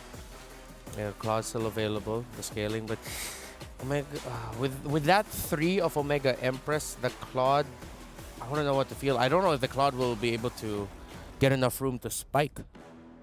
Because right now we don't, my biggest concern is we don't see the mid laner of GGHG yet. Oh, so they do ban out the Claude. It's a straight line. Yeah, you're just covering your bases. It's one of the better tools in the meta right now. You're right, yeah. Omega Empress, what else is left to ban out? I mean, those are the big 3 already. No assassins left. Unless something's... No assassins are we're used to, yes. I mean, Julian, no. They'd rather the Martis, wow. They'd rather give the Julian. They're saying, Julian, come through. Unless they're really going to be... GGHG might even swerve and just go for a tank. Yeah, again, the box was open. Yeah, box was open. Fred's open. I mean, we saw a couple of Fred bans earlier in the groups. Varus doesn't really cut it anymore. Maybe that's about why they banned the carry. What if they're thinking about going chunky in the jungle, you know? Which they already did, and they succeeded. Okay. Chunky in the jungle sounds good, but will it be all dive, or will they have some semblance of backline artillery for their mage? They need a little bit more range with their lineup. Or just Faramis, just call it a day. Just go all in. Yo, that's pure dive. That's a mid-fove. That's a mid-fove. Is one of the few answers that was first presented to the Nolan. Yeah. Oh, Q3, Q4, 2023. Oh. And there's already a lot of dashes on the side of Omega Empress. There's 3 on minimum. 3. Ooh, okay. Could be a little bit risky though. I mean, the Phoveus mid hasn't won yet today. We saw it earlier in the day. Hasn't gotten W. What's this gonna be? Look promising though. Yeah. Could definitely disperse, and one of the few weaknesses of Omega Empress so far we've seen today is when they're split across the map and when they're not allowed to play their game. So what's it gonna be? Matrix? You need a gold laner, and you need a decisive roamer. Yeah. Oh, it's the Ixia. All right, just yesterday, Shinoa debuted the Melissa, and here they pick up an old favorite, the Tigreal. That's 4 dashes. At the same time, the lineup of Omega Empress, by putting the Tigreal in the roam, I appreciate the lineup. With all the dive, one well-timed implosion can ruin the team fighting. Yep. GGHG. But just the same, it's very all-in on Shinoa. Yeah, this is a lineup for Ixia, you're right. It's very Shinoa-centric, and you have Keishi just to either clean up or act as a scrambler. And here, wait, hold up. Bennett jungle. Quinn is pulling the page out of the Ice Queen's book. Yeah. We have the Ice Queen on VSG. It's Ice Quinn. The Ice Quinn. I see a world though wherein she shows us a different flavor. Oh yeah. She's very elusive. She's very slippery. Okay. Come through the jungle, especially lore dances. So I'm with it. I like it. Yeah, there's a lot of The Phobius I'm thinking of right now, it's not a direct pick, but it feels like it covers so many bases. They're two very different lineups. Yeah. Neither going all in one, save for the Ixia for Smart Omega. That's it for me and Leo here. GGHG is at match point. They can eliminate and end Smart Omega Empress's run now, or will the Omega Empress force game number 3? LaFell, nice. What do you guys think? Well, I think GGHG, they have so much dive. If someone tries to run away, Phobius will chase as well. But for Omega Empress, you gotta look at a Tigreal, man. Yep. That Tigreal could be the game changer. Welcome back to the game. Welcome to the Land of Dawn. My name is LaFell. Alongside with me is Naisu. And yes, like our experts say, this is gonna be a game decider. Either it will end here or we're going to game 3, which today there's been no game 3 so far, Naisu. This could be the one, right? Especially when you look at the lineup. I'm on you with that, LaFell. I think this Tigreal from Murray could be a game changer. We've seen this so much, you know, such a valuable pick for any of the lineups that do go with the Tigreal. And even on that note, the Ixia, come on. Like, this is the most glass cannon, gold lane, Hail Mary pick that you can pick up for that. Again, going back to the draft, so many gold lane options were banned out. Speaking of, Shinoa going to take quite a bit of damage, but here comes Kashi looking for that first blood kill and will be able to find it on Fao and now gets the flicker route from Chiboy. Good start for the Empresses. I would say if Homegirls had their mid laner as well, maybe they could have done something, but the mid laner is a Phobius, and now the Phobius is getting chased down. 1 HP left, Keishi not going to go for it. Okay. I didn't know if she would be able to get away, but she does. So you can tell, definitely this early on, LaFell, Smart Omega Empress wants that game 3. They want to take this lineup, start fast, start strong, and then get to the next one. You're the one that mentioned, you know, that quote from King Solomon, their coach, that, yeah, the first game, they kind of use that as I don't know if it's an opportunity for them to just learn their opponents or what, but always by the second game, they come out swinging like this. Well, we got to remember as well in an interview, they said that they know that they're very strong in the early game, right? So why don't we just play for that and then just end the game as fast as possible? And it looks like game number 2, they're already starting well with that kind of mindset. And you're right. It's all about the mindset. There it is. It's all about the mindset. I've literally heard you say this for days now. At this point, for a month. Actually, yeah. Yeah, for a month. It started a month ago. And, you know? And Eterna's the one who's like, yeah, no, positive mindset doesn't work. That's not the mindset you want to have. She's always so negative, man. She's like, oh my God, I'm so worried about these people. That's how she sounds like. Oh, that's why she's not playing here like these women are, because, man, they have to have the mindset to win this matchup. And Amore, you know, she's got the Minoan Fury. She's holding on to it herself. She could actually find the setup. Final Slash going to be used right on target, trying to keep it from happening. Amore jumps out of the fight, but they're still going to go. Fracture already used from Keshi, too. They get forced back. Looks like they wanted more with that Ashe going in, but I think with that, GGHG just gets control over the turtle pit. Yeah, it looks like they were able to sustain way more than Smart Omega Empress expected. And again, I kind of feel like it's a combination between the heals as well as all of the dodging, because you got to remember that when the Phobius is jumping up and down, I don't think it's a full iframe. It's like a semi iframe where there are instances where you avoid the damage, and I don't know if it's real. I just felt like it. And first item C Halberd for the Ixia. Probably for the Minotaur. Probably, you know, for the Minotaur, it even helps a little bit with dealing with the Harith. Yeah. And even some of the sustainability that you're going to get just from, I mean, even the Brave Smite, right, for the Arlott there, the emblem. But I think it's funny because the last time I saw Ixia was in a different tournament, similar setup. You have a Tigreal and an Ixia. You're hoping that at some point, too, Shinoa gets the Sky Piercer, and you just hope to see that crazy slow motion setup of an implosion with a full barrage with Sky Piercer procs. If they can make that work, that would be closer to what you were talking about earlier in the previous game. 5-man implosion. 5-man full barrage. 5-man Sky Piercer proc. Oh, hold on. Quinn gonna get tossed over right into the jungle. You know, just taken care of real quickly. And now for the orange buff, she's gonna lose that. Keshi working on it. Ashe might be able to help stall that out a little bit longer. Looks like the rotation's going to come up. They get the information. They at least save the buff. Yeah. Again, looking at the goal difference here, we got to talk about this, how even though Gaming Gladiators Homegirls, they were able to secure the first turtle, 2 kills over to Smart Omega Empress, where in terms of the gold difference, about 900, 1,000 gold, which is okay. But now Ayanami taking a lot of damage, but Ash having to use the flicker is to make sure that she doesn't get taken down there. Whole lot of ankles getting broken there. A lot of flickers being used, obviously, for that exchange. But yeah, I think that's part of it too. If you want to look at also the power spikes or the timings here for both of the teams, who has it faster here?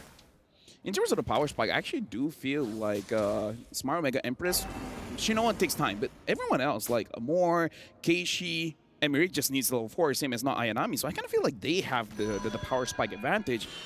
To be fair, Honey only needs the Clock of Destiny, but it's about your opponent something. There it is. Once again, the damage is going to come through. Demonic Force already popped. Getting the airtime that she needs, but still staying strong. And now they're going to force Smart Omega Empress back. Demonic Force being too much. Not Ayanami trying to get out, scoots out, but not enough as she goes down to Quinn. And even with the setup, with the implosion, it was not enough. And so that'll be another objective secured, but they trade it across the map. Tier 1 on the bottom side, that's Turtle in the hands of GGHG. If I could suggest, Mirai, don't look for anyone else. Just look for Chiboy, because we saw that counter engage hitting on to 4. Yeah. 4 woman knockup. It's about as good as you can get it if you can't get that 5, you know, at that point. So for Mirai, even when you find those setups, that setup potential, even utilizing the flicker early on, sometimes you still got to be very cautious in that counter play, that counter punch with the lineup that we've seen so many times, especially with the Minotaur locked in here for Chiboy. So they'll kind of get, I guess this is more like a check, you know, you were building on that momentum early game for Smart Omega Empress. You go in for what looks like to be a good team fight, a setup, but then you kind of get just checked, you know, and that's exactly what GGHG did. And also you saw, Chiboy just picked up the Flask of the Oasis. We talked about how that is such a good item, even in the previous game. This is going to be a rare moment for me, Naisu, but I'm going to say it here. All right. Don't go for 5-man implosions. Don't go? Just go for 1. Just go 1. This time they're going to go for 2. There's the knock-up again. A Demonic Force going to be used. Ash and Fafu joining the fight. Shinoa also on the backside. Goes in with a full barrage. Looking for targets here to lock onto, but gets thrown into the wind. Ash there already using that final slash. And now, once again, they drag it a little bit further under the turret. Murray trying to keep alive, but they're just going to go full sending it under the turret to fight him out. A flicker going to be used by Shinoa. Can she outplay it a little bit further? Looking for another kill. She gets a double kill. Can she get the triple? She's waiting for time to get here. She heals back up. She gets a triple. Maniac. How does she do it? And now she gets the Savage. What an outplay. What an outplay from Shinoa. I did not thought that was going to happen. But like I said, you don't need 5-man implosions. Just do 2 and then get a Savage. Sometimes less is better. Now, we got to look at the SCC replay here to see, like, homegirls, they were very ambitious here, which you can't understand. Look at Shinoa. She's so low. But look at that healing, right? The healing coming in from her own kit. And maybe this is why she grabbed the CA Halberd, just to make sure that those extra heals, it's not going to happen. And not Ayanami, that was a key onward. That onward was savage-able. Like, because of that, they got a Savage. Oh, man. What a play. You can hear the crowd love that, too. One bad thing, though. What's that? If she dies, that's a huge shutdown. That's a lot of gold. That's a lot of gold. That's the only thing that we got to preface here. So that's on the list now for GGHD. They're like, yep, all right, we got to go ahead and shut her down. Is that the first Savage of MWI? I think so. Right? I mean, I know we've seen Maniacs. We've seen Maniacs. I don't think we've seen Savages. I think that's the first. So there it is. And also with that, like, she gets the Corrosive Scythe. I'm wondering what the next item she's going for, too. Demon Hunter Sword? Yeah, Demon Hunter Sword. But even with that, I mean, now they're going to... This is the thing. Mid lane, they're going to find it out. Full barrage already going to be dropped once again. Demonic Force might not be enough for this one. They're trying to get the positioning. Final Slash going to be used, too. They finally get Murray, but look at this in the mid lane. They're going to be shut down a little bit further as she does fall. And Demonic Force from Hanny is too much. But here comes not Ayanami. The shield is there, the stun. And now Ash will help disengage. Talk about a swing back. Momentum continues to go back and forth, but GGHG wins that team fight. Okay, she went for the one-person implosion. Okay, get two. Get 2 at All least. right, now we see the middle line, right? Don't do 5, don't do 1, do 2. But again, that's the big shutdown goal, right? We just said it. We literally just talked about it. You're on desk, LaFell. You got to be careful what you say. I would like to give my apology towards the management of Smart Omega Empress. I only have one thing to say. I'm just doing my job, man. Hey, you're stating the facts. That's what they had to do. They knew after the Savage, we got to get the kill. They got it. Now the gold's there. Obviously, also Skypiercer being picked up here by Kashi. So all this leads into a relatively even take for the Lord. You know, itemization-wise, it's pretty evenly distributed. They're pretty much neck and neck in terms of economy, but right now, who's going to get the advantage, the upper hand? And I would still say something that GGHG has to be careful of is that full barrage. Once they see that laid down, someone has to put the pressure on Shinoa and hopefully cancel it out early because it's a lot of damage that can be pumped out. But as we're seeing, man, Hani on this Phoveus, mid that pops up. Hold on. Speaking of, Demonic Force going to be used once again. Quite tanky yourself, and also in the bottom line, Shinoa going to be the one in trouble under the turret. They're going to dive in. Ash goes in, takes a ton of damage, but will go and trade it out. And it's a 1-for-1 trade. A 1-for-2 trade, actually. Conceal going to be used as well, pushing them back a little bit further. GGHG on the run here. This might be the opportunity for Smart Omega Empress to take the Lord. I see what you did there. Yeah? You talked about Honey, and then Honey died. Sorry, I threw it back to you. Yeah. This really is Malaysia against Philippines. More than one way. With that being said, now we're kind of going back to equal here. Every member is alive, and now they're fighting around the Lord. I would say slight advantage to Homegirls just because they have the healing coming in from the Minotaur. But with that being said, there's honestly a lot more engaged coming in from Smart Omega Empress because Amora has the Minotaur Fury. So Miri can pick people off. Just do 2 Implosion, and the rest of the members Amora can handle. So now you honestly have the perfect setup. You have 2 roamers, and both roamers can initiate the fight. So 1 for engage, 1 for disengage. So on one hand, you have healing. The other hand, you got a lot of good ults. Oh, plus the Edith. That's part of it Edith as well, yeah. And Edith not only provides a lot of that CC available, but even damage once the Primal Wrath form is popped. Holy Crystal, though, picked up. Speaking of damage for Foul. Quinn here now, getting eyes set on Kashi. Has the information. Also, a little more defense for Hanny. Flicker going to be used. Not sure what the play is here, but they're going to force Quinn back a little bit further. Neither team could actually start up this Lord as both junglers putting the pressure elsewhere. And it looks like they're just trying to get the space advantage to work around with. Now, if GGHG gets this mid turret in Tier 1, they'll have a little more space to work around with because theirs is down. And now this might be the moment that they both get set up for the Lord take. I feel like they definitely want that mid, but they also understand they will not be able to get it without a fight. And right now, Quinn is having to do cleanup duty. She has to handle the top lane.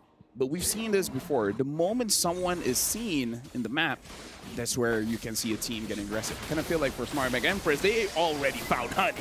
Yep, again with the Demonic Force, the rest of the team trying to make their way. Goes in, there's the jump in, but look at the damage. Full barrage going to be dropped down. You can see the Skypiercer proccing as well. Ash will be able to get away. Now Quinn amongst them all will go under the turret, but she finally gets taken down. Double kill for not Ayanami. 3 down for GGHG, and so now this could be that moment. Smart Omega Empress only down Murray. Do they take the Lord here? Fafa waiting patiently. Rest of the team need to go heal back up. Shinoa's going to go ahead and start this one up. Still working on it. Keshi does have the Retribution available, so this should just be a Lord in their hands. You know what's the game changer there, Naisu? What's that? Mireille. Yeah. You know what she did? What'd she do? Implosion only to Chi-Boy. Only to Chi-Boy.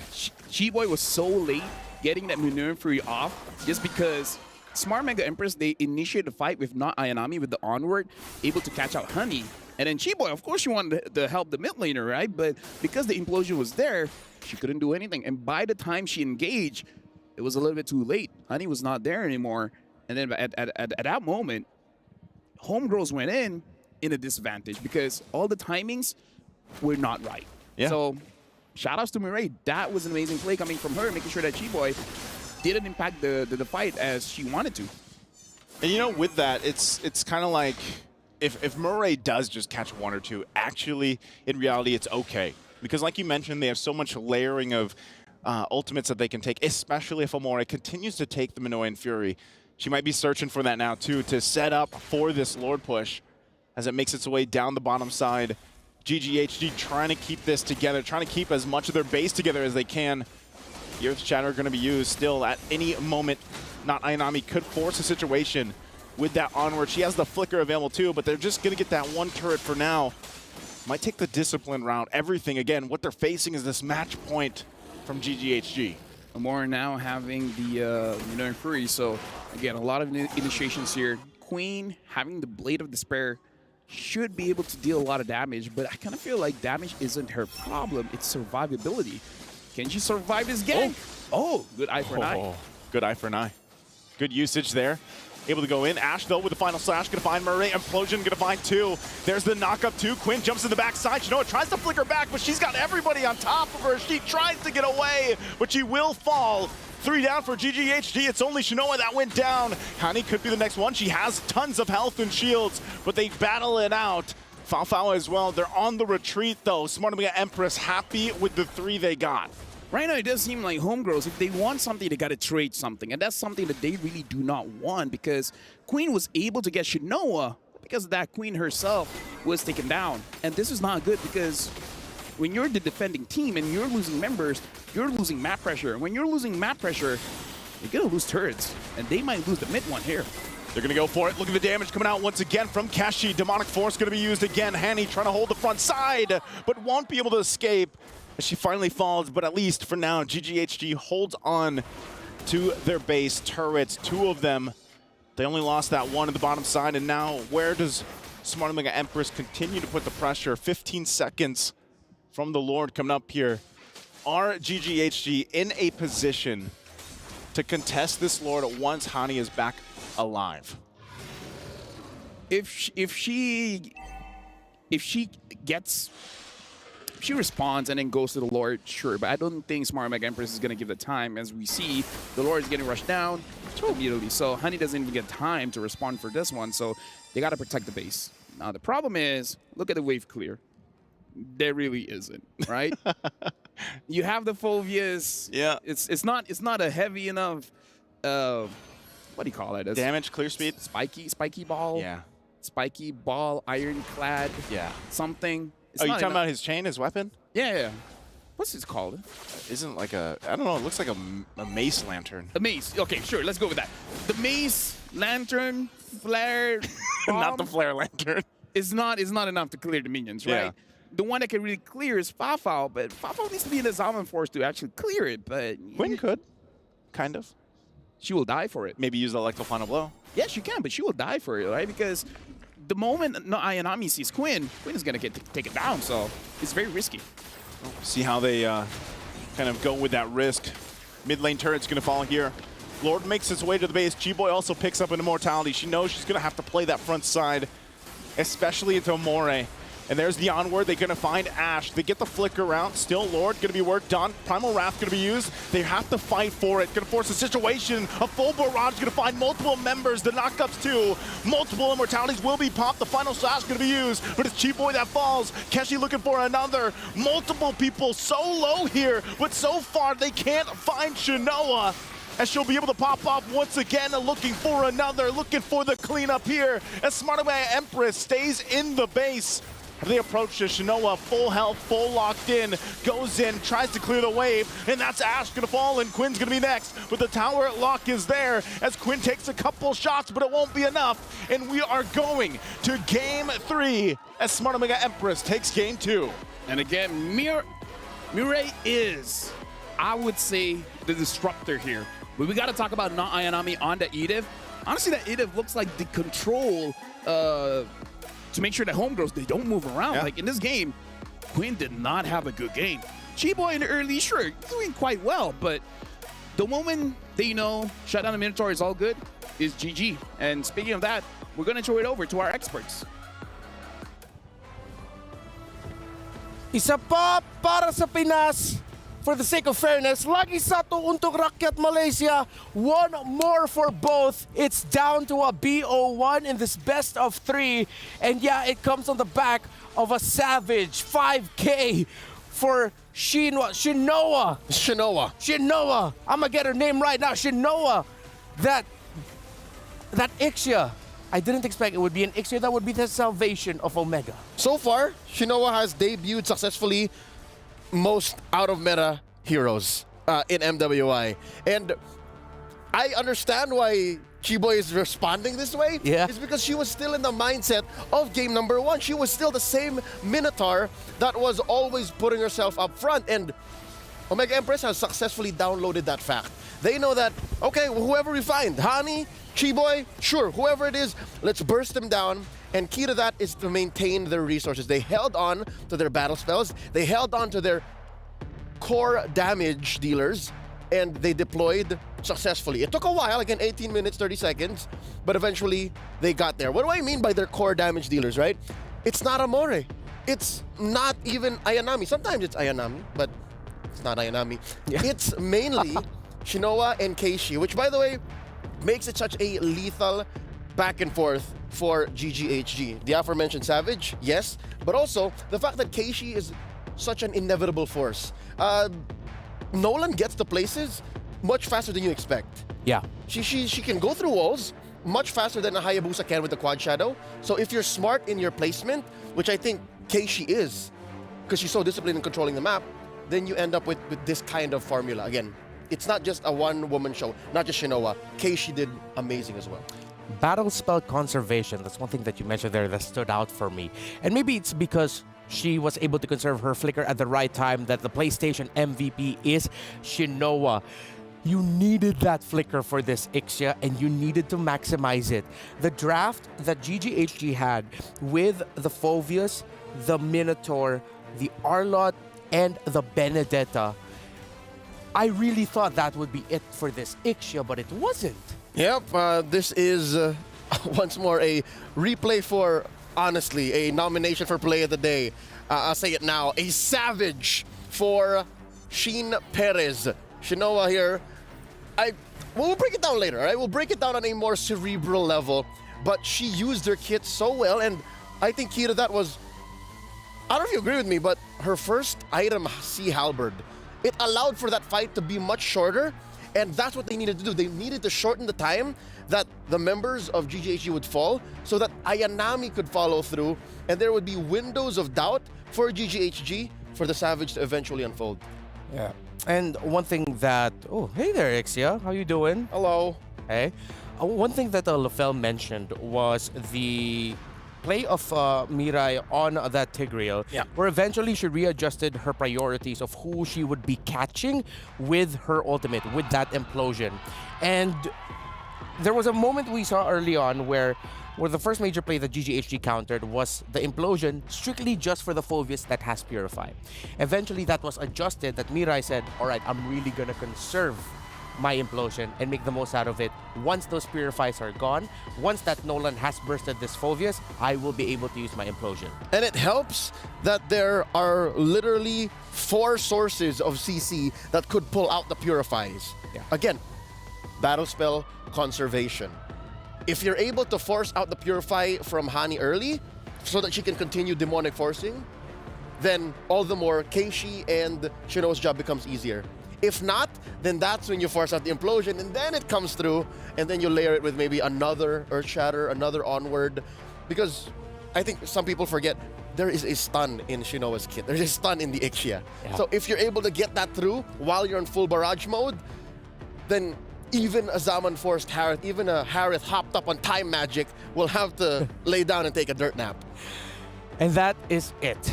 One more game to decide the fate of these two teams. Omega Empress and GGHG have taken each other to the limit. But before we continue the story of these two squads from the Philippines and Malaysia, let's go on over to Eterna, who's with Maria. Hey everyone, it's Eterna here with Maria once again. We're backstage. It's nice to see you. Nice to see you again. Rachel Malati. Rachel I Malati. love her name. Yeah. Beautiful. Yeah. Yeah, that's my real name, guys, for those of you who don't know. Surprise. Anyway, yeah. I think earlier on you mentioned that you met GGHG before Yes, and yeah. you had a small talk with them. Do you Yeah. know what the overall vibe is right now with them? Anything that we should know on the broadcast? You know, after they won against, not one, draw against Team Vitality, at least they scored one game, it feels like they win this tournament. It feels like they are really confident they can go through anything. But when I asked them, like during the post game press conference, okay, how to avoid this overconfident thingy, because you just scored 1-1 against the best of the world, the best team in the world. They said that, okay, we know that this is a game that we just won and we made it to the playoff, but then we don't want to overconfident. We respect all. Oh, okay. Yeah. Okay. That's the vibe. Like, we can win against the world, but we need to respect everyone. Yeah. So morale is high. Super high. Okay, that's good. Like because super high. after Vitality, it's Smart Omega Empress. And people like to say, Smart Omega Empress is the vitality of the Philippines. Okay. Right? How do you feel about this matchup? Do you think that they can go through? Oh, obviously. Like super confident. Super confident. Because this is, okay, MY is a short name for Malaysia, right? Yeah. I want to start hashtag campaign, this is my era. I love that. Yeah. This is I the love beginning that. of my era. I mean, technically, it still could be possible here at MWI. Yeah, they just show us against the Vitality. And yeah, and you just said Smart Omega is the Philippines version of... Yeah. That's true. That's interesting. Oh man, because that could replicate the same story as MSC. It's scripted. Right? Guys, it's not scripted. She's joking. Just to clarify. She's joking. No, you're joking, right? No, I'm joking. Yeah. Yes, So yes, I'm she's joking. Anyway, do you have a Hmm. message for GGHG for their Yeah. next upcoming battle? Just do your best, believe in yourself. Like all the Malaysians supporting you, even right now because of your recent winning. The government also stated that they're gonna give all supports to the MLB team. So just be yourself with boundaries, not like Lafel. And yeah, just have fun. Just be like you, homegirls. And this is our era. This is my era. And thank you so much for the hard work. Yeah. Okay, and thank you so much, Maria, for this interview as we're heading over back to the studio. Hashtag, this is MY my era. Wow, thank you. I really love that Maria there put the Lafell on glass. I didn't expect that. Thank you so much. Out of pocket. Kind of out of pocket. Thank you so much, Rachel Jasmine, Eterna, for the lovely interview with the lovely Maria. It's looking like, this could be the potential my era or the MY era, but there is still one more game for the Malaysians. They have to play up against Omega Empress. Looking back at what we saw here, the Phovius in the mid made sense. But it was responded to well by Omega Empress. Still, I really feel like Phovius mid is so risky. It's a acquired taste. Your lineup has to have agreed. Your team has to have agreed from a player to player and even to a coach level that, hey, this is not your traditional artillery mage, not even your utility or support mage. Yeah. So there was some semblance of promise here, right? Like you almost saw its full potential, and I may or may not be putting Reptar on blast here, but at some point he had his hands in his head, his hands in his head in his hands. It was miserable because there was a 3-for-1 trade, if I'm not mistaken, mid-game. Even after that Savage by Shinoa, which hopefully we can break down very soon. And that's when it could go well. That's when you can time out the stolen ult. You can time out the stolen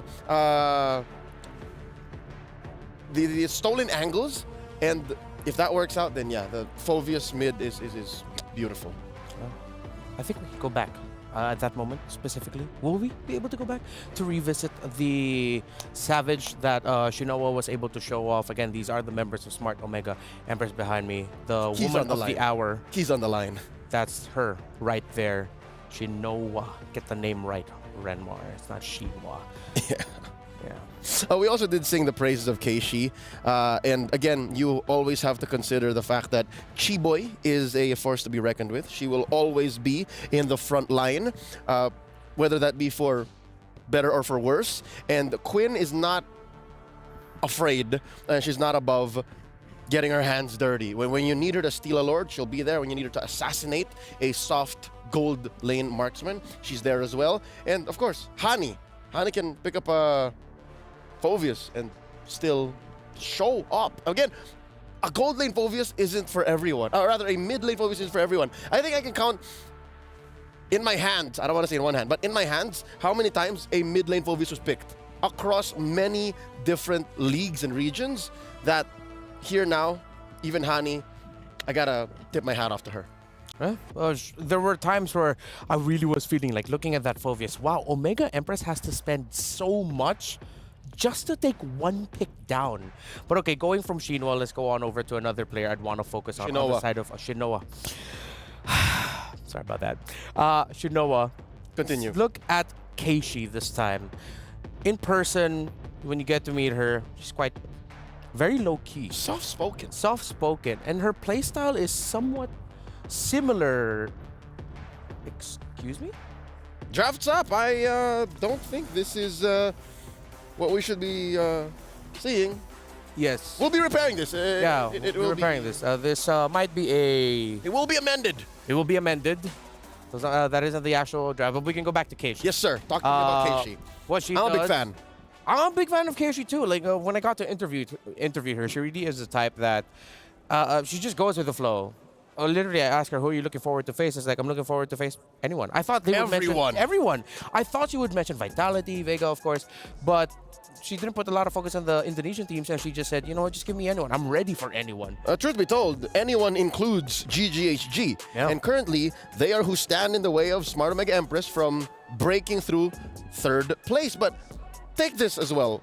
Talk about GGHG. What if they snap into a different mode? What if they get a brand new laser focus and they show us something else? Because it's one thing to take the to have the momentum taken away from you, right? After winning game one, oh so dominantly, and then suddenly, losing to a Savage. So I hope and pray that GGHG have something left in the tank.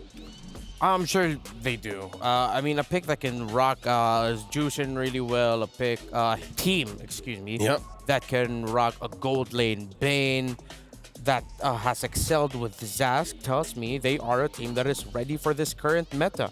And for this current meta, heading into today, if I'm not mistaken, some of the top picks that we've seen, the Terizla, Claude, Edith, Julian, and Ruby, those are our top 5, with the Minotaur, Harith, Valentina, and Roger very close by. So with these picks that I mentioned, are there anything there? Is there any pick there that you feel like would be a respect ban for either of these two teams? Let's start with Omega. What would Omega want to take away from GGHG? Oh, Minotaur. For sure. Unless Valentina's open, because we saw that works now, right? Yes. But to hone in on what you're trying to get at, I'm gonna cut through A and B, jump to Z, or maybe should I say T. Yeah. The odd lack of the Rizzler. Group stage was all about the Rizzler. We saw teams first pick in Terizla, left and right, and now suddenly, save for Smart Omega, they actually love the Edith. Where's the Rizzler? What if Edith gets banned out? Maybe they should consider that if it doesn't get banned out. I agree with you. And I really agree with you with the Minotaur. At one point in this tournament, I think this was the updated stats from yesterday, heading into the knockout stages. Please correct me if I'm wrong. He had close to a 70% win rate.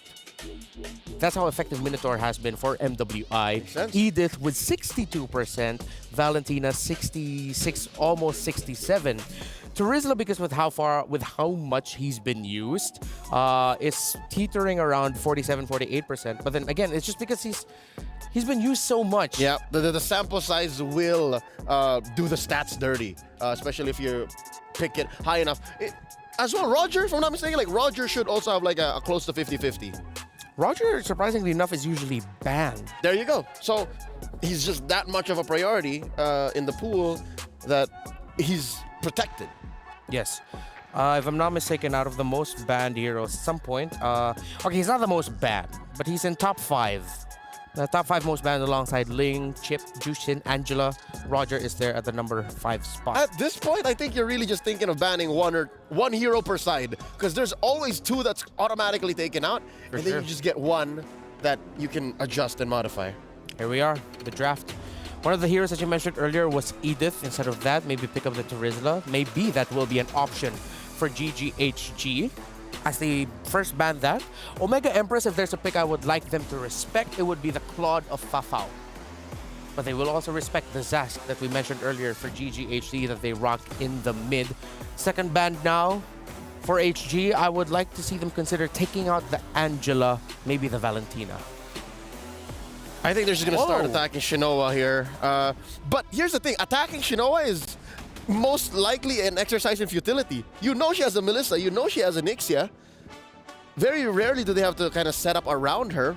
There's the Lingban, still at large, the Roger, still at large, the Zhu Xin, the Chip, the Lo Yi. There's so many heroes out there. Oh, and of course the Valentina. So we're gonna see a Lu Yi or a Chip, or Lu Yi these days just kind of gets snubbed. If I'm Omega Empress and they, okay, Chip's open. Good thing they Would ban you out the rather juice deal in. with a Chip? I mean, if they go Chip here, you obviously go Arlo. You gotta go Arlo. And I feel like Omega Empress could potentially... Ooh, they don't go for the Chip. So Chip, LY, Arlott, all open. Yep. Harith still open. Would Mirai do Chip? Would you get 2 power picks with 1 pick right away? You rush Chip Harith? Lo Yi Harith? Okay, Lo Yi Chip.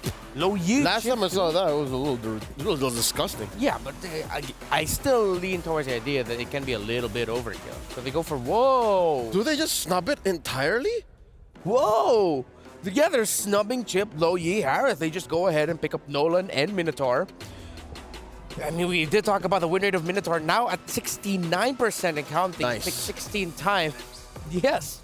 I mean, around 10 or 11 wins. It's easy. Again, if not for the Valentina, the Minotaur would have single-handedly and dominated the game. Chi Boy is notorious for that. So, with that said, no Valentina on the board. How does GGHG respond? Do they pick up the Arlo this early? Do they pick up a Tigreal this early too? Because again, I think the Tigreal is great against Keishi. Yeah. It's great. Ruby's also out there still. I'd rather the Ruby than the Tig. If you're going to pick up the Tigreal, could be later. I would like the Ruby now. Oh, but this is also really great. You pick up the Lo Yi, self-sustaining, great crowd control. So this needs to be a lineup by Omega Empress that isn't so honest. It can come from different angles. They have the Nolan, but their EXP laner or... No, yeah, their EXP laner needs to be coming off, needs to be able to come off from an off angle so that you get the Lo Yi out of position to maximize her rotation dispersion. All right, there's the Arlo going into the hands That's it. of not Ayanami, which is a solid answer to Lu Yi, as he is an answer to the Chip, right? Yeah. Like, as long as you know where the angle is coming from and you're able to relocate, you can just final slash whoever comes through. And what's scarier about this is there's no way out. Like, the shortcut, you can kind of go through the portal. With the diversion, it's all in. So for Omega Empress, are you gonna commit the last ban now that you've taken out the Tigreal into the... Commit the last ban on Ruby or commit the last ban on Tigreal? On Terizla. Or the Chip. Or the Chip. Still possible. Part of me is still okay with giving the Chip though. Don't know why. Both teams too. Both teams too. This is... Yeah. What is this? Bizarro world? Are we Twilight Zone? What's going on? Claude is gonna be open for Fafao. If this Roger... Oh, wait, no, excuse me. Roger will be going into Confirmed. the lane. Yeah. Confirmed. So, this is a clear green light for Mega Empress to go, hey, let's give Shinoa a winning lane. Actually, no. It's not. It's because they have a great babysitting roamer. Yeah. So they can go for like at least a 50-50, a 40-60 at worst. So Mega Empress are taking away backline divers. Oh, they can steal... Oh, wait. No, they cannot steal the Terizla. Yep, no more. Oh, wait. GGHG can still play it. Yeah, that's why I was thinking that Omega Empress might consider taking it away because you have the Hayabusa already in the jungle. The Terizla would be great unless they want to go full aggro and just pick up an EXP laner that can clear waves pretty fast. Which I think they won't need because they have Lo Yi. Lo Yi clears waves pretty fast. And here's a nice deep cut from about 30 minutes ago. Yeah. The Ixia, the Savage earning Ixia. Oh, Omega Empress might be stuck with a Nathan here. Beatrix or Harith. But up against a Lo Yi. Yeah. Might be tough for a Harith, yeah? Up against You can just Purify. Just pick up the Purify. Okay. As long as you... I think mid lane is going to matter too. You want to have a vision enabling mid lane. Like, you want to make sure bushes are clear. So what, Nova? Huh? Nova? Or Faramis. Oh, okay, yeah. Or Nova. There is a Nova. They go for the long range instead. Gold laner here. Excuse me. EXP laner for GGHG. Terizla making sense? Rizzler's still open, yeah. Yuzhong, oh no! Oh, Yuzhong, Lo Yi, Haya. Down the Nova. Come through with a diversion from an odd angle. Oh. Yeah. So if it's going to be a Yuzong, what's the rumor for GGH3 then? It's a Crouching Roger Hidden Dragon. I like that. I'm here till Saturday. We're here till Sunday, technically. Well, I mean, on the MWI. broadcast. Okay. Okay. You're welcome. I got scared. I thought my flight was scheduled at a different time. All right. Romer, what would it pair with? What's on Chi-Boy? Chi-Boy is such an impact player for GGHG, and it looks like they're taking their time. 5 seconds left on the clock. He's thinking. Don't tell me she's gonna Kufa or something. Atlas? Nah. Kaj! And the Rizzler. Oh, right. How could I forget to mention this? A classic combination of Kaja and Lo Yi a la Rebellion Esports in MPL Indonesia. All right. Crouching Roger Hidden Garuda, I guess. What's it gonna be now for the gold lane? No, Kai was taken out early. Tough. I don't think you want a Bea here. No. All the more it's dangerous. Claude entries will be difficult. You need a bit more magic damage. It just can't be the Nova. You're both burst. You need a lot of sustained DPS.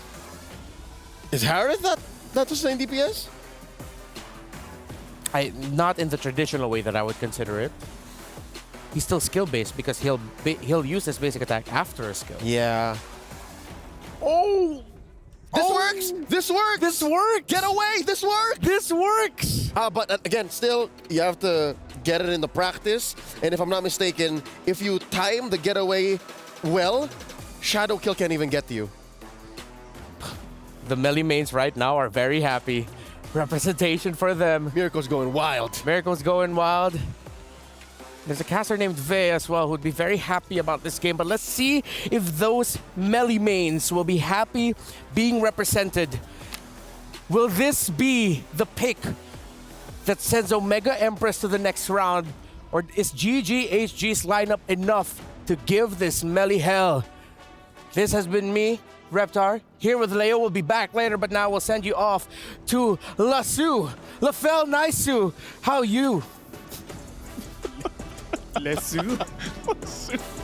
There's an actual Malay word that Lesu means. Yeah. It means tired.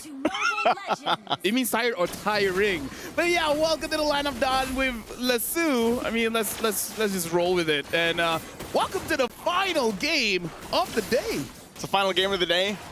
Hey, we got to see a Savage earlier, and now it comes down to this. If when I was looking at all the series today, I was like, you know what? I have a feeling this last one has a good chance of getting to a Game 3, and here we are, Lafel. Here we are indeed. And honestly, looking at the whole composition here, really, I gotta say, MWI has its own pocket meta. Like, this time we are seeing the Louis against the Louis alongside with the Kaja. It's gonna be pretty interesting here, but again, the thing about Kaja is that sometimes you can make a mistake when you're trying to force and engage. So, I don't know. Going up, basically what Chi-Boy has to do now is do a Murray. You have to catch the Roamer, actually.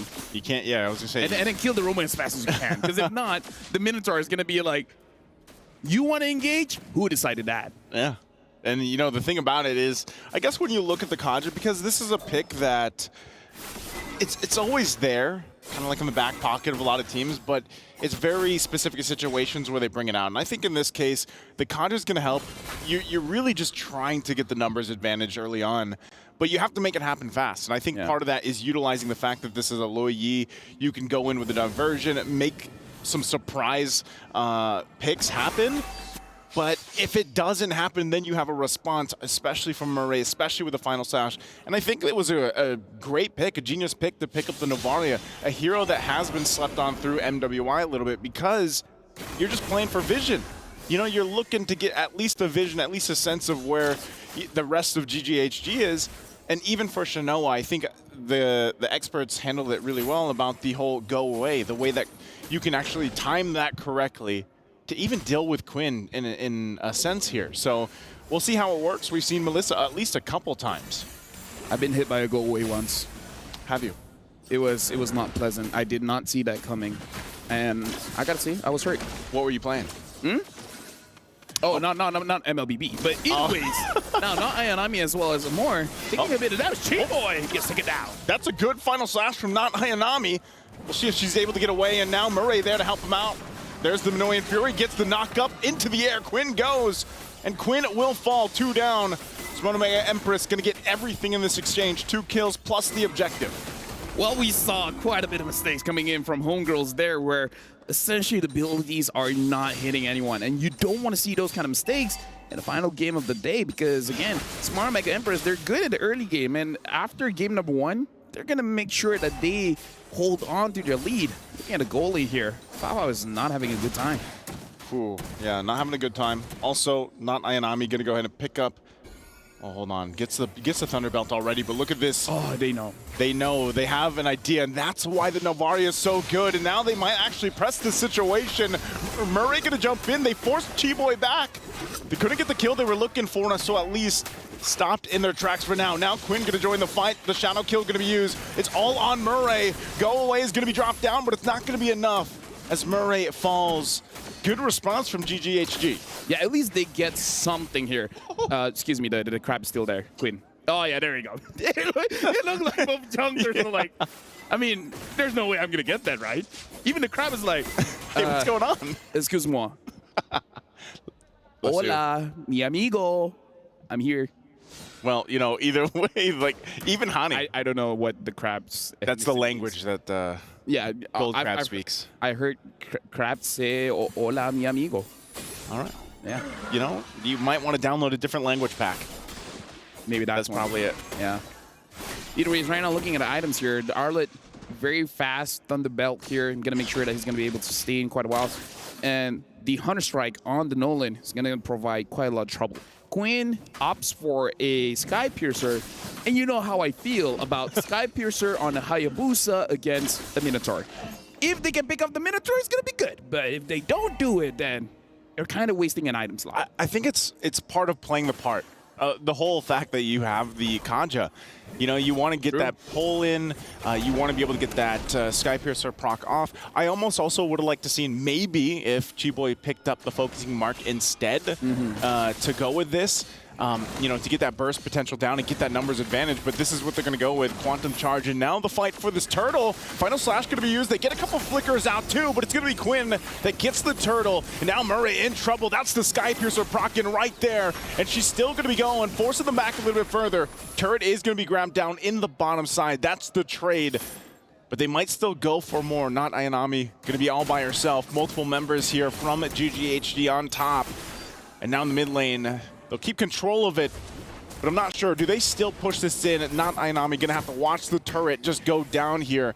So good trades. I mean, a trade across the map, and you go and look at the gold. It's pretty much even for both, even down to the kills here. And turtle, so it's pretty much an even game here, Lofel. For that one, the reason why Homegirls were able to get a win was because of Chiboy. She was able to lock down Mireille mid-animation of the Minotaur Fury. So she was able to stop that big ult. If she can continue doing that, then we got a game here. Well, shower kill going to be used just to put a little bit of pressure. Not much going to happen there. Quinn might as well just go ahead and use it once she has it available. And if they can get a, pick off at this point in the game, it's going to be great. But you can see, obviously Quinn still needs a lot more damage. Hunter Strike's already available here, of course, for Keshi. She's working on the next. And like you said, you have some defensive items too locked in, but nothing just yet for Murray. What would be the right item for Murray to take first item here against this lineup? Honestly, I would even rush the Flash of the Oasis just because you're facing against a bursty kind of lineup with the Roger as well as Hayabusa. Might as well just make sure that your teammates will get extra shielding as well as heal. So personally for me, I would rush that because if not, then you can build the small item of the what you call it? Which one? It's an armor item that reduces the damage. Steel plates? Yeah. Oh no. Hold on. Still going to be more. Wow. Talk about clearing that up. Oh, and she's going to flicker out, avoiding getting set up there, but they are going to have to trade the objective. So the turret's going to go down here. And so they'll go ahead, go for the trade. A more. Where's going to be used? Yeah, she's going to be fine. But this is the turtle. That's what they're going for. Ash going to go in. Flickers on in, forward, but fighting for it once again. Murray not going to find the connection she's looking for, and Quinn will somehow get the turtle. Ash going to be the one to drop. Murray going to be next. She goes down there. The rest of the team on the back end, and they'll get zoned out, but there it is again. GGHG somehow getting that turtle, getting in the exchange. Do they get more? Not Ayanami jumps in to keep the turret alive. I'm going to say that was overextending. Personally, for me, that was a bit more aggressive than I wanted it to, but they made it work. You know, like, they trusted Ash. Ash went in. Oh, now Honey still survives. Honey still survives. Good try there with the final slash. But not Ayanami, not going to be able to get that one. They trust Ash. They trust her. Even I was like, okay, Ash, you already missed your ult. You're still moving forward. You're taking a lot of damage. And still, she says to Quinn, is like, trust me. You need the right mindset. If you think you can get the turtle, you can. You can. And she did. And that gives them this, I mean, it's a very minor advantage to work around. Nothing too crazy. And I think Smart Omega Empress, you know, knowing this, it's kind of like they're just waiting for Shinoa, obviously, to get the item she needs. She did lock in the DHS now, so she's got 2. But even on the flip side, so does Foul. So when it comes to it, it's utilizing the setup potential or even the disengage potential of the lineups that they have here. Minoan's Fury is great for that, even a final slash. But they go in once again, looking for the engage. Go away, are we going to be dropped? And now Ash can't get in range. And now still fighting for it. Not Ayanami going to pick up a kill. Gets the stun with the Vengeance, but the shadow kill on the backside. Looking for the right target, and Quinn won't be able to find it. Not Ayanami giving the call, going in once again. The Vengeances are going to be there. Murray jumps in, and she gets away, but not Ayanami going to be the one to fall. And they go back again, not wanting to overextend. But I don't know, man. Would you say Smart Omega Empress comes out with that win? They initiated and they got good targets. It would be better if Homegirls did not trade, but the fact that Homegirls did trade, I would say it's pretty even. We're going to look at the STC replay here where we see Marie able to catch 2, and because Ash understands that she's not going to get away anyways, might as well try to engage. And Quinn tried to go to the back line, try to get Keishi or more, but again, because everyone's so clumped up, they're all looking good. Not Ayanami, tried her best. Foul, I feel like she wanted at least 2 kills there, but again, there was not enough damage just yet. Endless Battle is great, but it's not enough just yet. Right now, what could be great and enough, more than enough, is whatever team gets this Lord here. This is where you always start to see the Novaria especially start to shine. Once you get those shots in, the damage is going to be there. There's Ash jumping in with a flicker, forcing Shinoa back a little bit further. Could be a trouble as Ash going to be the fall, but also not Ayanami will be going down in the exchange. Murray could be the next target, goes in with a quad kill. The quad Shadow won't be able to go in any further. Once again, fighting for this space, fighting for the Lord here. G-Boy in the front of the fight, but it's going to be a reset.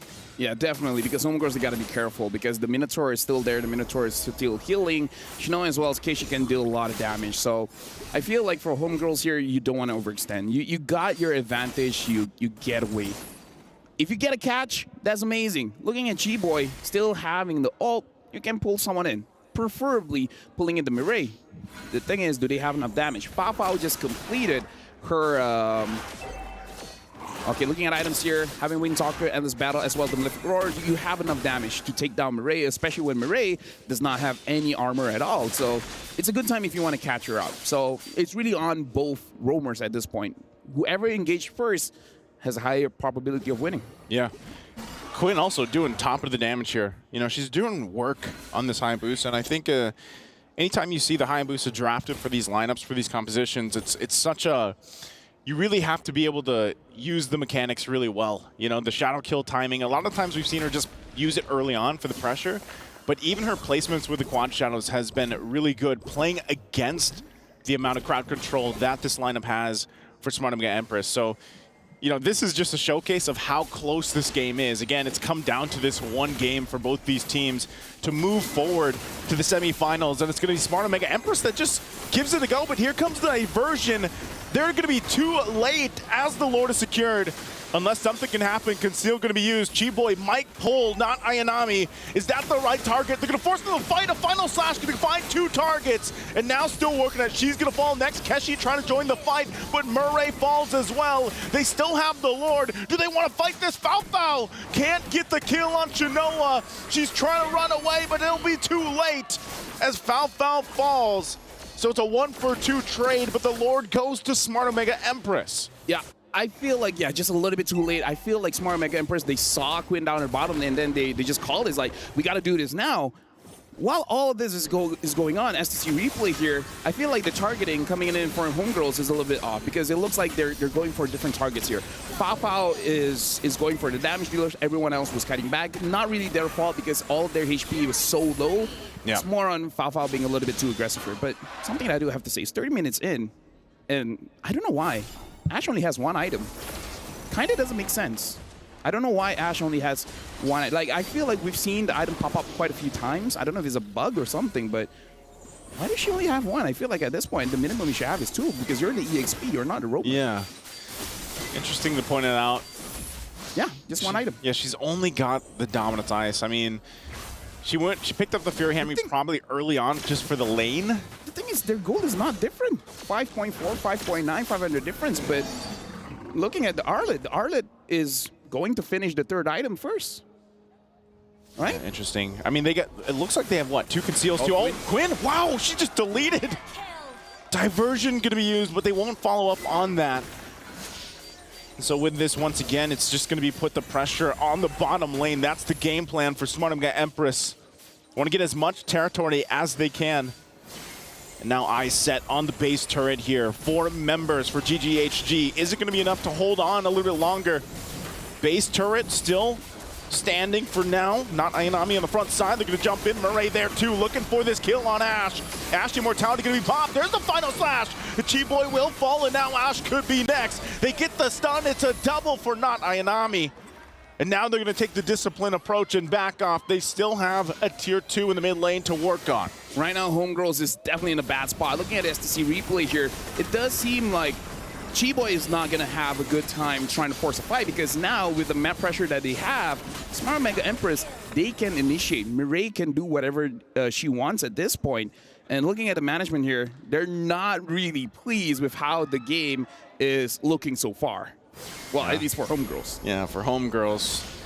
Smart Mega Empress team looking really confident at this point. Look at that, Hanny just deleted with a combination from Keshi, 5-0-4. This pick really paying dividends here, and now I'm going to work on the Lord. Not sure if GGHG can really turn this around. Conceal going to be used from Chi-Boy. There's the jump with the penalty zone, and Quinn going on the backside too, going to force them back a little bit further, even with the go away. But Quinn will find Keshi. Final slash going to be used. Chi-Boy going to be next. Chi-Boy will go down. She's out of here, but Quinn still there. Not Ayanami going to try to keep her here at bay. Quinn goes in with a quad shadow. And once again, Lord's still going to be taking. Smart Mega Empress will be able to secure the objective. Fafao jumps in. Quinn, what left can they do? The final slash won't be able to connect. Oh, but the shot from Amore will find the mark. But Honey's still around. Homegirls, they really don't want to let this Lord go. They're like changing shifts at this point. It's like, okay, now it's my turn, now it's your turn, now it's my turn, now it's your turn. Make sure they don't get the Lord, but looks like they don't have much say for this one. The Lord is going over to Smart Mega Empress. It's going to be the trade right there. Again, a very messy fight for them to go in and secure this, and Hani really trying to do her best. She has quite a bit of damage too. A little bit longer if she could have, but Quinn will get a kill on not Ayanami. So once again, Smart Mega Empress, they get the objective. They get ready for this push into the base for GGHG. Could this be it? Could they defend? I feel like they can defend one more time. Just a feeling, but the moment they're able to take down Fafao, I feel like that's it. Because I feel like Fafao is the saving grace for Homegirls right now, even though her KD is 2, 2, and 3, but she's been able to juggle this team fight quite well. Going in and out, dealing enough damage to make it so that Smart Mega Empress doesn't fully commit to any kind of engage. But again, that Minotaur is a problem. Mireille, 0, 4, and 12. Again, Chi-Boy hasn't been finding the right targets, having to force to pick up not Ayanami instead of Mireille or even Keishi. Comes down to this. At this point, this could possibly be a game-ending Lord for Smart Mega Empress. They went through it in Game 1. They had a game for themselves with a Savage in Game 2, and now for Game 3, looking to clutch this one out. Ash on the front side, trying to keep it at bay. The mid turret's going to be the focus. They go in with a shadow kill, but it's not going to be enough to pump out the damage they're looking for. There's the final slash and the Minoan Fury with the flicker combination. G-Boy in trouble, one hit away. They will be able to get it. Lord's still going to be worked on, and now running from the backside. With Smart Empress still looking to cap out the game, and they will do it. They'll force it in. It took them 3 games, but they'll send the home girls home and go forward to the semifinal. And with that, homegirls have been eliminated. Good job for making it this far. But again, we heard people talking about it. This is basically the vitality of the Philippines. Pinas La Malakas, they're moving through. That was good. Very well said. Thank you very much. What a game. What a series. I'm glad that when we got to get to this last match of the day here at LaFell, for us, LeSue, we got to see 3 games. Because with everything at stake, of course, this is how you want it. You want it to go to the distance. You want to see these girls put their best showing on. And that's exactly what they did. Even for GGHD, man, they held up a good game. This was a relatively close game 3 even. Oh, yeah. And Smart Empress just comes out on top of it. Again, there's no other way to end the knockout stage. And we got to put this into, just think about this. Tomorrow is the very last day of MWI. This is the second last day. By tomorrow, we have 3 best-of-5s. And tomorrow, we'll find the real queens of MWI. So, honestly, thank you very much, Naisu. I would say thank you for everyone watching. I'm going to say thank you to all the casters for today. You guys have been doing an amazing job during the knockout stage. All the winners you guys have seen are all going to play for tomorrow, and it's going to be intense. Tomorrow we'll find, for this year, the queen of MWI. With that being said, thank you very much, and we're throwing it over to stage with Cheryl Yao as well as Bara. It's on you guys right now for the interview. Ladies and gentlemen, what a way to wrap up, the final day with a full best-of-3 series. Now, I have beside me, so are you or are you not Ayanami? I am not. Not Ayanami. So it was just a trick question. Now, when it comes to Smart Omega Empresses, you guys usually have a rocky start, but you guys clean it up afterwards. And very similar to the Smart Omega boys, which were once called the Comeback King. What happens? For us as the female counterpart, I'm not really sure, but it's always like that. Even last year's international tournament and SEA Games, we lose the first game against Indonesia, and then we cleaned it up. But then what happened next, and also yesterday is what happened. Our first game was a bit rocky. We didn't play that well, and then we cleaned it up afterwards. It's always like that for us. I don't know why. You don't know why, but you got to find a solution, and a solution fast, because make no mistake, right here at MWI, not just you guys are looking for the championship. Every single team all has the dream to be the queens of Mobile Legends Bang Bang. And speaking of which, I do have another question, and that will be coming from Bara. Well, now pretty much, first of all, great performance and all. Now you'll be facing VSG. Any player maybe pretty much you'll be having a look out? VSG has 2 Filipino players, and I'm looking forward to both of them. Oh, okay. And how you feel about that? I'm not sure. Good luck to both of us. Okay.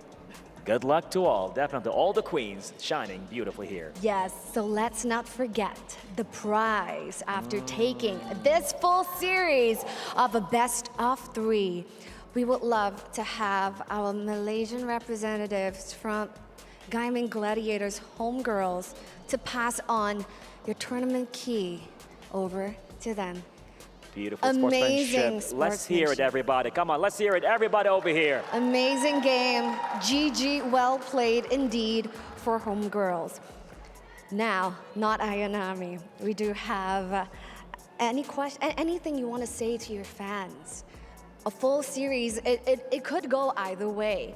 What do you have to say to all your supporters back in Philippines? I know there's a calamity happening there right now, but we just like us guys, we had a rocky start, and let's just fight. Let's just fight. Let's just do the best we can to get over the obstacles that overcome us. Let's go. Let's make it happen. That's incredibly, incredibly humble. Now, whoever comes your way will happen, just like in the game of Dawn, in the Land of Dawn, where we had 5 people going after Shinoa. And she ended up with a savage over at the Land of Dawn. And this is Smart Omega Empress. Over to you guys back at the studio. Thank you so much, Cheryl, Bara, and of course, not Ayanami, but she... Not. Confirmed. Ayanami. Tremendous showing here by Smart Omega Empress, and before anything else, I would just like to call back to a mention there by Not Ayanami. Currently back home in the Philippines, there is a calamity going on, and so yeah, it's glad that Smart Omega Empress was able to give a small light of hope, a small light of joy for the Filipinos watching. So let's head back here into the game. Well, at any point, was there anything about the performance of HG that, let's begin with that, made you feel like, this looks quite dire for Omega Empress? Anytime and all the time. All 3 drafts throughout the series were legit threats. They could eliminate Smart Omega Empress throughout each one. But here in Game 3, very specifically, all the Filipinos are going wild in the Amazon Arena. Here in Game 3, it was a very singular draft. It was, we're going to pick off, we're going to win fights, and if we can't do that, Omega Empress wins. That's what happened. They were able to split up GGHG's singular approach through the Kaja, through Ash's engagements, and then of course the pick-off potential from the back by Quinn and Fao Fao. If all of those failed, which Omega Empress got checked off their list about, 80-90%, then it was very difficult for GGHG to come back. Let's revisit the bracket of MWI so far. Earlier, Vitality and Falcons Vega secured their slot for the semifinals and will be battling. Now, Omega Empress will face off against EEC Ace VSG. The top 4 of the tournament have been locked in. 3 teams there were expected to make it to this point. Now, they have a wild card amidst them, VSG. But let's focus now on what we just saw here. Smart OMG getting the W over their opponents, GGHG. Lots of G's. Let's welcome our MVP. It's Shinoa, the goal laner of Smart Omega Empress. Shinoa, how are you feeling? Getting a savage here in MWI? I'm feeling great, and actually I was expecting it to do good in Iksha Hero Pick. Okay. Why Iksha specifically? So did you prepare the Iksha for MWI? Have you been spamming her a lot? Oh yeah, there are so many using Harith, and I think it's a counter. So you think that Iksha's the counter to most of the gold laners we have now? How about the Melissa? You've shown the Melissa twice now to great success. 100% win rate now on your Melissa. How did that come about in your training? You prepared for Melissa too. Yeah, I was spamming Melissa and Iksha. Of the 2, I'm sure meron ka pang tinatago. You're keeping more heroes. Are there more? Are there more for top 4 in finals? Yeah, just there are many. Okay. There are many. The secret. Shh, y'all, it's a secret. Okay, I have a question for Sheen. Sheen, during that savage moment, I'm sure it's fresh in your mind. What were you thinking? What was the play? Because there was 3 or 4 members? Almost 5. Literally 5 members of GGHG on you. What was going on in your mind? They're coming at me. They're all coming at me, and I was calling my teammates that hey, come here, I can do this. And actually, I was feeling great. It was savage. Yeah, and who came to your rescue? That was Ayanami. Yeah, it's Ayanami using Edith. Yeah, you tricked Quinn. I saw Quinn sent her the Benedetta attack the other way. Yeah. So Ayanami confused GGHG well enough that you scored the savage. Do you say thank you to Ayanami after? Yeah. I say Salamat. Salamat. How do you say salamat in Bisaya again? Salamat lang. Salamat, salamat Salamat also. lang din pala eh. Trick Okay. question. It's a little trick question. All right. So we know now you're going to be going up against VSG of EECA. What do you think is the biggest strength of VSG right now and why they made it this far? They're all good in mechanics. My team just said it. And also, their gold and tank are good. Ah, That's why they make it. And also their jungler. And they're junglers. So a lot of them are just really solid individually. So real quick, yes or no? Will Omega Empress get the win tomorrow? Of course. All right. That's Chinoa, the MVP of our game number 2. Oh, game number 3. And real quickly, do you want to say one last thing for the fans watching at home? Is it okay if it's Tagalog? Yes, Of course. even Bisaya if you like. Yeah. Salamat sa nitanaw namo, especially sa akong family and sa mga friends. Thank you so much for supporting us. We will make you proud and we're gonna win this tomorrow. Thank you so much, Chinoa. Congratulations to Omega Empress. And now I think would be the perfect time to check out who our MVP is actually for that game number 3, and it is none other than Amore.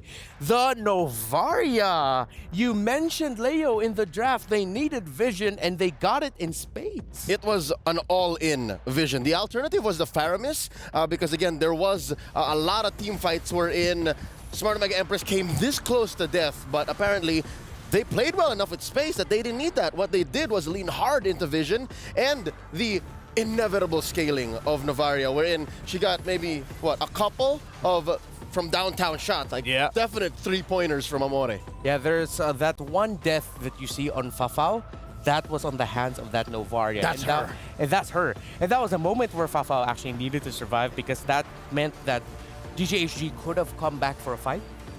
But that one stain, that one death, that continued the turnaround for Omega. And in a way, it made the diversion a non-starter. It made going into weird angles almost impossible because, you could check this bush. If no one's there, throw the Astral Echo the other way, and it's almost as good as it goes, right? That's all Novaria. That's all Amore.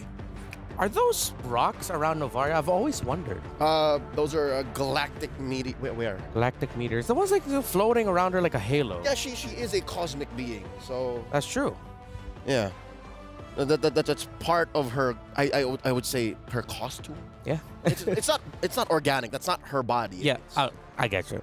And that hero was the PlayStation MVP hero pick. It's time to check out the El Gudia MVP or plays of the day, because it's now time for the play of the day where we review some of the top clips from today's action. We're going all the way back. Here we have Vitality versus Xeno Zenith, Xeno Lilies rather, and there were promising moments here for the Lilies actually. Yeah. And this was the Alice Angela pickup of the great counterplay actually coming in from Team Vitality. You know, that about this series, especially Chell. Chell is an incredibly solid gold laner. If she's not popping off, she's just like not dying. She's so stable. Yeah. She is Stable is the right word. There you go. She is giving just rock solid, just building vibes. Yeah. And it was just a great effort by the entire team to make it work. Countered it. Thought it would be over for them, but now let's revisit Falcon's Vega. One of two mid lane Foveas. But of course, you can't count out Falcon Vega's understanding of the metagame and fundamentals. So despite all that, here we go. If I'm not mistaken, you say Chinchaw, damn you Chinchaw. Like, this was a good fight for Net Angels, but look at the base. The split push there coming in from upper left corner. Chinchaw. There it is. Go. What a Beautiful. split push end there for Beautiful. Falcons Vega, and you could actually see the heartbreak when that happened for Net Angels because that looked so competitive for them. They could have won that. Look at that beautiful smile. She was devious. Yes. She knew what she was doing. The energy I got was, oh my god, I can't believe that actually happened. Or all according to plan. You'll never know. We'll have to ask Chinchaw. Yeah. You're seeing C9 go up against VSG, and as much as you'd like to see C9's shield go up against VSG's sword, all it takes is one little crack, one little just turn around, and that's what happens. Yeah, it'll be great to see VSG. There's a bit of history also between like Rian, Gailey, and the members of Smart Omega Empress. So it's gonna be a reunion battle of sorts for them. And this was just from the series that we watched, game number 3 of Omega Empress versus GGHG. Of course, with that Melissa, the Melee mains are well represented. That's 2 victories already for Melissa, undefeated. And last but not least, from game number 2, the aforementioned Savage by Shinoa. Can confirm now, she was actually calling for help. And here comes Ayanami, enough of a distraction to make Quinn want to go for the Edith instead of Shinoa, who would then just kill everybody. And from that game number 3 play that we saw before, this beautiful Savage by Shinoa, it was the 4-man Minoan Fury knockup by Mirai, which led to a double kill there for not Ayanami, which allowed Omega Empress to continue their momentum and control in that game. What a day, man. And throughout the day, we've been asking for your predictions. And I'm pretty sure we already have the results of the latest predictions from that previous series up. Let's bring up our STC predictions. And it was quite even. Finally, someone has acknowledged Smart Omega. Thou hast heeded my request to show love for our kabayans. Now it makes a difference. See, like if you guys show support, whether through the STC play predictions or through just watching and sending well wishes to the teams, you see amazing things. You see Savages happen. Yeah, but what I also feel like is with those predictions, this is a perfect time to acknowledge the rising star that is Malaysian MLBB esports, not just on the men's side, but on the women's side as well. Of course. GGHG's roster don't have the same amount of playing time and experience as the roster of Smart Omega Empress does. Some of them has been doing this for so long, and they've been doing this as this entire group for a whole year now. Yet they take it to the wire. Yet we see a game 3 that really could have gone either way. So kudos to GGHG, to the homegirls, the Gaming Gladiators. We have to see you guys very, very soon. Yeah. Now, I know that in the game right now, there's a lot of skins. There's a bit of a fair for the youth. The youth fair is here with incredible bonuses and exciting events. You can grab multiple permanent skins for free, just like Sylvana's Classroom Charm and its painted skins Classroom Glam. Both skins I do not have, and I'm jealous of anyone who does. More exciting events will be revealed, so watch out. Do you have those skins? Yes. You do? Dude, I've been spamming Bane and Jushin. How can I not have the skin? All right, you go. Pretty, by the way. For a skin you get for free, you feel like, hey, I should be paying diamonds for this, but thanks, Moonton. All right. Thanks. Okay, yeah, you have the skin. You have the skin. Do you want to say the thing? The next thing is scheduled. You know, you be the one. You have the skin, so you be the one to say the Yeah, thing. you sulk over there, Reptar. Ladies and gentlemen, folks around the world, do tune in. Tomorrow we are coming to a conclusion. MWI 2024 ends through a back-to-back-to-back best of 5. That's right, starting off with Vitality versus Falcons Vega. It's civil war here for the Indonesian queens, the uncrowned queens versus the de facto dominant force in women's MLBB, and of course VSU versus OMGE, and then in the grand final, whoever wins those first 2. Yeah, we'll be seeing the semifinals and the grand finals tomorrow. It's packed. Potentially 15 games of MLBB. 3 BO5s. Before we go off, Leo, is there anything else you want to say? Thanks to everyone who tuned in. Thank you to the Filipino fans, the Malaysians, those from ECA, from Indonesia, from Myanmar as well. None of this would happen if you did not show so much love for the ladies competing here on the grand stage. I'll see you guys tomorrow. Thanks again. It's been an honor to be at your service. On behalf of Lafel, Naisu, Eterna, and of course the other casters, everyone who has graced the stage, your ears, and your screens today, our production team, we thank you. Our journey here in MWI is about to end, but we have one more day of action ahead of you tomorrow. Tomorrow, we will crown the new, or maybe still reigning and defending, Queens of the World. If you want to find out who it will be, then watch us. That's it for the second day, or not second day, first day of playoffs. Everything will culminate tomorrow. Join us. We will see you here at the Amazon Arena. Stay safe, good night, and good fight.